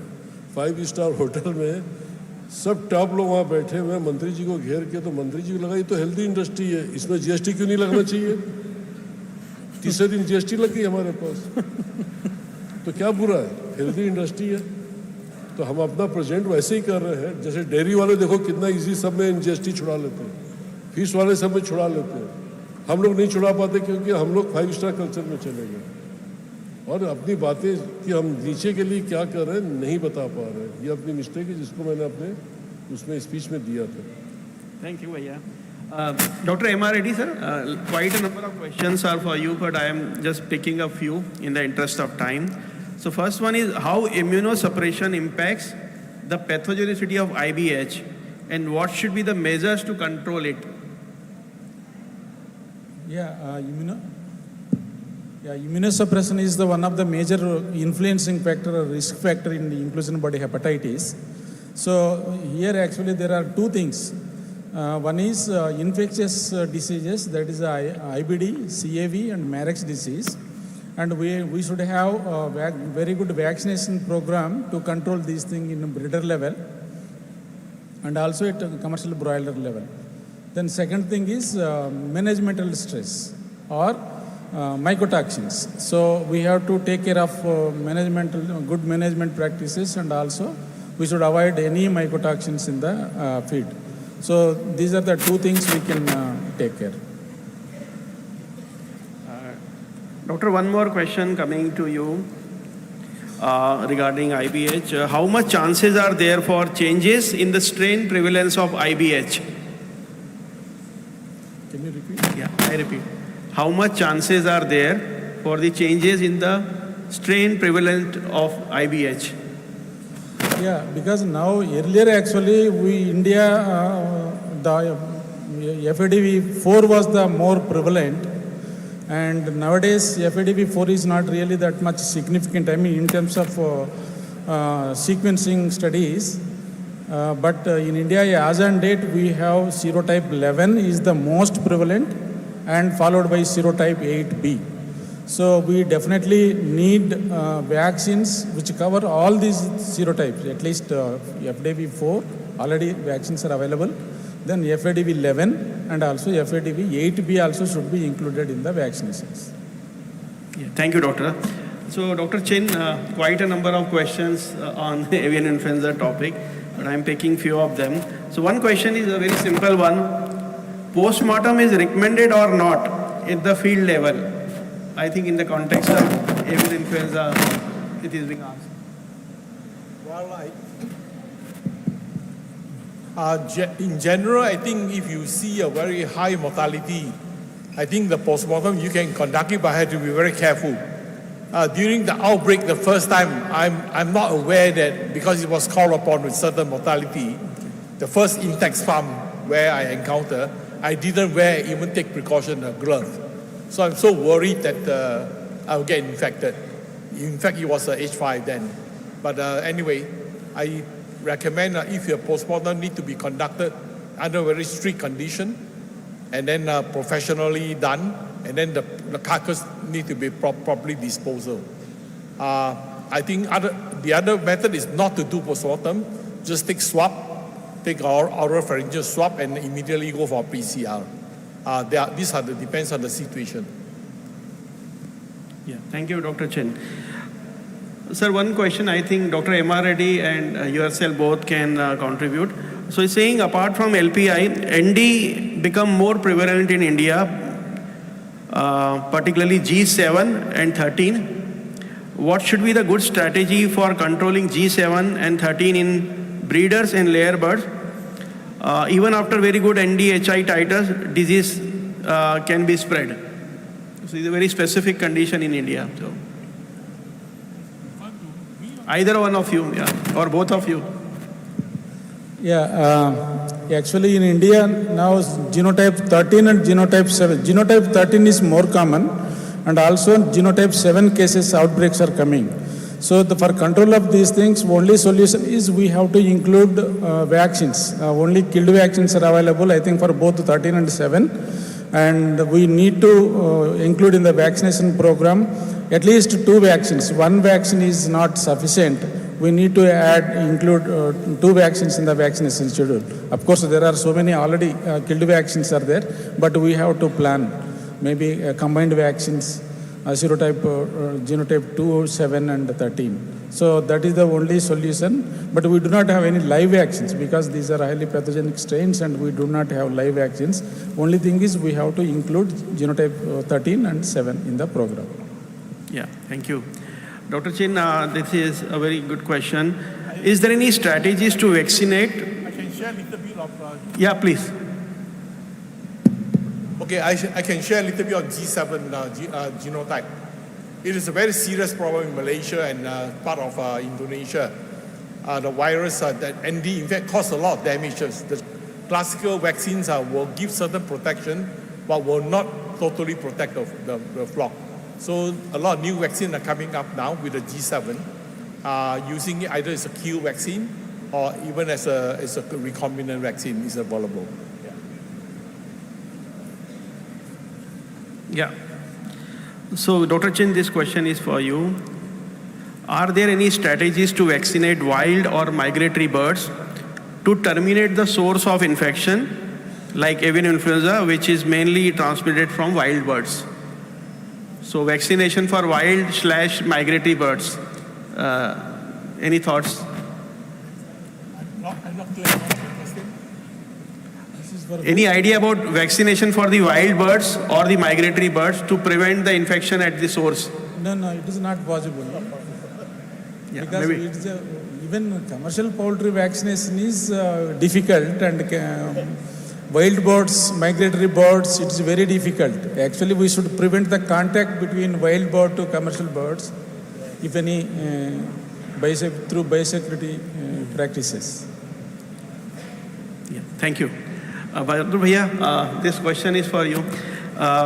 मैं इसको एक्सप्लेन करता हूँ. क्वेश्चन बड़ा लंबा है कि उनका कहना है कि आप कैसे बैलेंस करेंगे जो आप इतना फास्ट पोल्ट्री ग्रोथ के बारे में बात किए कि जो छोटे किसान हैं छोटे स्टेट्स में जैसे छत्तीसगढ़, यूपी, एमपी, महाराष्ट्र, वहाँ के जो छोटे किसान हैं वो कैसे चैलेंजेस को जो पोल्ट्री के हैं फेस करेंगे.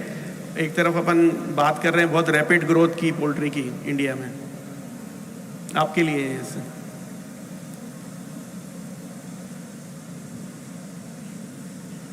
नहीं, ऐसा नहीं है कि छोटे लोगों को कोई काम करने में चैलेंज आएगा.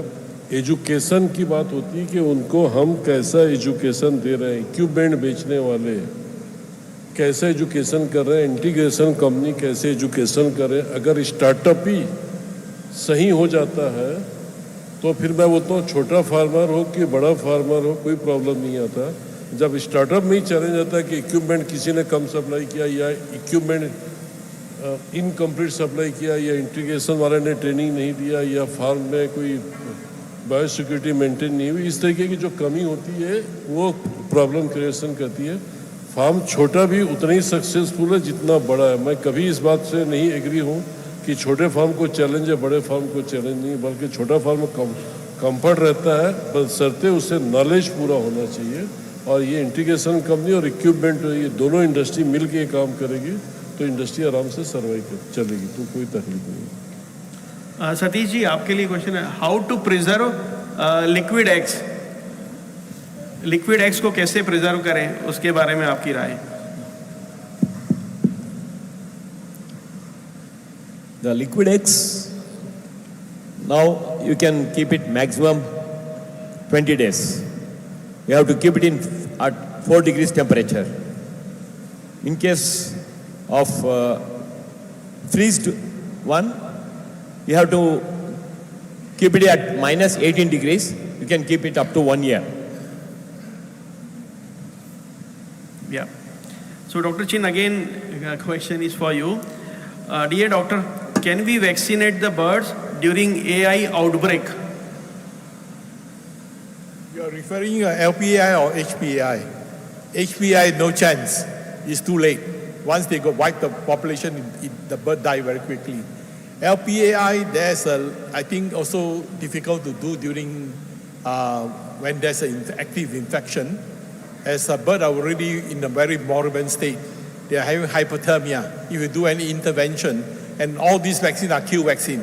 There's no way to really intervene during that time. So I think the next one, Nivesh, you and Satish ji, you can answer. How do you see the egg powder business in next 5 years as the production cost is very high? As I said earlier, the production cost of feed is very high in India, and the government is introducing the ethanol in fuel, and it's doubling the inclusion. The challenges are more in next 5 years. So we have to see, we have to increase the yield, either by increasing the acreage or by yield. We have to request the government to introduce the GMO. As I said, the US is producing 11 tons per hectare. India is far behind, only 3 tons. So yield has to go up, or import has to happen, or the acreage has to happen. Otherwise, we have to face a lot of challenges because the grain prices may shoot up in next 5 years. But the opportunities are there. We should request the government and do something. That is the only way. You want to add, Nivesh, anything? Okay, thank you. Abhay ji, this question is for you. You shared with all of us a campaign around mutual fund Sahi Hai. So we would like to understand how it can be, relatable to our sector, particularly the egg marketing or the chicken marketing. Any thoughts? Yeah. Yeah, the reason when I was working on this topic, that example came to me was because of, there are 2-3 things there. One is the right understanding of, let's say, either the issue or the barrier, कि असल में mutual fund की growth के पीछे barrier है क्या, या उसमें I think it was so that insight understanding कि ये एक the risk averse nature of Indian public, I think तो उसका बहुत अच्छा उन्होंने आइडेंटिफाई कर लिया था एक सिंगल पॉइंट कि भाई हमें इस चीज़ पे काम करना है, that how do we connect with the risk averse average Indian consumer who typically invest in FD etc. I think second was also unhone the use of both the common people but also some of those icons jin pe ki people can trust, and I think the use of that is also something which is very relatable. That's something I think this industry should take learning from.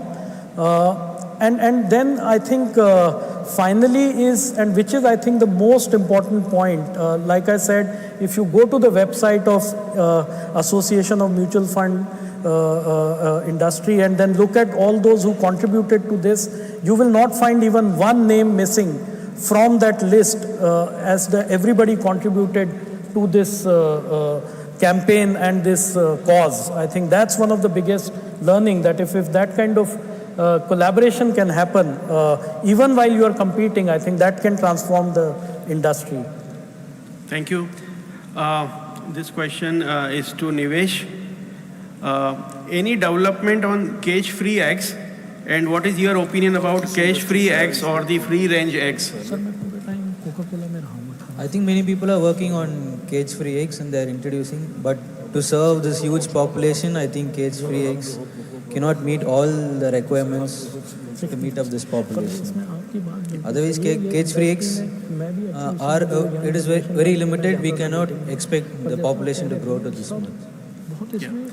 So Pranav, this is for you. Your murgi compost is only for captive use or like in Punjab only, or you are also selling in the rest of the country? No, we are selling it in the rest of the country. We are on Amazon, so people are buying all over India. So it's available over country? Yes. On Amazon it is available. You can contact us. We'll make arrangements for that. Okay. Devin, there are a couple of questions for you. What is the minimum quantity of manure required for vertical composting? Hello. We have many different sizes, really, depending on the farm size. But the smallest I would say is about 1 ton a day, daily usage, a daily amount of manure to be processed, or about 4 tons every 6 days. That would be the smallest volume. Then all the way we do up till about 40, 50 tons, and since it's modular, we can always add on. So we can do very large project right up to 1 million, 1.5 million birds. We can also process the manure, yes. Yeah.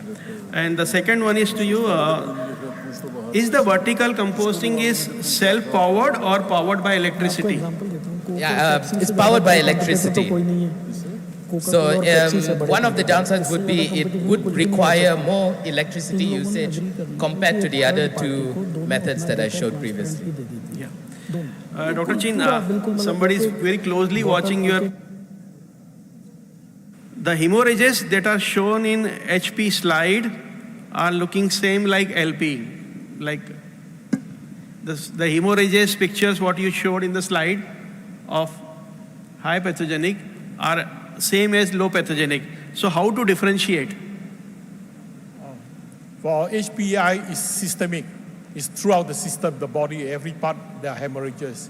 For LPI, I think you can look the lesions are more specific on the respiratory tract and also the GI tract. The hemorrhages are more restrictive. Yeah, for HPI, the whole system, the whole body are hemorrhages, very clear.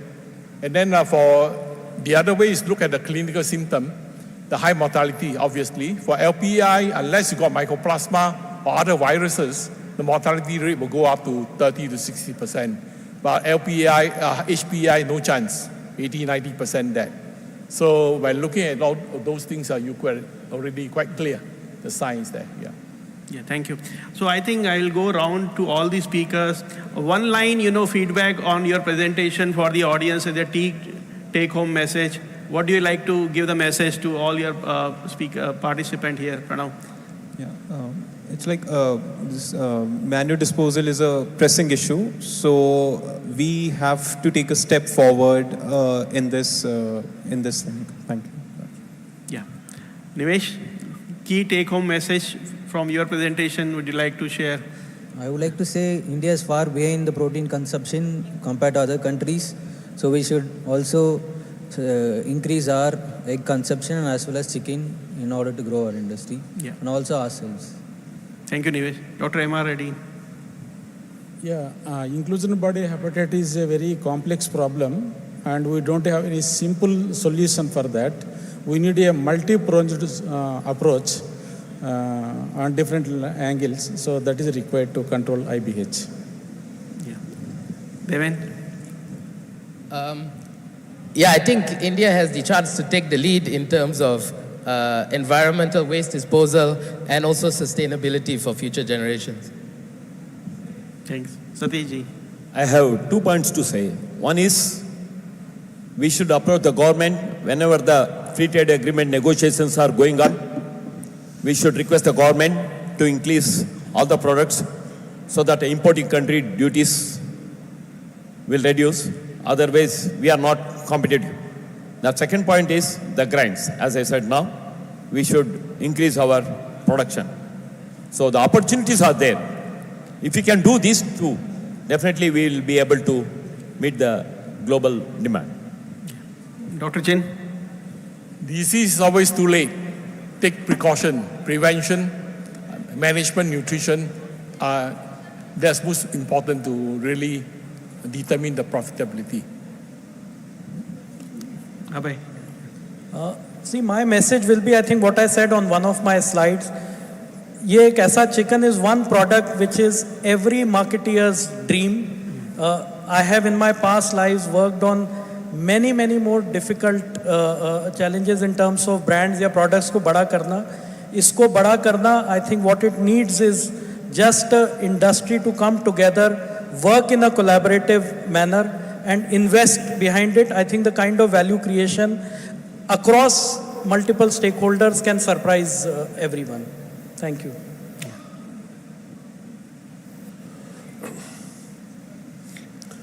मेरा बड़ा इसमें clear opinion है कि जब तक के हमारी company में प्रॉफिटेबिलिटी लाने के लिए ग्रोथ लाने के लिए हम एक साथ मिल के काम नहीं करेंगे, एक दूसरे को डाटा शेयर नहीं करेंगे, एक दूसरे को अंडरस्टैंड नहीं करेंगे, एक ग्रुप दूसरे ग्रुप की अच्छाइयों को देखेगा नहीं और उससे सीखेगा, छुपाएगा नहीं, तभी हमारी इंडस्ट्री मजबूत होकर नेक्स्ट जनरेशन के पास ट्रांसफ़र हो सकती है।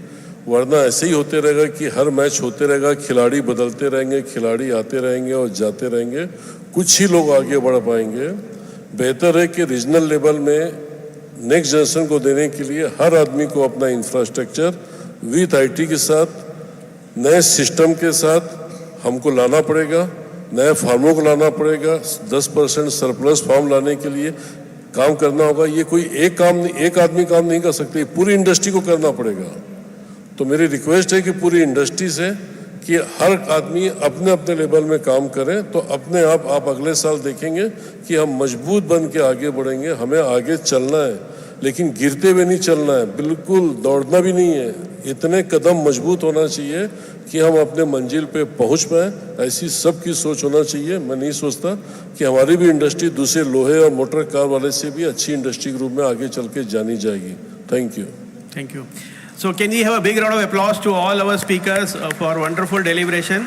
And in case any of your question could not be taken due to consideration of the time, my humble request to all of you, all the speakers are here and also available in next few days here. So please reach out to them one-on-one and get your questions answered. Can I request our chairman, Pankaj Shukla sir, and the entire team to come on the stage for a group photograph with all the speakers of today. So all the committee members of chairman sir, Dr. Shukla sir, please come forward. Can we round of applause for all the committee members and the chairman, Dr. Shukla sir, for guiding us in throughout this journey.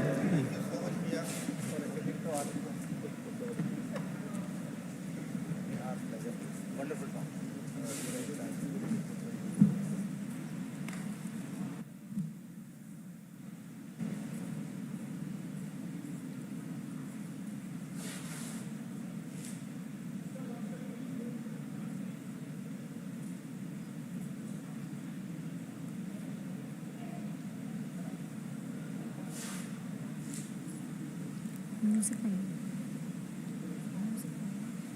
background.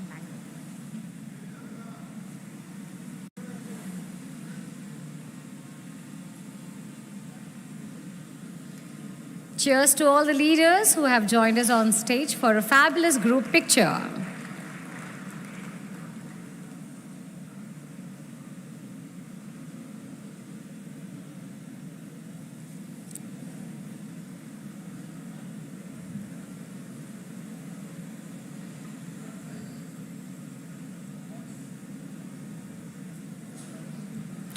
Thank you to the presenters and thank you to the moderator for taking it so flawlessly. The question and answers round, yes, a much awaited one, has finally taken place. And yes, many of the questions we've taken from you. I'm sure one's question was another's questions too. Taking the session forward, ladies and gentlemen, we all know that the Expo is coming up.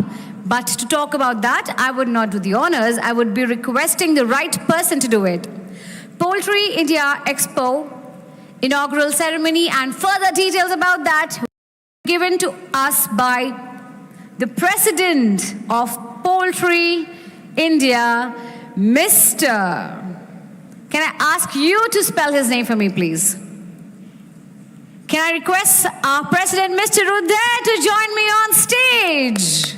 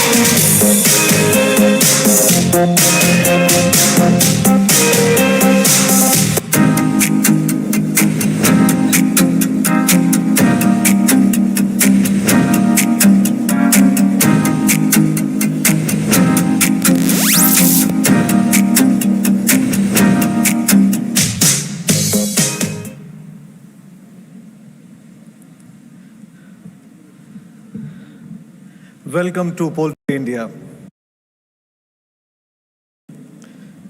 It's my great honor to be on this stage of Knowledge Day, which has been created by EA.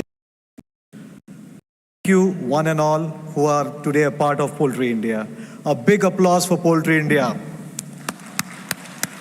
I need more energy now, because a more new team, more energy has to come out. This baton has been given by all my three senior presidents to me, and I was told to have more energy in Poultry India. So I'm sure if more energy is required, we need more of claps. So anyway, thank you for the claps and for all the love you have given to us. I would take very limited time because we are running very short of time.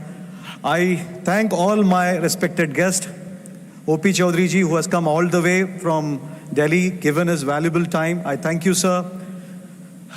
Bahadur ji, Balram ji, all my senior members, all my senior industry people who have been guiding us to take Poultry India to such a level. I'm very happy to say that we are overbooked this year and we'll be going we'll be breaking more records in future also.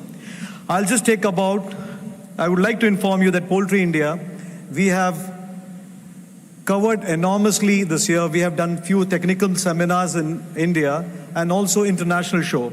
One was in Nepal, and I had Swamiji Gurchanji, who was with us today, who has been our success story. He has given his love and affection, and we had a very good visitor count there also. And then we also have been to Russia, where we have been also successfully completed our Expo. This year, we will be also moving forward with new editions of Bangladesh and few more to come. So as my tenure is, I would be doing whatever best I can do for my Poultry India. So with this, I call upon all my senior members to join us for inaugurating Poultry India 16th edition. I request all my senior presidents to please come on the stage, please. Mr. Anil ji, Harish Garware sahab, Chakradh Rao sahab, Shrikant, Treasurer, Natarajan sir, my secretary. Yes. I'm sure you should give us a big applause for Poultry India, because a team which is now taking forward the legacy of Poultry India. Because I remember Bahadurji telling from last night, I was with him for the interaction, and he has been telling us that, see, it's a big thing, you have to go ahead. You have to have guts to do work. And the legacy has to be taken care properly.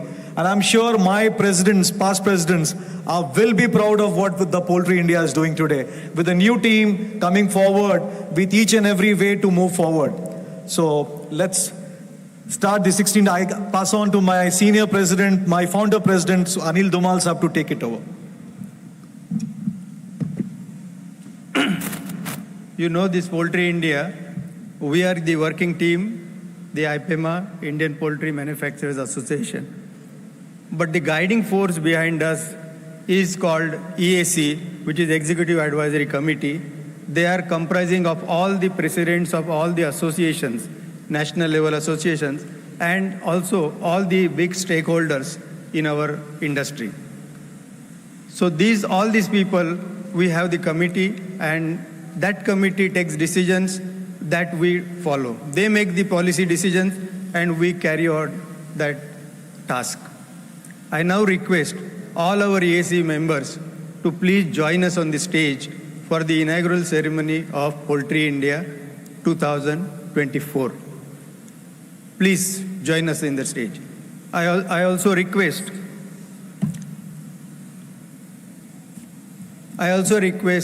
Dr. O.P. Chaudhary ji to please come on the stage. Ranpal Danda ji, Dr. Ajay, Dr. K.G. Anand, Mr. Sanjay Nargilkar, Mr. Saundar Rajans, Mr. Bahadur Ali, Mr. Balram Singh Yadav, Mr. Rana, Mr. Reddy,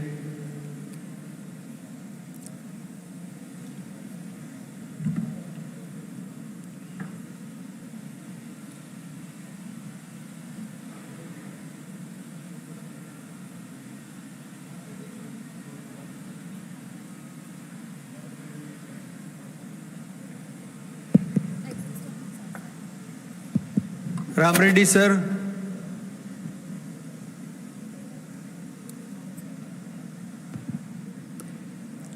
Ram Reddy garu nahi hai?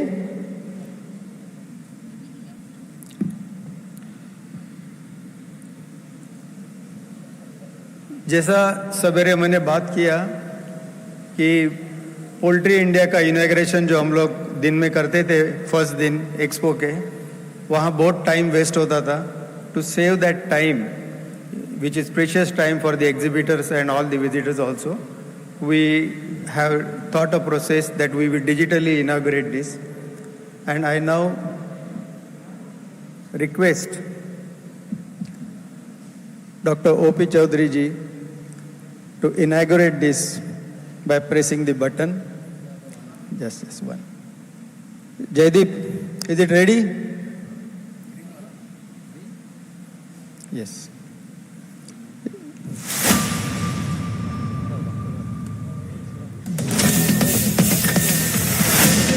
Let's build excitement, ladies and gentlemen. It's the formal inaugural of Poultry India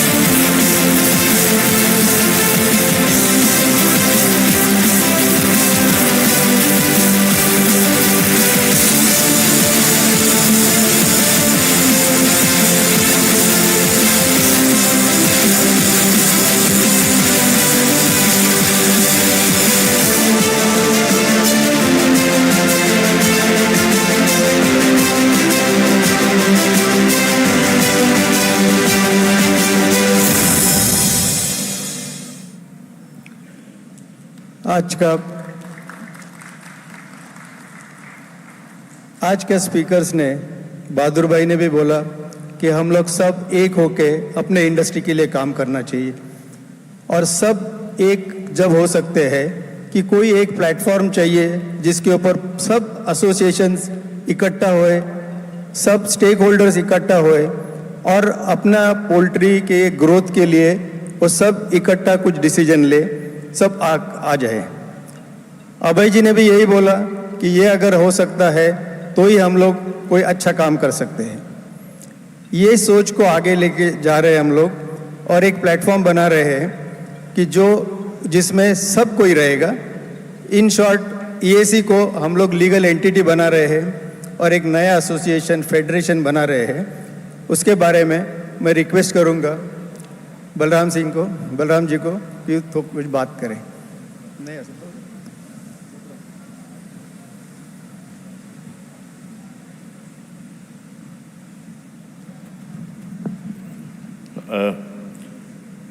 Honorable dignitaries on the dais, dear friends from the industry. So I must tell you that I've completed. I'm also very sure that at least 4 or 5 companies of 30,000-40,000 crores turnover will come up in this country in next 5 to 7 years. So this is the kind of opportunity is going to be there. Having said that, we have to make sure that this growth is profitable and it is sustainable. And I must say that this is only possible if we are all able to come together, and this new association of association is going to be very, very critical in maneuvering the challenges of future. I need to say that there will be a lot of challenges, whether it is raw material, whether it is a disease, whether it is an environmental challenge. Technology will play in its role. I am very sure that a lot of our talent issues will be addressed by digitalization of this industry, but our requirement of talent will also change.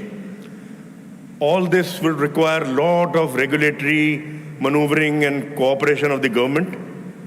And on top of that, we heard the stories of exports. I think in case the way we are going, we will also become globally competitive, and that also we can never achieve without the government's help. With so much happening in future, I think we should talk to the regulators, to the government, to the consumer, as Abhay pointed out, in one voice. And that's what Bahadur Bhai has been talking about. That's what the government has been asking. And Dr. Chaudhary Sahab is there, and he also always used to say, "Bhai, ek hi baat karo, sare aadmi ek baat karo, sare aadmi ek baat karo."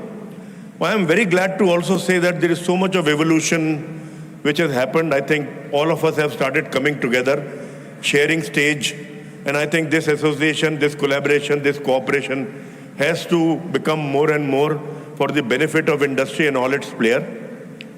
And I must tell you that a big effort also has to be made to improve the image of the industry in front of the government, in front of the consumer, and in front of the talent we need in future. This can only be possible if we make it profitable, if we make it big, and if we make it little more glamorous by bringing more and more value addition. So I see very bright future, but it is for us to make it brighter. It is for us to make it more profitable and sustainable by cooperation and collaboration. And I'm sure this association will provide the new stewardship which is needed to maneuver us into the future. Thank you very much. Thank you, Balramji. Thank you very much. This has encouraged us to take. बोलना है? हाँ बोलो. Okay.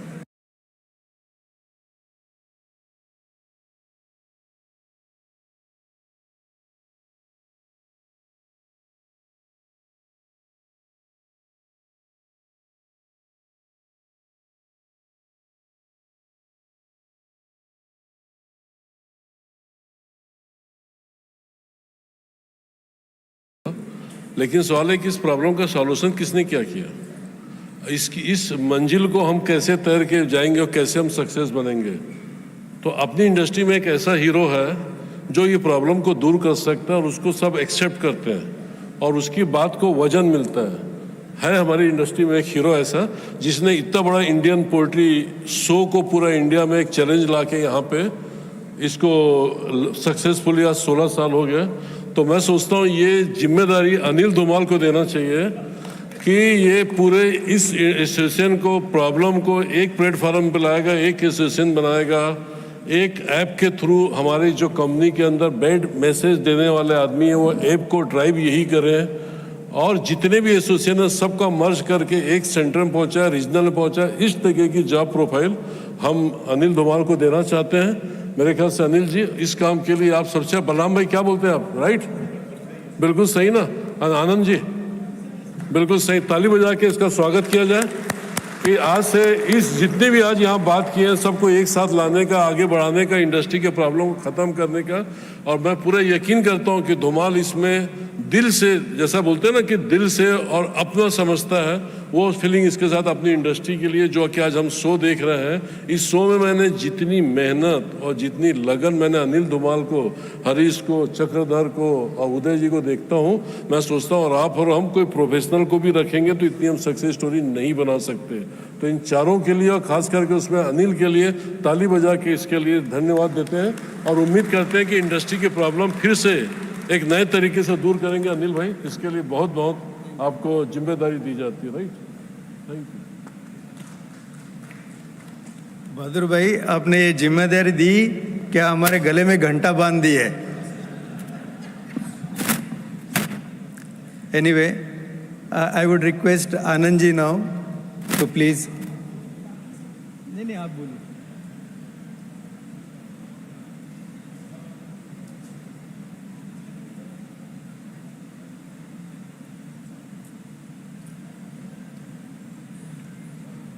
Good evening to all of you sir.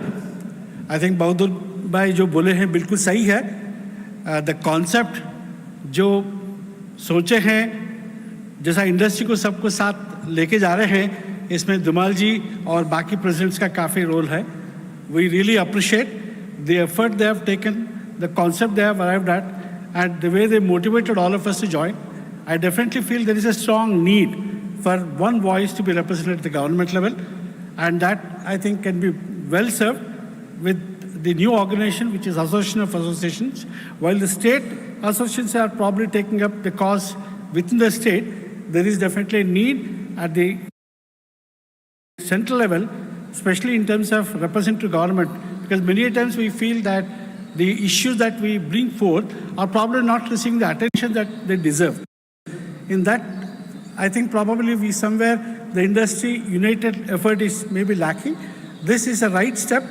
I think in the coming months, all of us should try to give as much support as possible and represent our cause, because there are several issues which we need to be addressed for our industry to move forward, whether it's in terms of addressing the availability of cereals, whether in terms of addressing the problems connected to exports, or in terms of removing the negative publicity carried out in media. There are many, many tasks. I'm sure the association, representing the associations, can take up the cause and probably put up the right information in a very positive manner. I wish them all the best of luck, and we assure all the cooperation for them. Thank you very much. Thank you, Anand Sab. I now request Dr. O.P. Chaudhary ji to inaugurate, to launch this new association.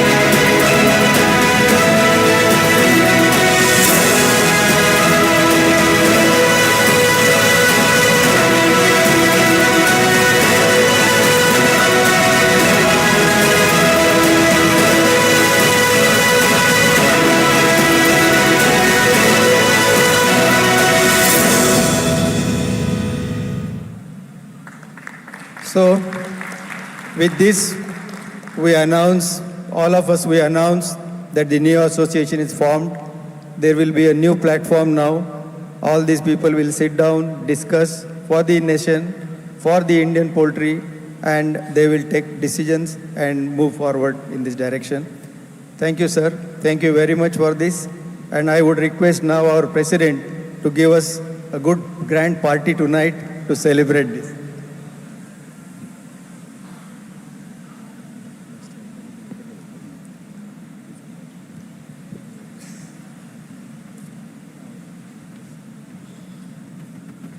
Now I'm going to announce the most important part. This association, what we have formed, will get initial 5 crores from Poultry India. And every year, we will be giving them 50% profits.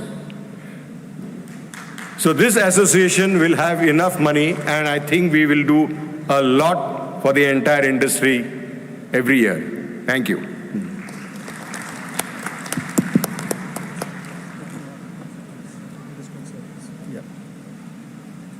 It is surplus, it is not a profit, because this is non-profit making association. We have the directory for the exhibition, and we want to inaugurate that directory.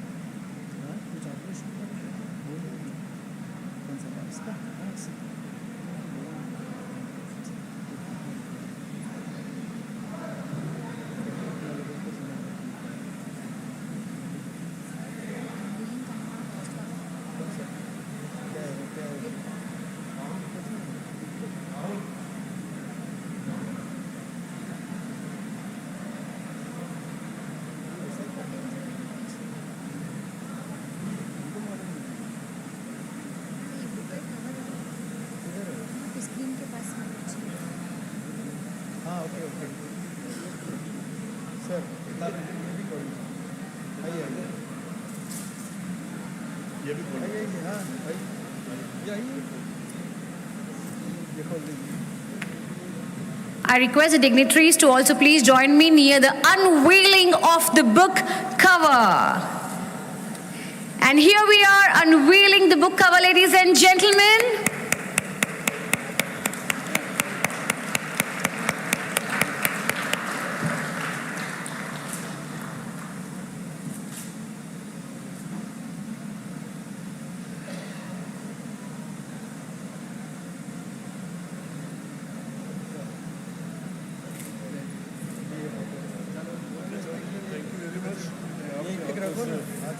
सबका नहीं दिया क्या?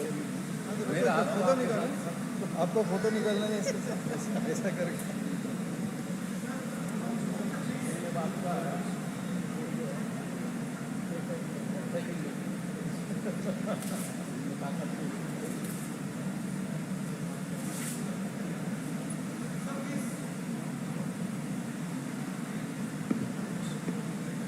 आइए आइए।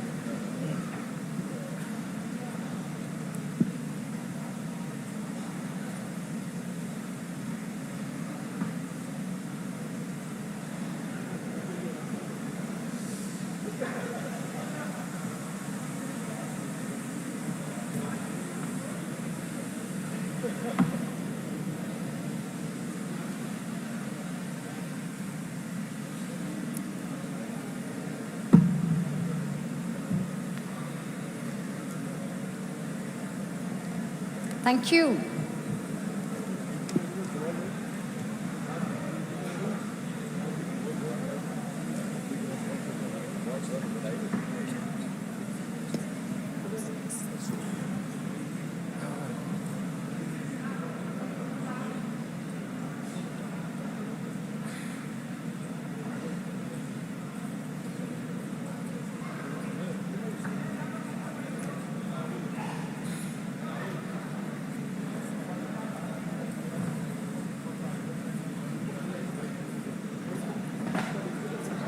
Ladies and gentlemen, now that we have seen the Expo being formally inaugurated, the book launch being done, and of course, yes, the logo launch has been done, very shortly we'll be having a motivational speaker, Mr. Srikant Bola, joining us in a few moments.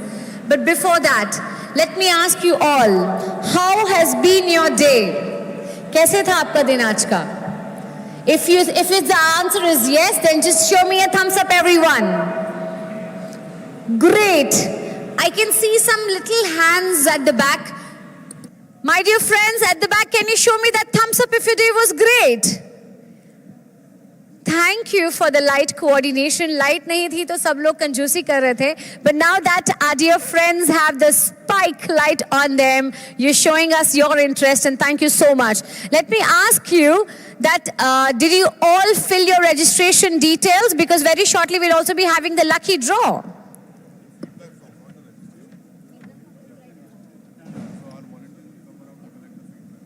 I'm sure that feedback forms have been circulated. आपके पास आया feedback form?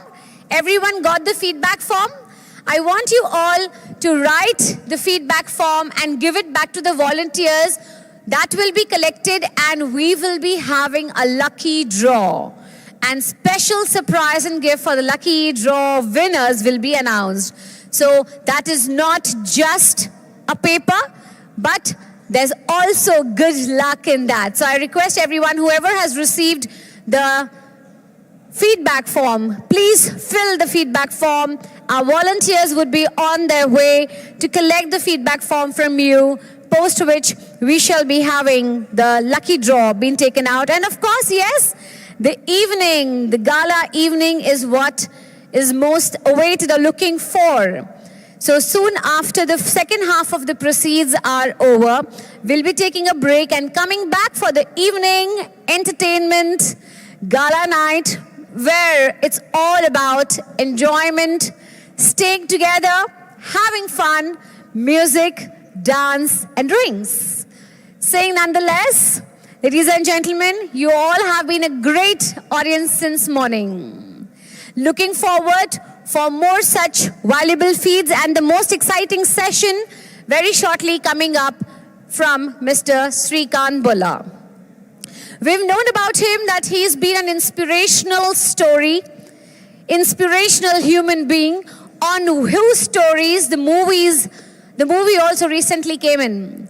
He's that gentleman who truly is a beacon of inspiration that चाहो तो कुछ भी कर सकते हो, बस चाह होनी चाहिए. He recently got married and then he's also named his daughter Nayan.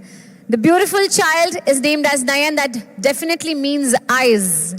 We all know that there was one little challenge that he had, and that was only the visual challenge. But as his mental was not blocked, he thought of some dreams to become the president of the country. So just imagine, if he can think it, he can believe it, and then he can do it, then anybody can do it. If you think to fly, you can fly, as we've seen the inspirational video also coming up. We will be very shortly back with our speakers joining in. Until then, I request all my dear friends to please write down the feedback form. Our volunteers are on their way to collect it back from you, fourth which is going to be the lucky draw.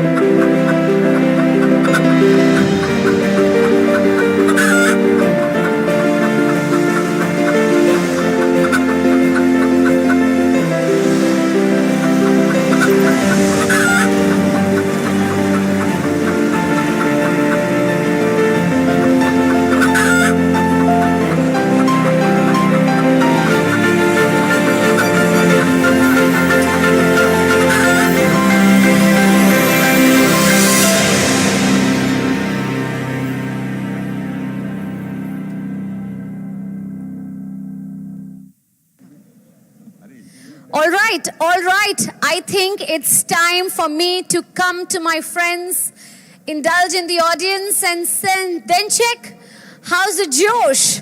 Subha se hum yahan baithe hain. We've been sitting since morning. We had just 1 hour of a lunch break, and then I come across, don't be scared, I'm not COVID virus. I'm just wearing the white color because we are a coordination of white colors.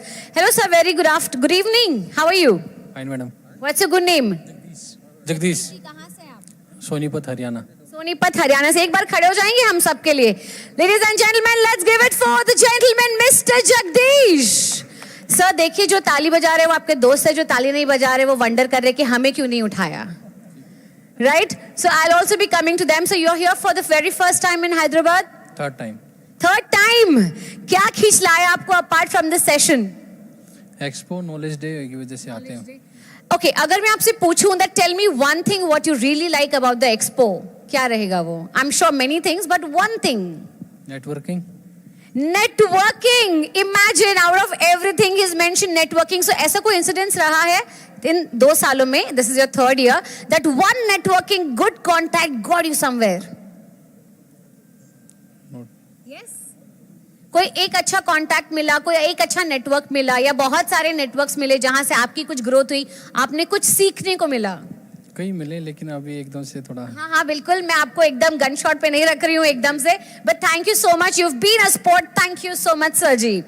Alright, हमारे यहाँ पे भाई है. Sir hello, how are you? अच्छा, जैसे मैंने बोला भाई है, वो बोल रहे मैं नहीं ये नहीं वो नहीं वो. अरे हम सभी, we all are Indians, we all love each other. Sir may I know your good name? Ajit Singh. Ajit sir, कहाँ से हैं आप? पानीपत हरियाणा. हरियाणा, फैंटास्टिक. कितने लोग पानीपत हरियाणा से? हाथ खड़े कर दीजिए जल्दी हरियाणा से. Okay, how many of you are here from Punjab? Okay, there are a few hands. Maharashtra से कौन कौन है यहाँ पर? अरे महाराष्ट्र की तो पूरी फौज है यहाँ पे. Fantastic. How many of you are from UP? Okay, a few there and here. MP.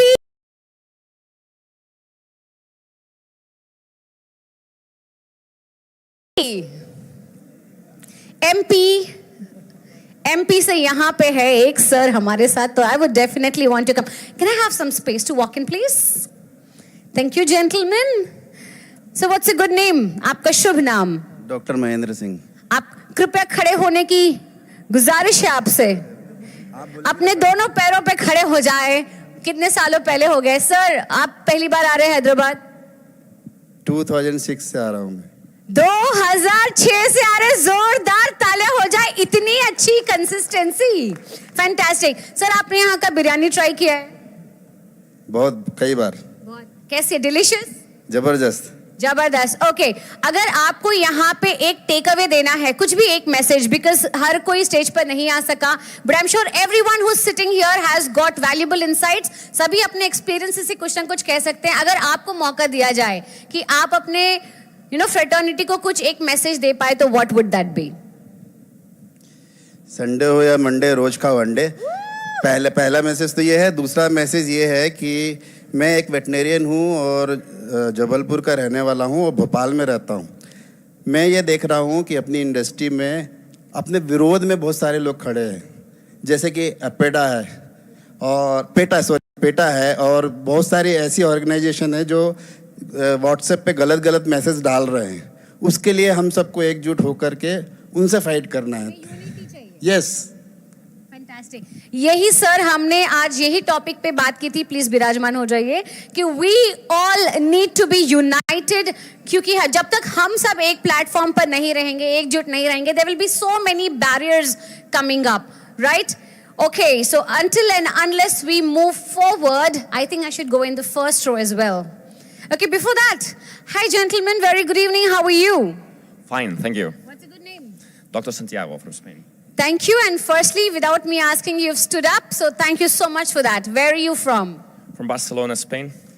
Okay, from Spain, we have a delegate with us from Spain. So since how many years you're into this business? 6 years since I started at Abidjan, Spain, then moved, and now working for IPRA. So you're the first generation, or you are the second or the third generation of the same business category? Most likely, second, yeah. Wow. So until all the other career and business options, you are the first generation who've chosen poultry. And what was that one thing that attracted you, if I may ask, out of my interest? Well, there is an important source of high-value protein in Europe, especially, also all over the world. But we want to provide quality and food safety products all over the world. So working against salmonella infection was one of the things that triggered me to choose poultry production especially. So all the way from Spain, having a very good business goal and mindset, what brings you to Poultry India session in Hyderabad? Well, actually now I'm working as a regional manager for IPRA in India and Pakistan. We have a very strong business in IPRA in India, thanks to our distributors here present as well. So also I wanted to meet a few of our most important customers all over the world who are based in India. Fantastic. Thank you so much. It was great having you. Please have your seat. Yes. Perfect. All right. Ladies and gentlemen, the wait is over. We finally have the gentleman for whom we have been waiting for. Srikanth sir, I cannot elaborate this much enough, but let me tell you, you are that one inspiration that we are waiting to hear. We've heard about you a lot, we've read about you a lot, but then now, finally, a live session that drives us to connect with you. As I mentioned earlier, sir, when you've just arrived, that you were the motivation for yourself. You were the inspirer for yourself. Great initiatives taken by you, dreams come true. And the beautiful daughter that you're blessed with, Nayan, I heartily congratulate you that you set high dreams for her too. Ladies and gentlemen, with a huge honor and huge round of applause, can we together rise above, stand up, and give our hands together for the one and only, our motivation speaker today, Mr. Srikanth Bola. He's a public speaker, entrepreneur, philanthropist, CEO of Boland University Industries, And along with him, I would request Mr. Balram Yadav, CEO Godrej Agrovet, to join in for a conversation. Hold this. Just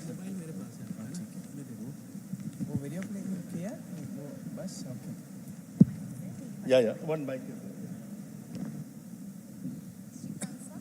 Hello. I'm Anka Jyoti. Hi. And I'm happy to meet you. Pleasure Do you meeting want some water? No, I'm okay. Thank you. Good to meet you. I'll just start. Yes.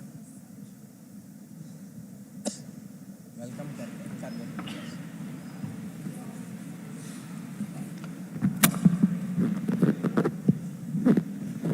So, ladies and gentlemen, I think you would have seen the bounce in my voice. I am extremely inspired and honored to interview this gentleman called Sri Kant. Actually, he should be called Sri Can, because the kind of things he have done in such short time. I must also ask people here, because one film has been made, so he is a celebrity anyway. How many people have seen that film? I think you'll all enjoy so much, but people who have not seen, please go and see. It is a film which is full of inspiration, and not only yourself, but make sure that your children also see this film.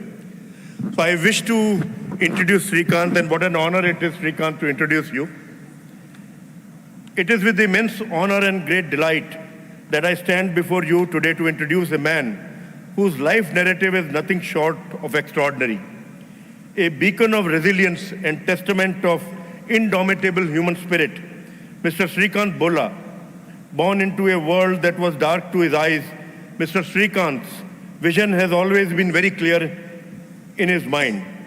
His journey, marked by an unyielding resolve, began with a dream to break the shackles of societal constraints and soar in the realm of science and engineering. Faced with an education system that barred the visually challenged from the study of science and mathematics, Mr. Srikanth did not falter. With the unwavering support of his school management, he embarked on legal battle against this exclusionary practice, emerging victorious and forever altering the course of educational law. His thirst for knowledge and excellence propelled him to the hallowed halls of MIT, where he earned his name in history as the first international visually impaired student in the Sloan School of Management under MS program. In the year 2012, Mr. Srikanth, alongside the business partner Ravi Manta, laid the foundation of Bolant Industries. This venture was not merely a business, it was a mission to create a sustainable future and a testament to Mr. Srikanth's dedication to social entrepreneurship. Bolant Industries stand tall today, not only as a successful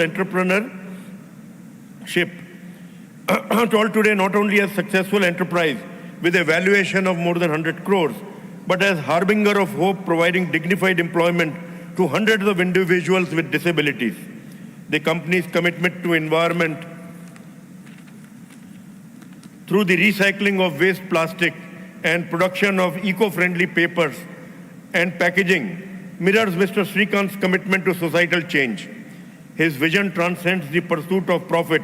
It's a vision that empowers, that transforms perceived limitation into unparalleled strength. Ladies and gentlemen, Mr. Srikanth's life is a narrative that now graces the silver screen, inspiring countless hearts and minds. As we welcome him today, let us not only applaud his achievements, but also embrace the ethos of possibility and change that he embodies. Please join me in extending a warm welcome and heartfelt welcome to our chief guest, a true visionary and an inspiration to us all, Mr. Srikanth Bolla. A loud round of applause for him, please.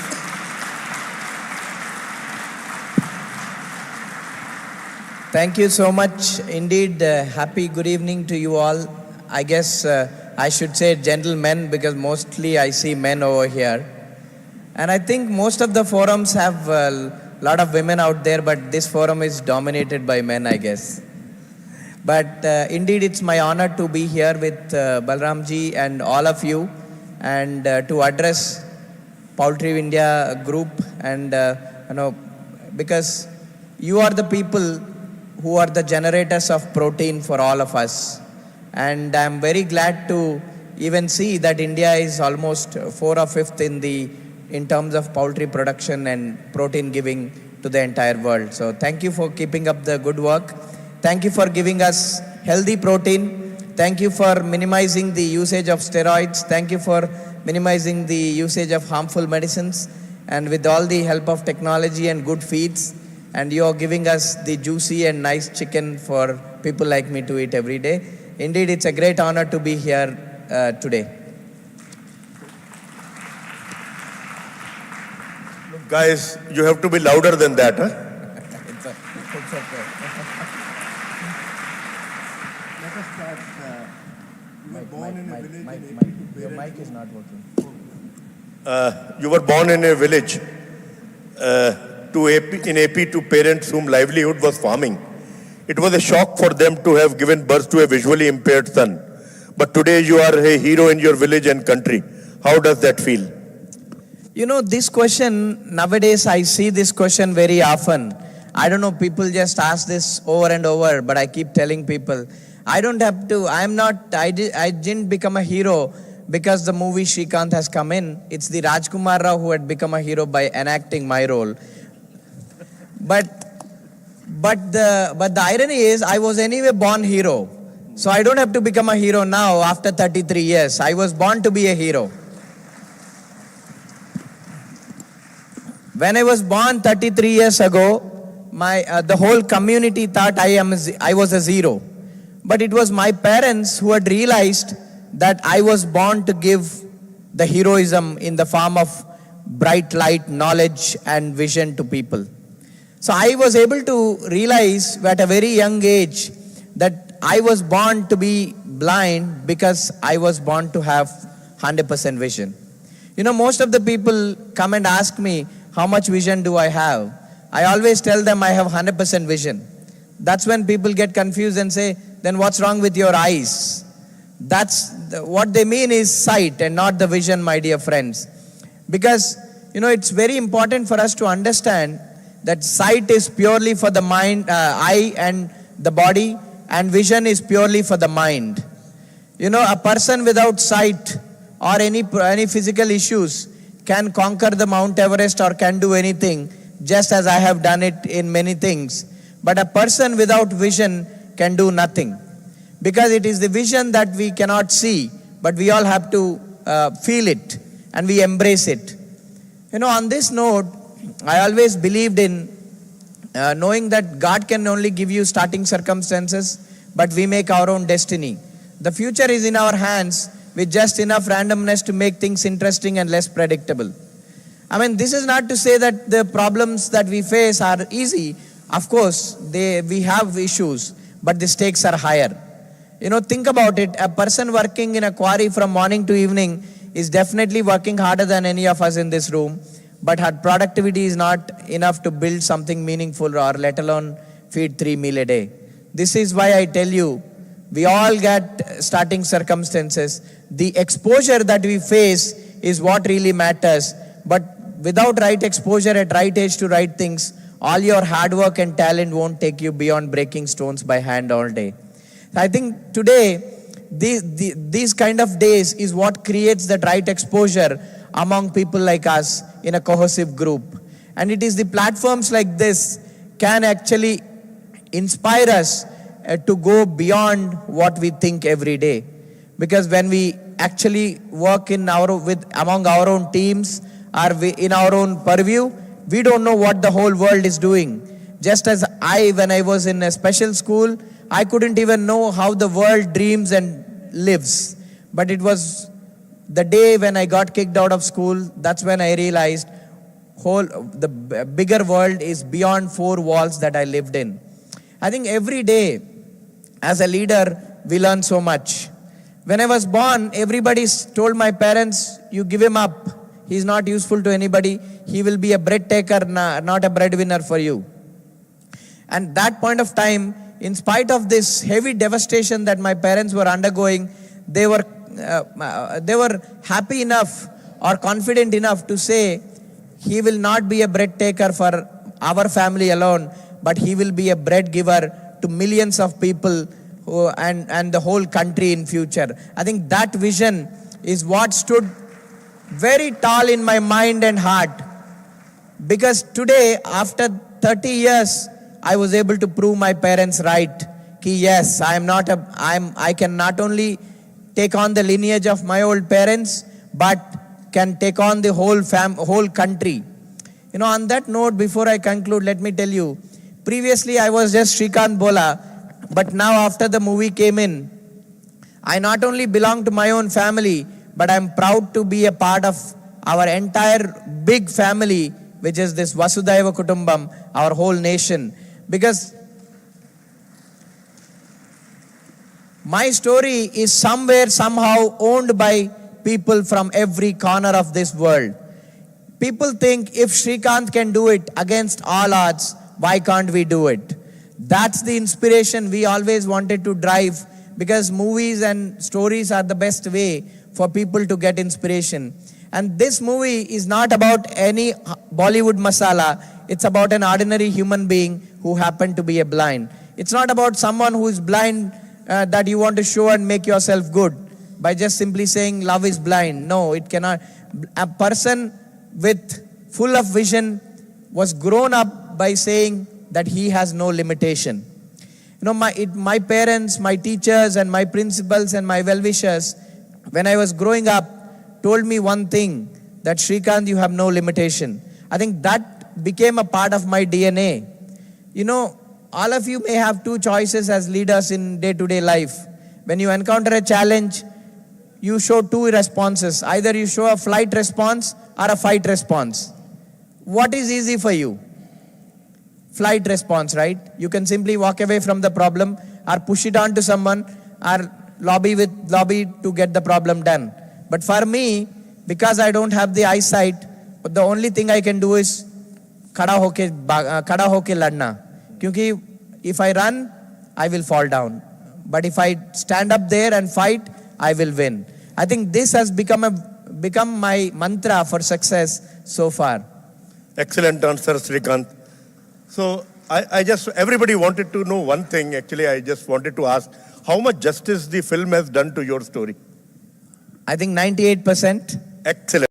So then I think my questions will make a lot of sense.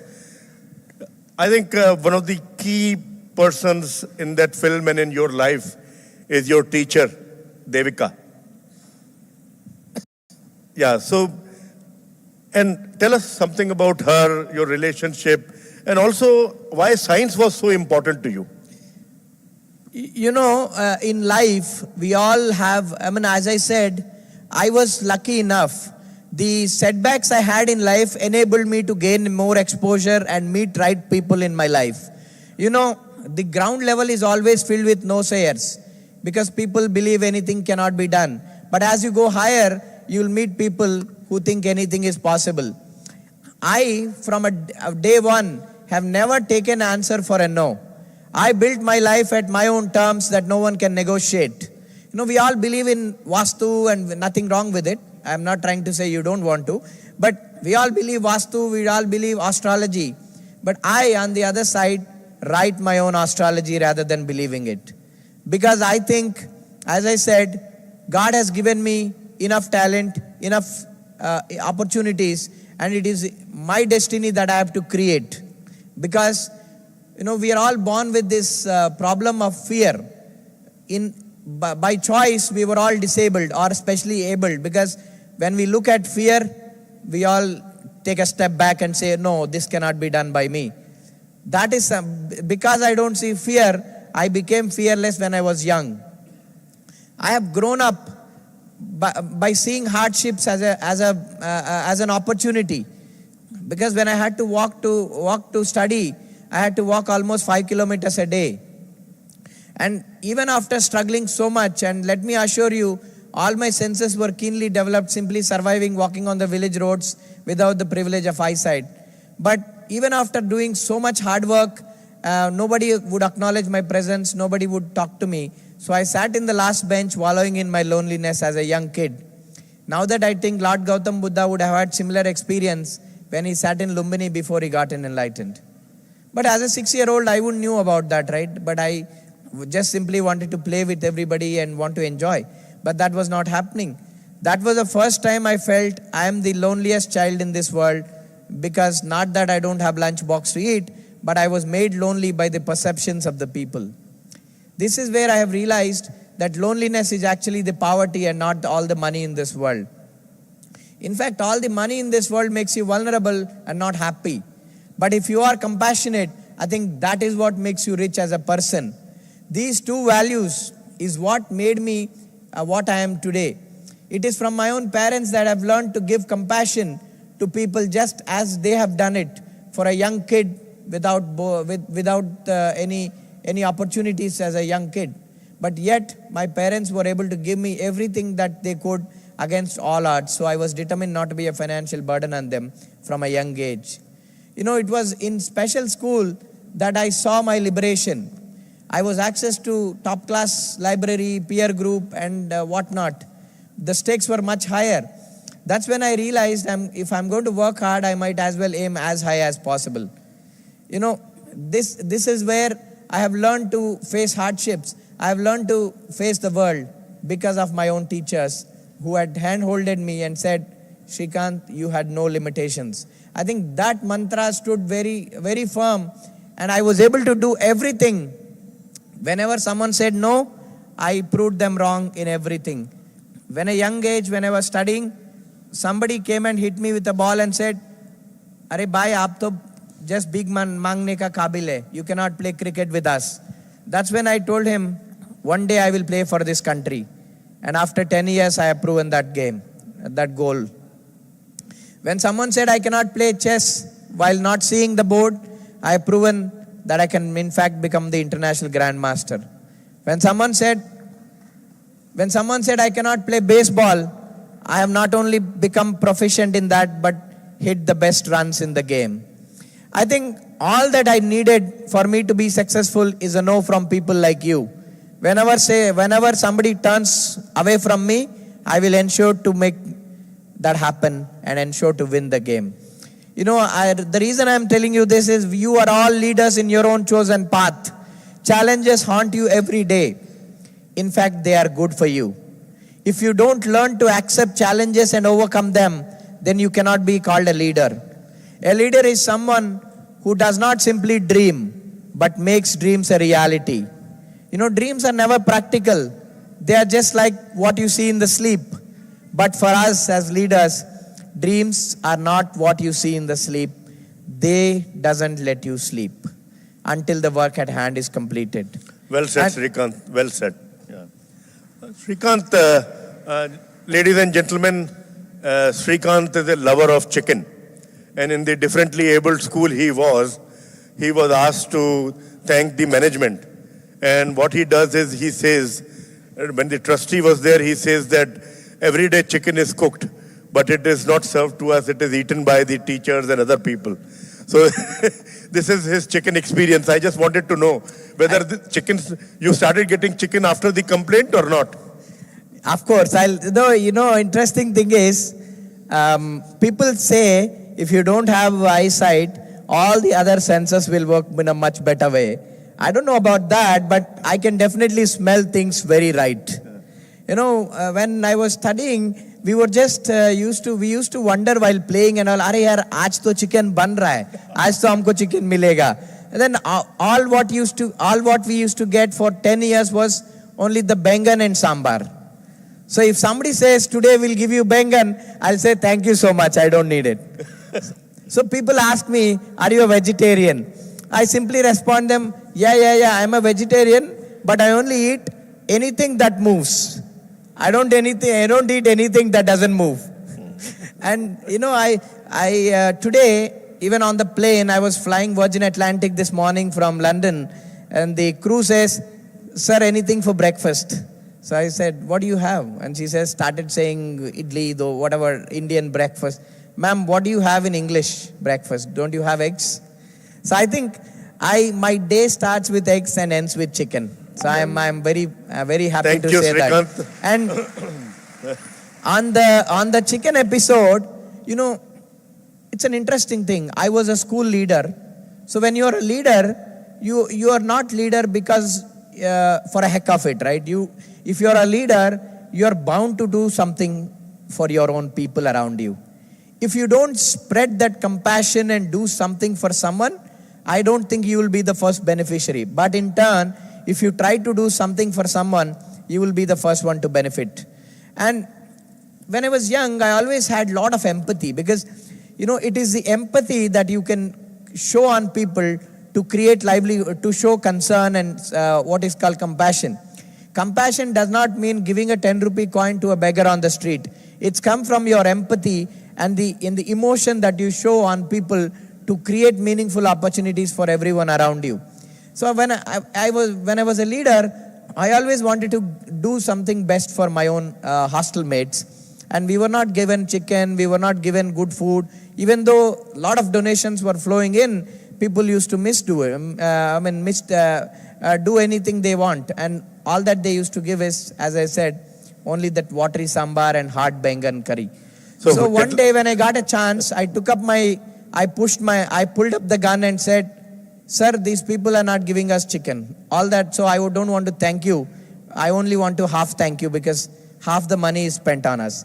I think that ended up changing a lot in the school, but the repercussion was I was thrown out of the school. That's what I wanted to know. And that, in fact, for me, it opened up the whole world for me to excel. And I was able to see what is there beyond four walls. So everything, whenever I face a challenge, I look at what best I can do to overcome this challenge. Because it is the challenges which made me what I am today. If I don't face a challenge, I may not be successful. Success is not a one-stop journey, a destiny. It's a journey that is filled with a lot of challenges. Even today, let me tell you, you're all entrepreneurs in your own chosen field. If you understand, take a step back and understand, entrepreneurship is like a spiritual journey. Ultimately, it is a very lonely path. It is so lonely because most people do not understand why do we want to work so hard, take huge risks, and put ourselves through a roller coaster. Even today, if you go and ask my father, what do you want Srikanth to do? He would happily smile and say, I want him to get a government job and get married to a pretty girl. Getting married to a pretty girl may not be a big challenge because I'm already married to a pretty girl of my choice and happily blessed with my own small family. But working for someone else, let alone for the government, fills me with total dread. And that is why I became an entrepreneur. And you as an entrepreneur would always want to change things around you. And I am not the one who wait for a change. I will in turn walk right into the problem and say, I want to be the change that I want to see. Even as you said, when the Board of Education said, Srikanth, you cannot take up sciences because you are blind, I said, so what? No matter what happens, I am going to pursue my own aspirations and dreams. And that day, as a bakra or as a leader, or as a resilient man, or whatever you call it, just because I was able to fight for it, the whole generation was able to get the opportunity to study their own choice and their own subject. This is what happens, my dear friends. You as a stubborn leader, if you want the change to be felt in your own generation, you will not only benefit, but you will change the whole generation. And that day, when chicken was not given to us, I thought, future mein main sirf chicken hi kaunga. And I think today, pretty much 6 or 7 days in a week, I eat all non-veg only. If somebody says, do you eat non-veg today? I'll tell them, only today I'll eat non-veg. Every day that only today will go. Srikanth, I think you just touched upon it. I think one of the very important milestones in your life was this fight with the education system. So can you take us through what went through your mind and how the whole thing unraveled and I think, whether it's education, whether it's chicken, or even the smallest thing or the biggest thing in my life, I treat it the same way. अगर किसी ने बोला श्रीकांत ये तेरे से नहीं होगा, वो मेरे से ही होगा, वो मैं 100% prove करूँगा. I think that attitude is what makes me to fight every day, even today, my dear friends. We all face a lot of challenges. The other day, my accountant was telling, sir, there is a 17 crore notice from GST. I said, what's wrong with you? He said, no, they called for an audit information and some AI analytics they are using, and because the audit, we didn't get any notice, but we got the demand. I said, what, now we have to challenge it. So I think life is like that, because everybody wants to use AI analytics and simply throw mud on leaders like us, and it is on your job to prove that they are wrong. And that is as simple as that, I am telling you. So every day in a leader life is full of challenges. But if those challenges are not there, you will not be able to bring best out of you. It is only when you face disguise, that's when you will begin to appreciate the blessing. So when, with the help of my school management and my teachers, we embarked on a legal battle when the science was not given. So everybody said, in the court also had asked, how this guy is going to do practicals. And I assured through my counsel that today you are looking at me and telling me that I cannot do practicals, but tomorrow in future, I will run the best R&D labs of this country. And after 15 years, that dream has come true. And today we work on sustainability and waste management and recycling initiatives. And we not only simply recycle what you throw, but we design a lot of products out of waste, from agricultural residues, from chemical effluents, pharma effluents.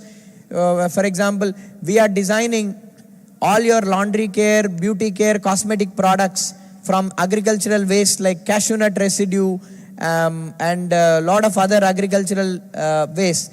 We are making high quality food packaging and tableware products out of palm leaf waste. We manufacture paper for packaging and other applications from municipal waste out of dump yards. We recycle our boiler ash that we generate into minerals like silica and aluminum. We make biofuels out of pharma effluents and chemical waste. We at Poland has no restriction on what we can recycle. That's because I am there to research and develop new products, because we at Bolent think innovation is not only simply creating new product, but making an existing product in a right way, a right price and right quality for mass users and mass consumers. And that is what I believe is innovation. You know, on that note, when I saw a small cottage industry segment in India 10 years ago, I saw a lot of problems. You know, you also look at it. A cottage industry is nothing but subscalable, substandard, low productive enterprise. But if you can't grow, you can't become efficient and innovate.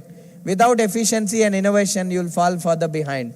I think this vision is what led me to find Bolent Industries, to consolidate the entire cottage industry and create a ripple that would have impact on multiple sectors of India. Because I, as an entrepreneur, believe one cannot create something by sitting in the lap of luxury. In fact, our brains are hardwired to produce our best efforts only when we face hardship. And as I said, I faced so much of hardship in my life that it has become an addiction for me. So if I don't face any challenge now, I become restless. So I think if you can make hardship as an addiction, nothing can stop you from achieving. And that day, because of this addiction of hardship, is what allowed me to study science and pass with 98% and make sure that has become a permanent norm for the generations to come. Now, a person with any problem can walk right into the college and say, I can pursue my aspirations, because Shrikant has demonstrated that we, without sight, can do wonders. I think that it was later when IIT's coaching centers said, Shrikant, we cannot admit you because you're blind. I told them, get lost. I will go on to study at MIT, which is the best school in the world. Shrikant, that is my next question. So you went to the best school in the world. You excelled there. You could have had a very bright future in America. What made you leave America and come to India? If you actually look at how politicians or the Western world spend their time, they're busy debating whether our planet is 4 billion year old or 7,000 year old, or what point us becomes a human being. I know it must be luxurious to debate on such things, right? But in India, we have a lot of problems to solve. As simple as how to stop people from using roadside as a toilet, or how to provide skills for 90+% of Indians who are either unemployed or employed in low-end jobs. And it is my generation that needs to solve them. See, as a leader, I struggled so much to be where I want to be. But not everybody can fight like me. Just simply, people can choose easier paths of running. So I have to stand up as a voice for the voiceless, because it's me who can do it. And it's only me who has to be a beacon of hope for people who live in darkness even today. We have millions of people who are unemployed when it comes to people with special abilities. And it's me who needs to take them and turn them to productive workforce. I think this was a vision that I had behind coming back to home and then setting up a company and demonstrate that people with special abilities can in fact perform better than the robots in the Apple factories. Because we all talk about DI, diversity, inclusion and equity in the corporate world now. But we have demonstrated that equity and inclusion and diversity were the essential ingredients of a social enterprise 10 years ago, when social enterprise concepts was very new to India.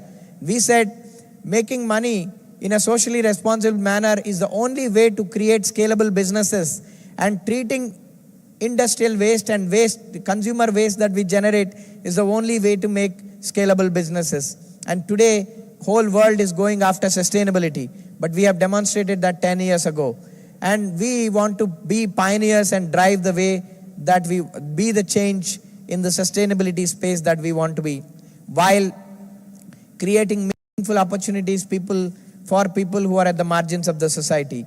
And we have a long way to go. Abhi jo kuch aaj tak hua sirf a trailer, but picture abhi baki hai, because I have to act in it anyway. Excellent. So Srikanth, in the movie, there are a lot of incidences which are very, very interesting. And I'm saying we saw that in the movie, but we would like to hear those incidents from you. I think one of the most interesting... I know where you're coming at. You want to understand the little bit of arrogance that you have seen in the movie, No, that I'll right? come to later. But I think that in the movie, when he is boarding a flight to America, so they said that they will not allow a differently abled person unless and until he accompanied.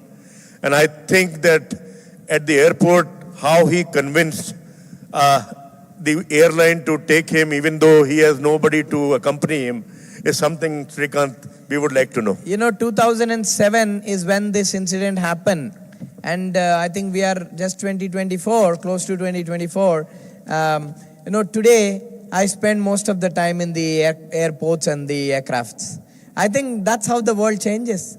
And it's all about changing the perceptions, right? Again, the same lesson comes back to you.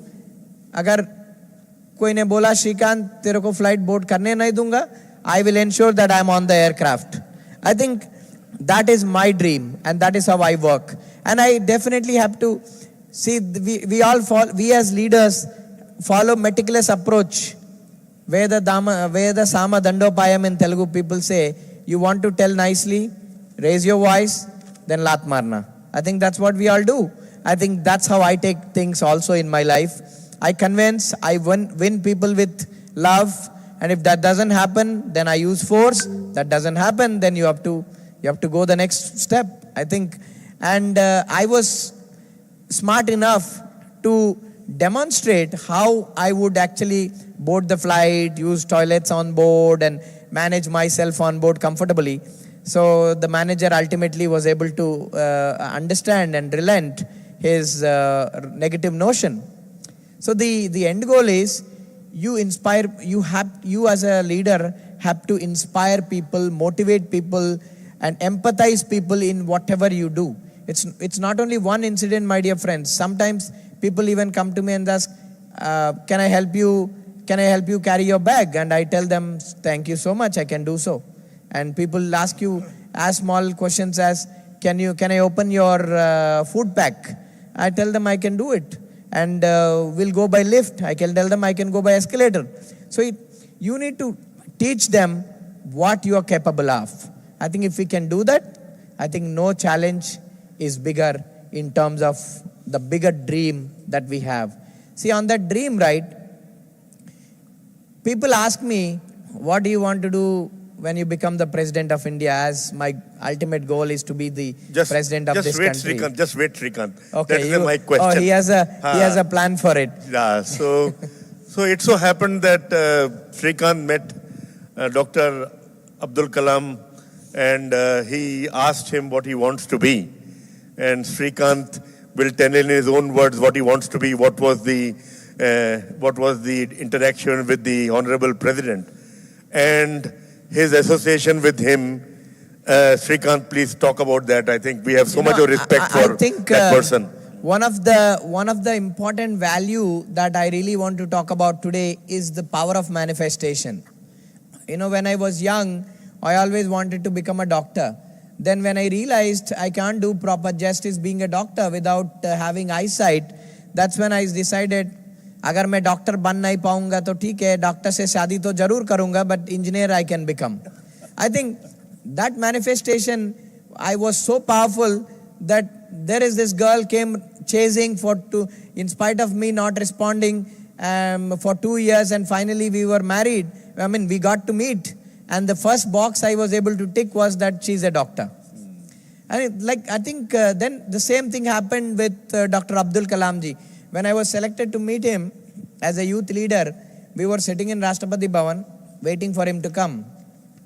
So the protocol says we cannot go and shake hands with the president, nor go and run to meet him. So मैं सोच रहा था कि अगर if I can't meet him, then how would I see him, how he looks, how long hair he has, and how does he look and all that stuff. So I was thinking to myself, मुझे तो जरूर मिलना चाहिए, क्योंकि मुझे तो दिखता है ही नहीं. These people can see him from a far distance, but I cannot. मेरे लिए तो north, west, south सब एक ही है, east. So that time I was manifesting in my mind, agar today if I'm not going to get an opportunity, tomorrow I'm going to go sit in his chair and make sure I become the President of India so that he will come to meet me. I think that was a manifestation that was running in my mind. And after a couple of minutes, he came in and started asking everybody, what do we want to become? I don't know. Out of blue, I was able to say him, sir, I want to sit where you're sitting and give more opportunities to people like me, and also inspire countless people who needs that empathy and inspiration across India. I think this struck him like a bullet and a missile, and he came running to me, and then he pushed me to the front, and he not only hugged me and said, I am with you from today. You are going to become the President of India, and I wish you all the best. And ever since that day, we had worked together on several projects, inspiring countless people, training more than 800,000 students. And just to wrap up this, I'll tell you one more incident in Coimbatore in 2013, I guess. So we were attending an event. Both of us were on the guest list, but I was the surprise guest. And I was called in last. Abdul Kalam ji is already on the stage. So it was his time to go and speak. So he goes to the podium. He says, today I'm going to let my hero speak to you and inspire all of you. And then somehow I was dumbstruck. I went in, spoke for 3 minutes. I don't even know what I spoke, but I did. And then after 3 minutes, he goes to the podium and says, my hero had already said whatever I want to say today. You follow him. I think then that day, so I questioned him, sir, why are you calling me a hero? I know you're just insulting me. He coolly whispered in my ear and said, I'm not insulting you because you are a hero. I'm telling you to realize that fact today and take on this lineage of my mission and vision after I go out of this world. It is your job to become the president and make sure that you do all right things as my own chela or shishya. Because you always say, I'm your role model, so you have to follow what I have done to this world. I think that day is when I realized that I have a bigger purpose, and maybe God has given me this power of vision and taken away my eyesight because He wanted me to realize that I am not born for my own family, but I am born to do something beautiful and something phenomenal, something revolutionary, and a change be felt for the whole society. And from that day, I realized that I have a bigger mission in hand. So I always tell people, when I become the President of India, I'll ensure to alter our CRPC and make sure you will get people will get a death penalty if you don't dream big. You know, dream and manifestation is what it takes for you to swim against the tide and achieve anything in this world. Because dream big, work hard, and let the universe conspire to help you succeed. I think this is the mantra that we all need to follow. Because I tell you, to dream big, you don't have to pay GST. So you better dream big. And to work hard, you don't need GST. So you better work hard. I think nothing can stop you from achieving where you want to be in life. Srikanth, I think in the film, he made investments in your company also. Yes. And I think the Boland name has also been given by him. You know, he always used to tell me one thing. Srikanth, you have to always be good and do good.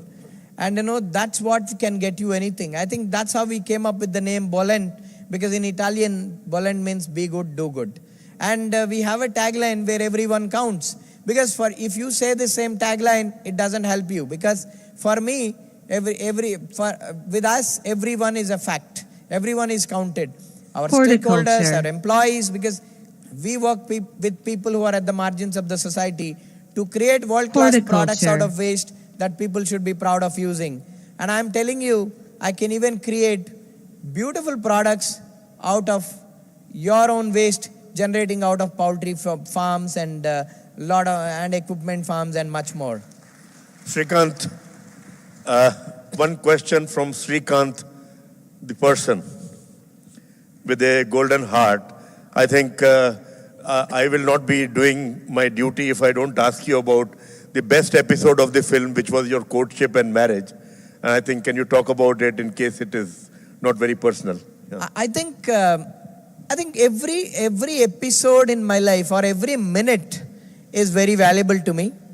And because every challenge that I faced, every problem that I overcame taught me so much and gave me so much as a person.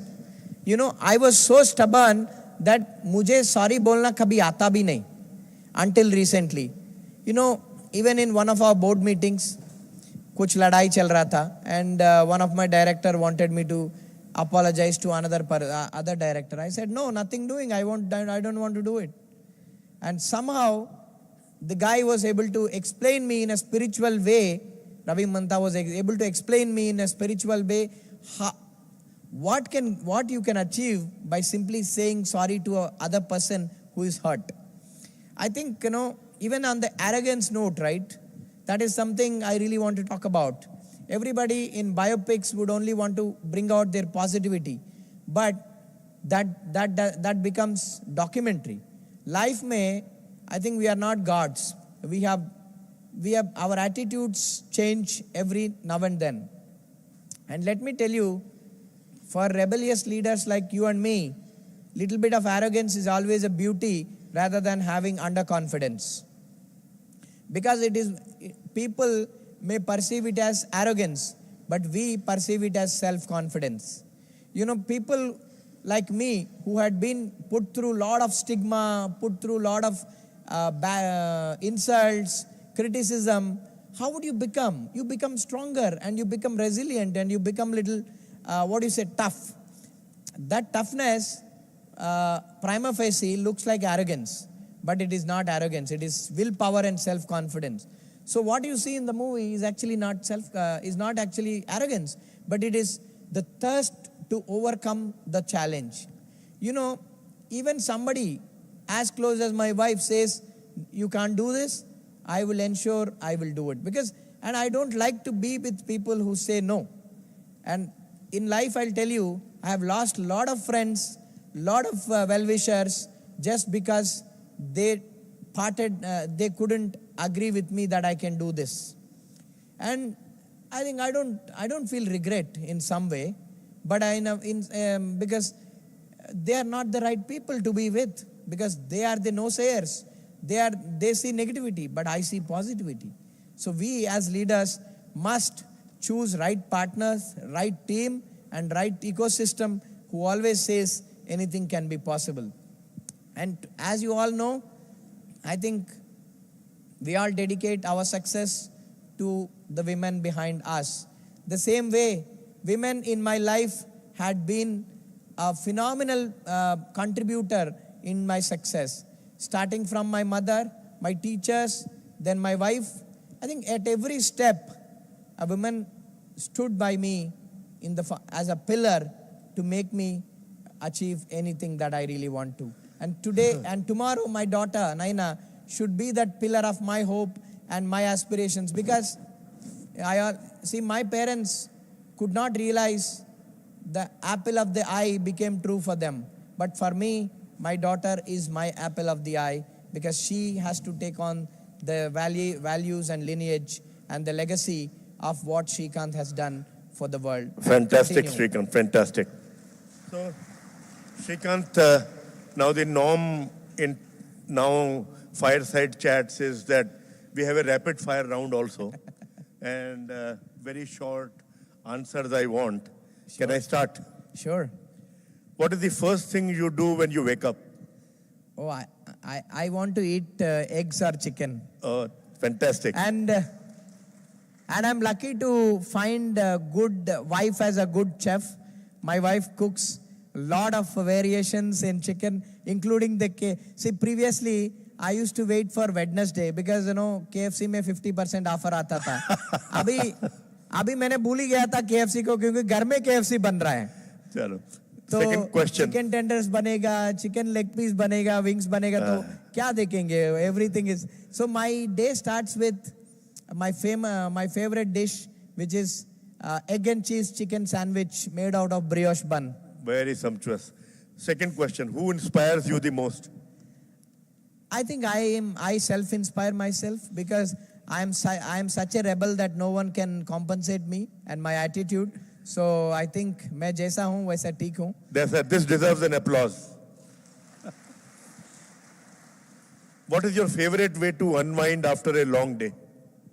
I think work more to create the next big thing is the best way to unwind. Just as I have traveled and today I had to come here and interact with you, this is my best part of the day, to make sure that I've achieved something in inspiring and empowering co-entrepreneurs and leaders like you. So I would always find joy in learning from people and in giving to people. Great. Because for me, giving is best art of living. Yeah, great. If you could have dinner with any historical figure, who would it be? That's a complicated question. I never thought about it. Maybe you. I'm not a historical figure, but thank you very much. I'm really flattered. What is the best piece of advice you have ever received? I think learning to say sorry and keep grounded and stay humble, stay focused. Because, when people like me get success, it gets into their head. But for me, success gets into my head in the form of heavy weight. I cannot handle limelight, celebrity status, because for me, I want to be myself, because I feel जो कुछ अभी तक हुआ है, कुछ नहीं है according to me. There is much more to come. Best is yet to come. Because Shrikant जी का sequel to आना है, उसमें मैं act करना है राजकुमार राव के जगह. So अभी responsibility is more, but people think I have achieved, so people want to click selfies, photos. It's a big responsibility. It comes with lot of freedom, comes with lot of responsibility. So I think living this life is a toughest thing, but I want to live and do more to make you all proud and do more and more. Well said. So what innovation in the last decade do you find most significant? I think all of us know. I think for me, it's WhatsApp and the analytical AI. I think WhatsApp has taken our lives so well. I think it has made our lives so beautiful in terms of how business can be done, how transactions can happen, how communications can happen, and people without WhatsApp can never live for a minute. I think it has been a God-given beautiful gift to the mankind, and we have to use it responsibly. Great. Goal for 2025? I think I'm looking to stabilize my company to set for IPO in 2025 or 2026. I think that is the immediate goal, and we have begun our export business into United States, because if you see countries like US and Europe generates a lot of plastic waste. So we have launched biodegradable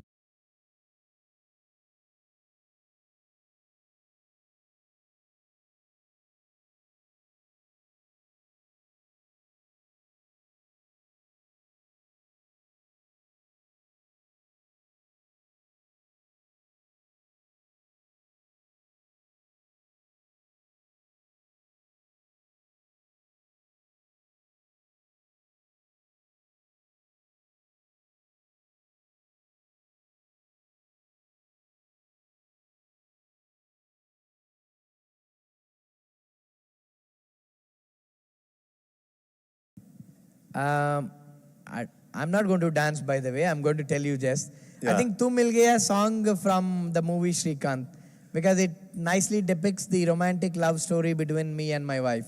Oh, excellent, excellent.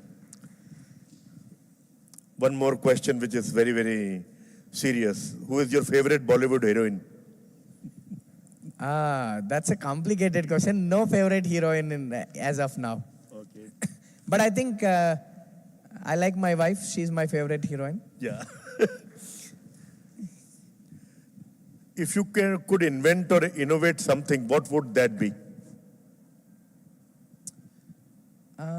I think I don't have to innovate anything new, but I want to make all products and services be genuine, be available to people of all kinds of economic status in a best quality and better price. I think, and my goal is to create world-class products out of waste that people should be proud of using. I think it doesn't mean one product, but I want to recycle and reuse the entire waste that we generate. One of the best projects that I'm looking forward now is in the e-waste space and battery recycling, because this particular problem is going to haunt us very badly, especially the e-waste and the batteries, especially after a couple of years.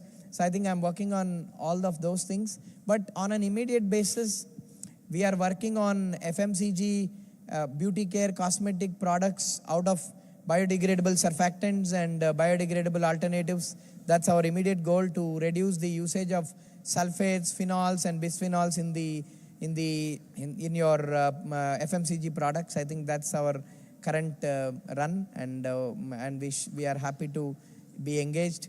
And COVID has been a blessing in that way, because we were able to get some time and engage in that research, and we have created more than 40 products now. We are now ready to work with the top MNCs like Wipro, Unilever, and much more. Thank you. So you talked about this battery waste in your film also, I remember that. So Shrikant, I am done with my... I think I would also advise all the big poultry farmers, poultry entrepreneurs also should ensure to have their captive production to turn their poultry waste into power and other alternative products as well. There are a lot of interesting products that they can do. Incidentally, there were 2 sessions today on wealth from waste, and I think very inspiring stories of how people are doing it. Shrikant, you don't mind if I take a few questions from the audience? Of course. Vijay, anybody wants to ask questions? Yeah.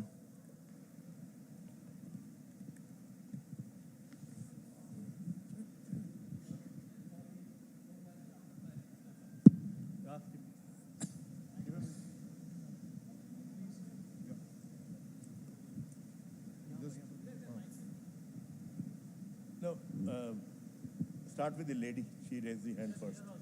Huh? Ask him to... When he learned to say sorry, before marriage, after marriage? What is the question? He learned to say sorry before marriage or after marriage? Oh, there is a... No. I learned to say sorry before marriage only. But I never said sorry to my wife. I know where you're coming at. So, after marriage, I think I became more lazy, because if you find a wife who can cook really well for you and do everything, then you don't even worry about anything. So, including getting your shoes polished, I think you're lucky. If you can find one, I think you will be lucky. Yeah. Shrikant जी ये बताएं कि आप meditation कैसे करते हैं? नहीं, can you repeat, ma'am, again? आप meditation करते हैं क्या और कैसे? मेडिटेशन करते हैं क्या और कैसे करते हैं? Unfortunately, I'm not getting time to do even yoga or meditation. I think I should do it to make myself calm and ensure to reflect on my thoughts well. But as of now, I don't do, ma'am. Vijay, इधर.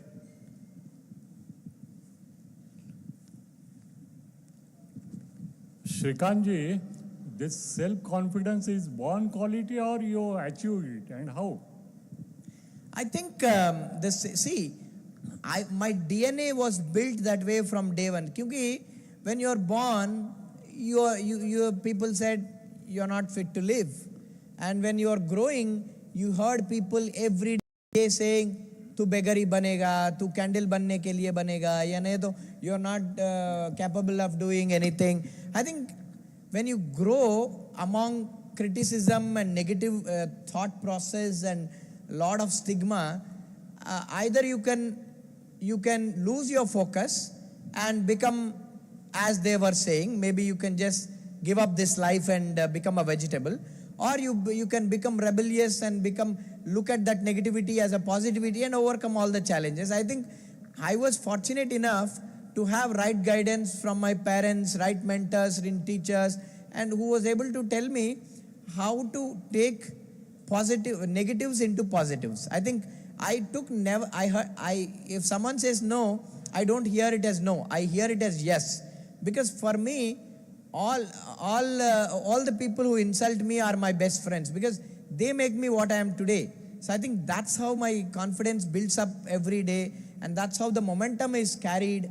That's how this inspiration is always there. We as human beings, when we hear some leader talking, we get inspired and say, "Wow, I want to become like that." But after that, thoda wo down ho jata hai. But for me, every day is a challenge. Every day is a hunt. I think that doesn't let me go down anytime. I think that's how I become self-confident as I grow. And I'm learning every day. And believe me, what I have learned till now is nothing. What I'm about to learn in the next 10 years is going to be much, much more. And I will continue to do so. Yeah. Good evening, Srikant. Today, all the people sitting here are connected to poultry. Poultry is the most challenging business. We produce, but we are not the person who is going to decide at what rate we are selling. Sometime we produce more, sometime when we produce more, that time rates are collapsed, lot of losses. As a challenge, just as a fun, would you like to come in poultry business? Yes, if the opportunity comes, I would definitely. One of my passion is also in the is to come into feedstock business, livestock business, because I eat chicken every day, so I really want to grow my own chicken. But I'll tell you, sir. Poultry business is not challenging business. Every business is challenging.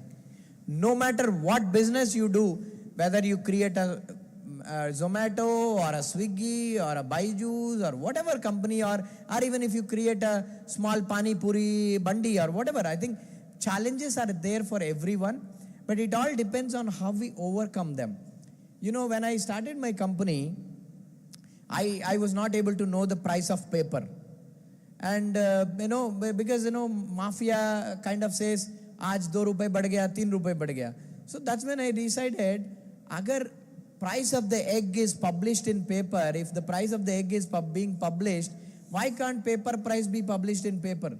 And if no one is going to do it, I'm going to do it. And that's how we created a marketplace to announce all market trends to all our customers. And even today, we have more than 1,000 factories on that market portal. On a WhatsApp we have created. So you need to think uniquely and come out and say how you have to contain the price parameters or the feed parameters or whatever. I think raw material pricing and finished product pricing is never in our control. And we simply blame market is not good. Market is never bad. It is we who is bad. If we know how to do business, I think everything will come right for us. Well said, Shrikant. So there is a young poultryman who wants to ask you a question. Go ahead, please. Shrikant ji, you were kicked out of school, right? Sorry? You were kicked out of school. Yes. Then how did you excel in your studies? See, I was kicked, when I got kicked out of the school, that's when I was able to go and study with normal kids in a different school for my 11th grade. And that's when I have realized that the world is beyond those four walls that I spent for the last 10 years eating sambar and bengan. And that's when I was able to see how people are dreaming big to go to IITs, MITs, BITS, and people are trying to excel in various fields. And that's how I was able to also dream big and work hard and make sure I excelled in not only in education, in sports, and in everything that I did. Because for me, if I really want to do something, I will definitely do it, no matter how difficult it is. I would urge all of you, I think, to see that film. And I think once you see that, you will realize how difficult things have been and how he made it look so easy and doable. Yeah, go ahead. The next question, please. Mr. Shrikant, we would like to know about your partner who assisted you in your initial days to set up your venture. To set up? Your venture. Your venture. No, when I started this company in 2012, just like every entrepreneur, I was looking for investments to scale up. So I was introduced to my partner Ravi Mantha through an MIT connection. And I was fortunate enough to meet him in Hyderabad when I was visiting India for spring break. He said I would meet you for 10 minutes, but the meeting lasted for 3 hours. And that meeting changed the whole thing.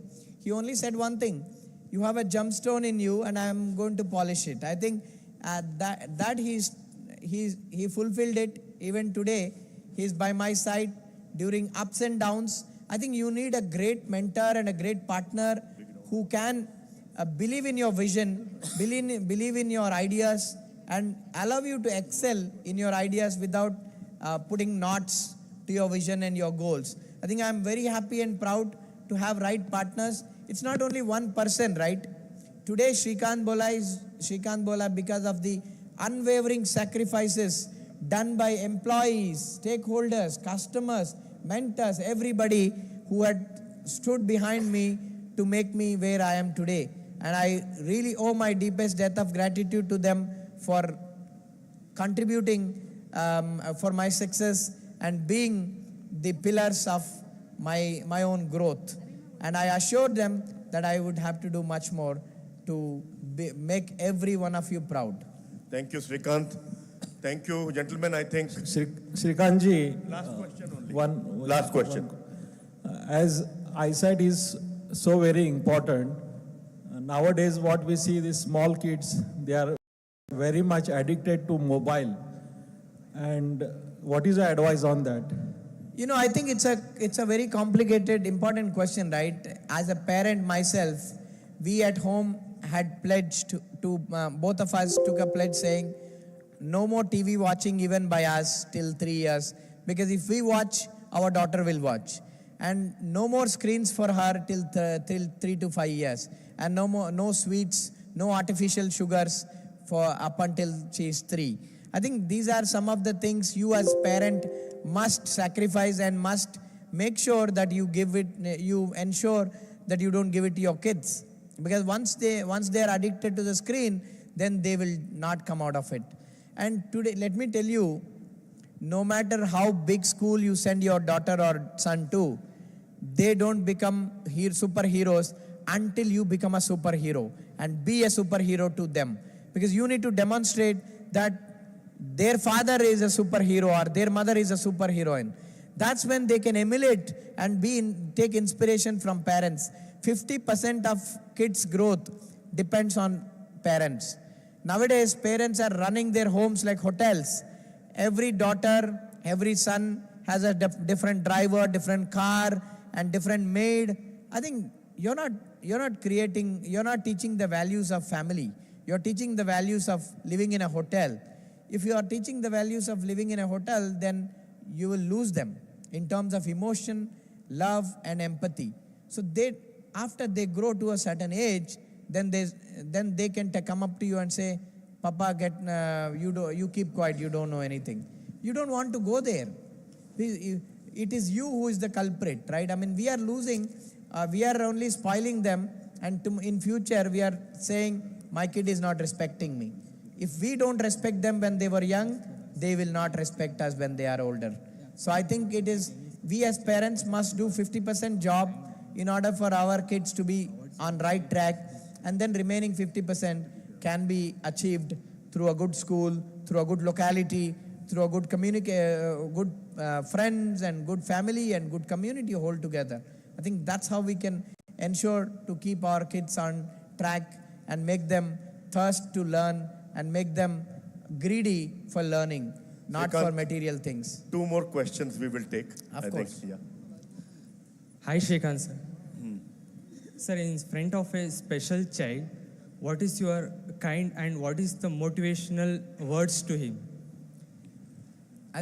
I think, go ahead, you can repeat the question again, I didn't get you. If you met a special child. If you met a specially able child. Okay, got it. Okay, understood. So basically, as I said, right, whether it's special children or specially abled adults, I think the first thing that we need to show on them is an empathy rather than sympathy.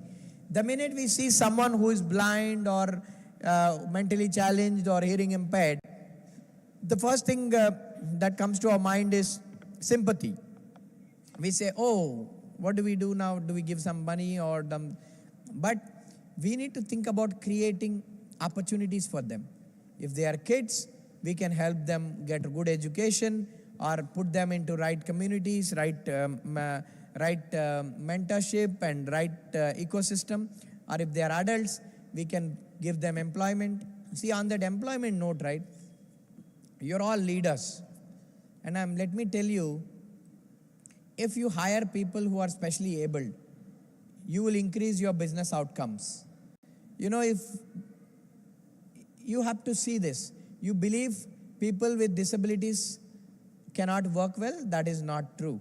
We at Boland has demonstrated that these people can work with 100% accuracy without injury at all. I mean, in the last 10 years, none of them got hurt in my factory because they are more loyal in terms of performance and they're more careful in terms of getting into accident or getting something wrong. So when we actually take inclusion as a mandatory pledge or a DNA, I think we can create a lot of changes. Because we all think, ठीक है, हम CSR करेंगे, थोड़ा 2% spend करेंगे, donation दे देंगे, वो हो जाएगा. No, that is just removing your guilt. You can become a compassionate leader when you can actually create meaningful opportunities for vulnerable communities. So please ensure to create your own bit in terms of giving that compassion out to people, thereby making yourself richer and thereby making yourself wealthy in the world. Let him ask this question. You want to ask the question? Mr. Shrikant, do you have any other companies except Boland Industries? So basically, we do a lot of projects under Boland, and because the waste management division is separate, the paper division is separate, chemical recycling division is separate, solvent recycling division. So we do a lot of things under one umbrella. Because you don't need to create companies to do different things, but you need to create new innovations, new products, new services, which are beneficial for masses. And that's what I believe in. One last question. Yes. Just be quick. I have my treasurer's daughter here. She has a question for you, and this Please is the go final ahead. one, sir. Go ahead, no problem. Good evening, Mr. Srikanth, sir. Sir, I wanted to know, like, how did you, convince your investors to believe in your vision, especially with your disabilities? Convincing someone does not mean, it doesn't happen if you have a disability or not, but it depends on how well you know the subject, how well you can execute, and how well you can actually delegate things and make sure you can execute. So when see, for me, it is easy for me to convince people because I don't see. Because I take my blindness as an advantage because I have people are able to understand so well because I'm able to explain so clearly, vividly, and with absolute clarity of thought, because that's how my mind works. And see, when you look at how you'd work, right? See, you can only see me, but I can see beyond all of you because that's how I think. And I use technology to see beyond all of you. No one can cheat me, but people can cheat you. Because I can control everything from the touch of my phone. I can use technology to make sure whether my truck driver is filling 100 liters of fuel or 90 liters and getting the bill of 100 liters. I have proximity sensors installed in the fuel tanks.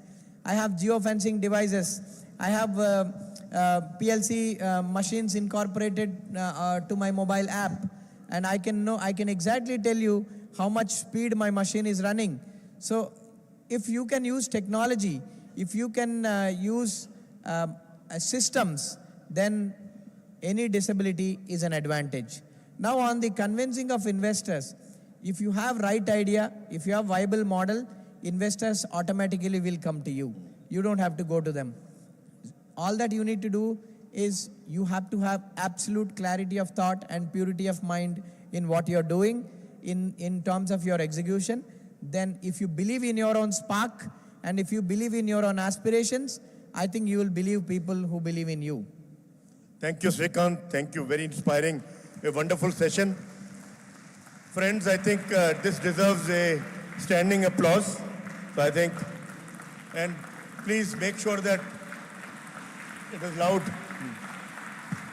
Ladies and gentlemen, we have witnessed Mr. Srikanth Bola with us today. He's covered up several topics right from his childhood until now and his growth and his future plans. Like, he's a man made by himself. I am sure we all are determined and we can make anything come possible. Just believe in yourself. Can we hear a round of applause and a huge cheer for Mr. Srikanth Bola? Thank you very much, sir, for taking out your valuable and precious time and joining us. We will be definitely looking forward to see you again, meet you again, and get inspired from you again. And there are 3 and 4 generation kids also who are here with us, and they are looking up to their parents, their grandparents to continue this business further. Likewise, you've advised us to continue with passion, and we will do so. Thank you very much for joining us. I would now be requesting the veterinary college scholars to please line up near the console. I request you to please line up near the console, and very shortly we have the lucky draw being taken place on the stage. For that, I would request Mr. Harish Garware to join me on stage to coordinate the lucky draw. And I request all the veterinary college scholars to please line up near the console. We'll shortly have you on stage with us.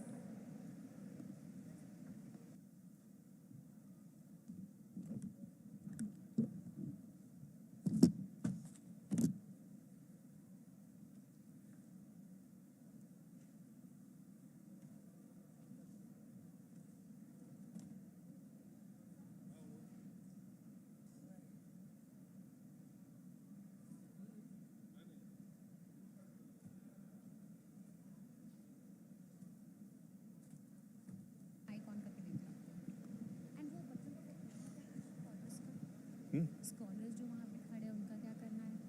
उनका बाद में photo है सबका, जिस group picture भाई group picture के लिए खड़े हैं।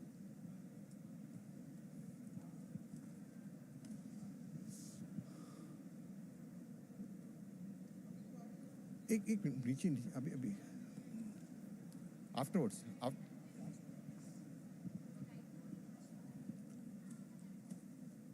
Now we have a lucky draw. All who have sent us questions, they are going to get 15 है और आप नजदीक रख के बोलिए। So we are giving you nice presents for this job. And I would like, there were young boys, who were the young kids were here, they can help us select. Are they gone? Okay, they are gone. So anyway,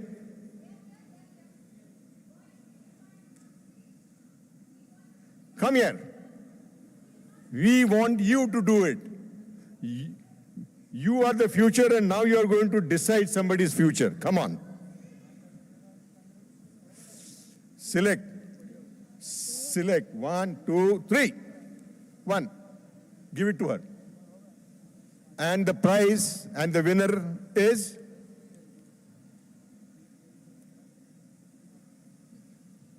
Kushalappa.com. Kushalappa from CPF India Private Limited. Is he here? CPF India Private Limited. आ रहा है? Very good. नहीं तो हम ले लेंगे। देरी हो गई तो गए। जल्दी आओ।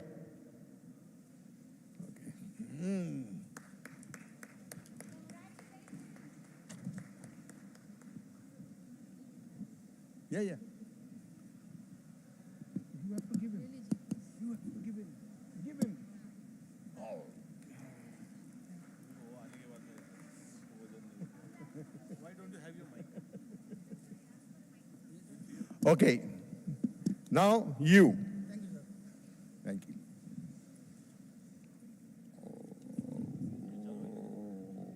What's the name? What's the name? Hello, sound check. Yes. Kapil from the Swastika Pharmaceuticals. Kapil Dagiparthi, I request you to please join us, the Swastik Pharmaceuticals. Jabhi bhi hum aapka naam bulaye, and if you're around, just raise your hand that we know you are coming. Congratulations. Ladies and gentlemen, can we give them a round of applause? Kapil Dagiparthi, hi, very congratulations. Please join forward to collect the gift from the children. The futures of the Poultry India industries. Okay. Next one, let's go for the next Now one, children. Go deep, go deep. Oh, go deep. Search everywhere. Go Yes, deep. yes. That's it. Show me the name. Let's see who that is. Who the lucky winner is. That is Dr. C.H. Sai Praveen from Alivira Animal Health Limited. Are you around? It is Dr. C.H. Sai Praveen. If you're here around, please raise your hand. हम लोग side में रख देते हैं. We'll go for the other ones. Okay, now go deep, inside. And see, not this one. Okay, fine. Yes, wait a minute. That is Dr. Dilip R, student KUAFSU. Congratulations, Dr. Dilip. Now we have a very special guest. Congratulations. Did you take a picture with the child? Did you take a picture? Can we have a picture, please? Just one lovely picture, if you can just follow that camera. Chalo, let's see what's the next one. Can I take this? Yeah, this one. And the winner is Krishna Murthy from VPN Assets Limited. VPN Assets Limited, Krishna Murthy. Sir, are you around? He's coming. Krishna Murthy ji is running like a marathon runner. All right, fantastic. Sir, congratulations to you.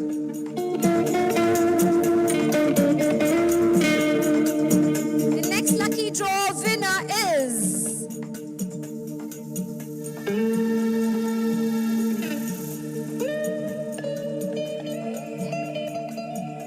Om M. Holkar.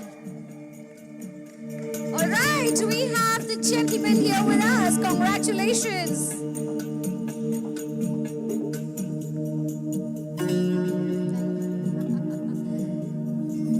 Fantastic. We have the winners here in house, which is superb. Let's have the next list.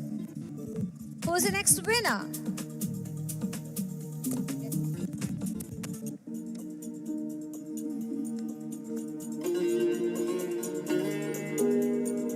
From CPF India Private Limited, we have K. Dheera Sigamani. We have Dheera Sigamani from CPF India Private Limited. Okay, I can see you running and coming. Please, please, please join us. Congratulations to you.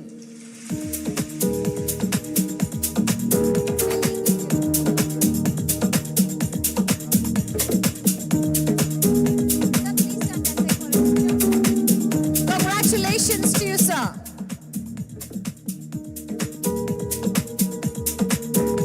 The next winner is Srinivas M from CPF India Private Limited. Congratulations. Doing, boys. First give him his award before you take out the other one. Yes, sir, कौन का award दे देंगे? Come forward. Yes, please. Please come forward.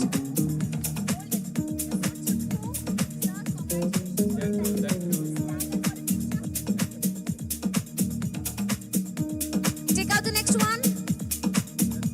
Thank you very much, sir. Hearty congratulations to you. Okay. We have Dr. Vijay Kumar from Subiksha Farms, Dr. Vijay Kumar. Till then, we have one of our winners who just joined us. Sir, please join us forward. That is Dr. Sai Chikuri. Congratulations.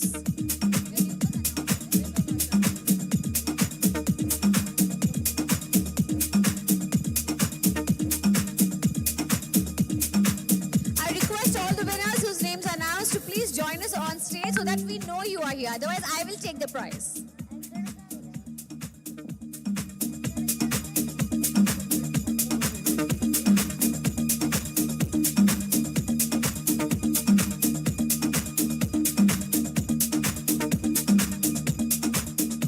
And the next awardee is Palekar Prasanna Santosh from Samruddhi Enterprises. From Samruddhi Enterprises, we have Prasanna Santosh. Are you here with us? Maybe not here. We'll take out the next name. I'll keep this side. Palekar Santosh. Nikalo beta, you take it out. No problem. Any one of you. Can I take this? There are two. And the winner is Dr. Anand Sarode, Hester Biosciences. Congratulations, Dr. Anand Sarode, Hester Biosciences. Are you here with us?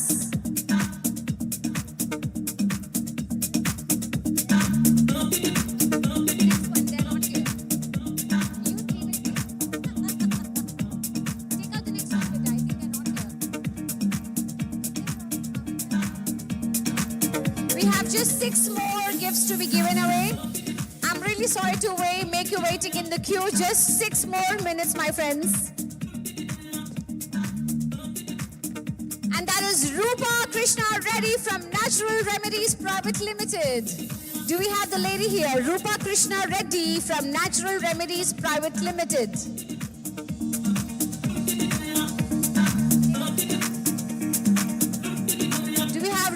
Krishna Reddy with us.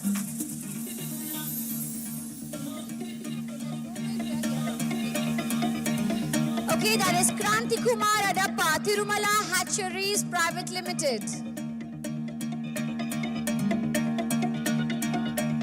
No, we do not have them here. They didn't know they're getting lucky tonight. Somehow they might be outside. I'll take out your name. You're desperately watching me for that. Just kidding. Okay, and the next winner is Dr. Dinesh Reddy. That was for this?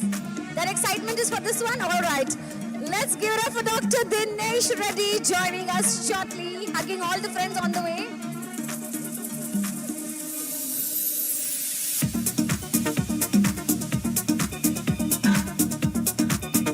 Congratulations, Dinesh. Finally, we have someone who is here to receive the trophy. Let's have the next one also keep ready.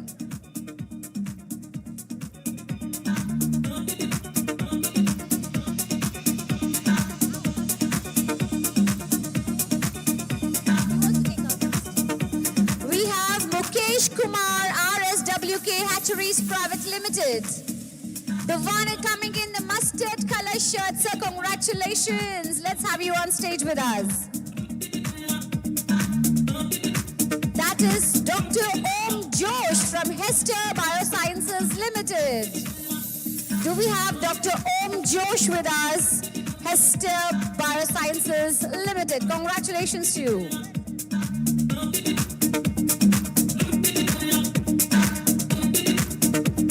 And the next awardee is Firoz Bonani, MSD. I'm not able to read it correctly. It is MSD Aman Health. Firoz, Mr. Firoz Mosani from MSD Aman Health.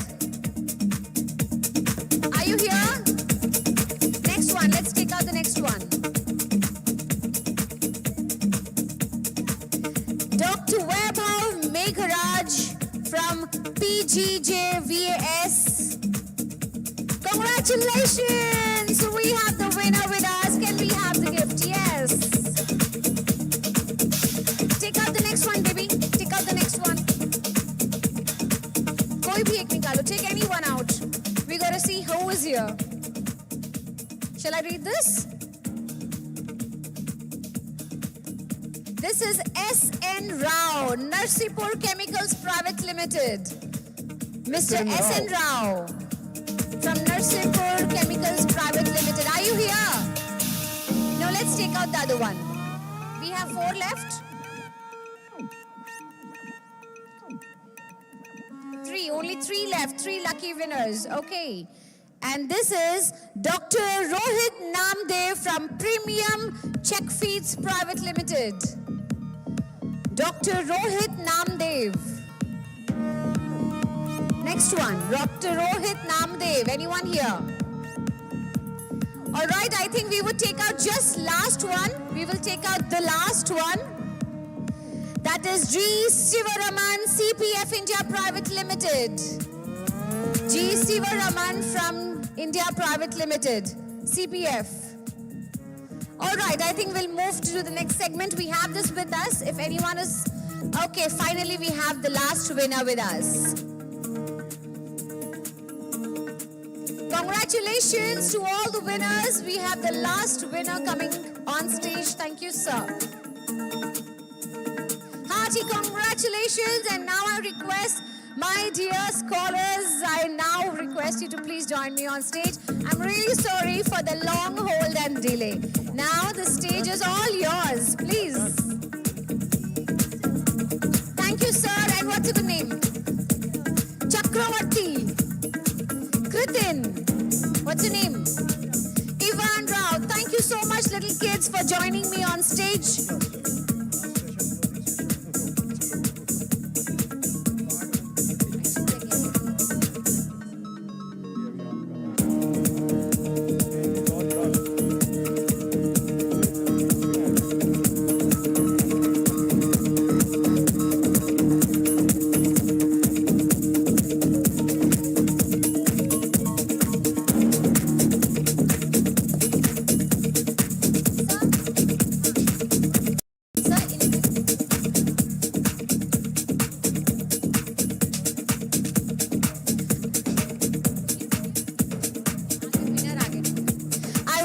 request all the gentlemen and ladies in the hall to kindly vacate the premises. We have a housekeeping break. Request to each one of you to kindly vacate the hall as we have a housekeeping break. But I would like to see you back right at 7:30 in next 45 minutes. I want all of you to come back with energy for the next evening, gala evening, entertainment evening. Let's all join together, have lots of fun tonight. Requesting everyone to please clear the premises so that we can come back.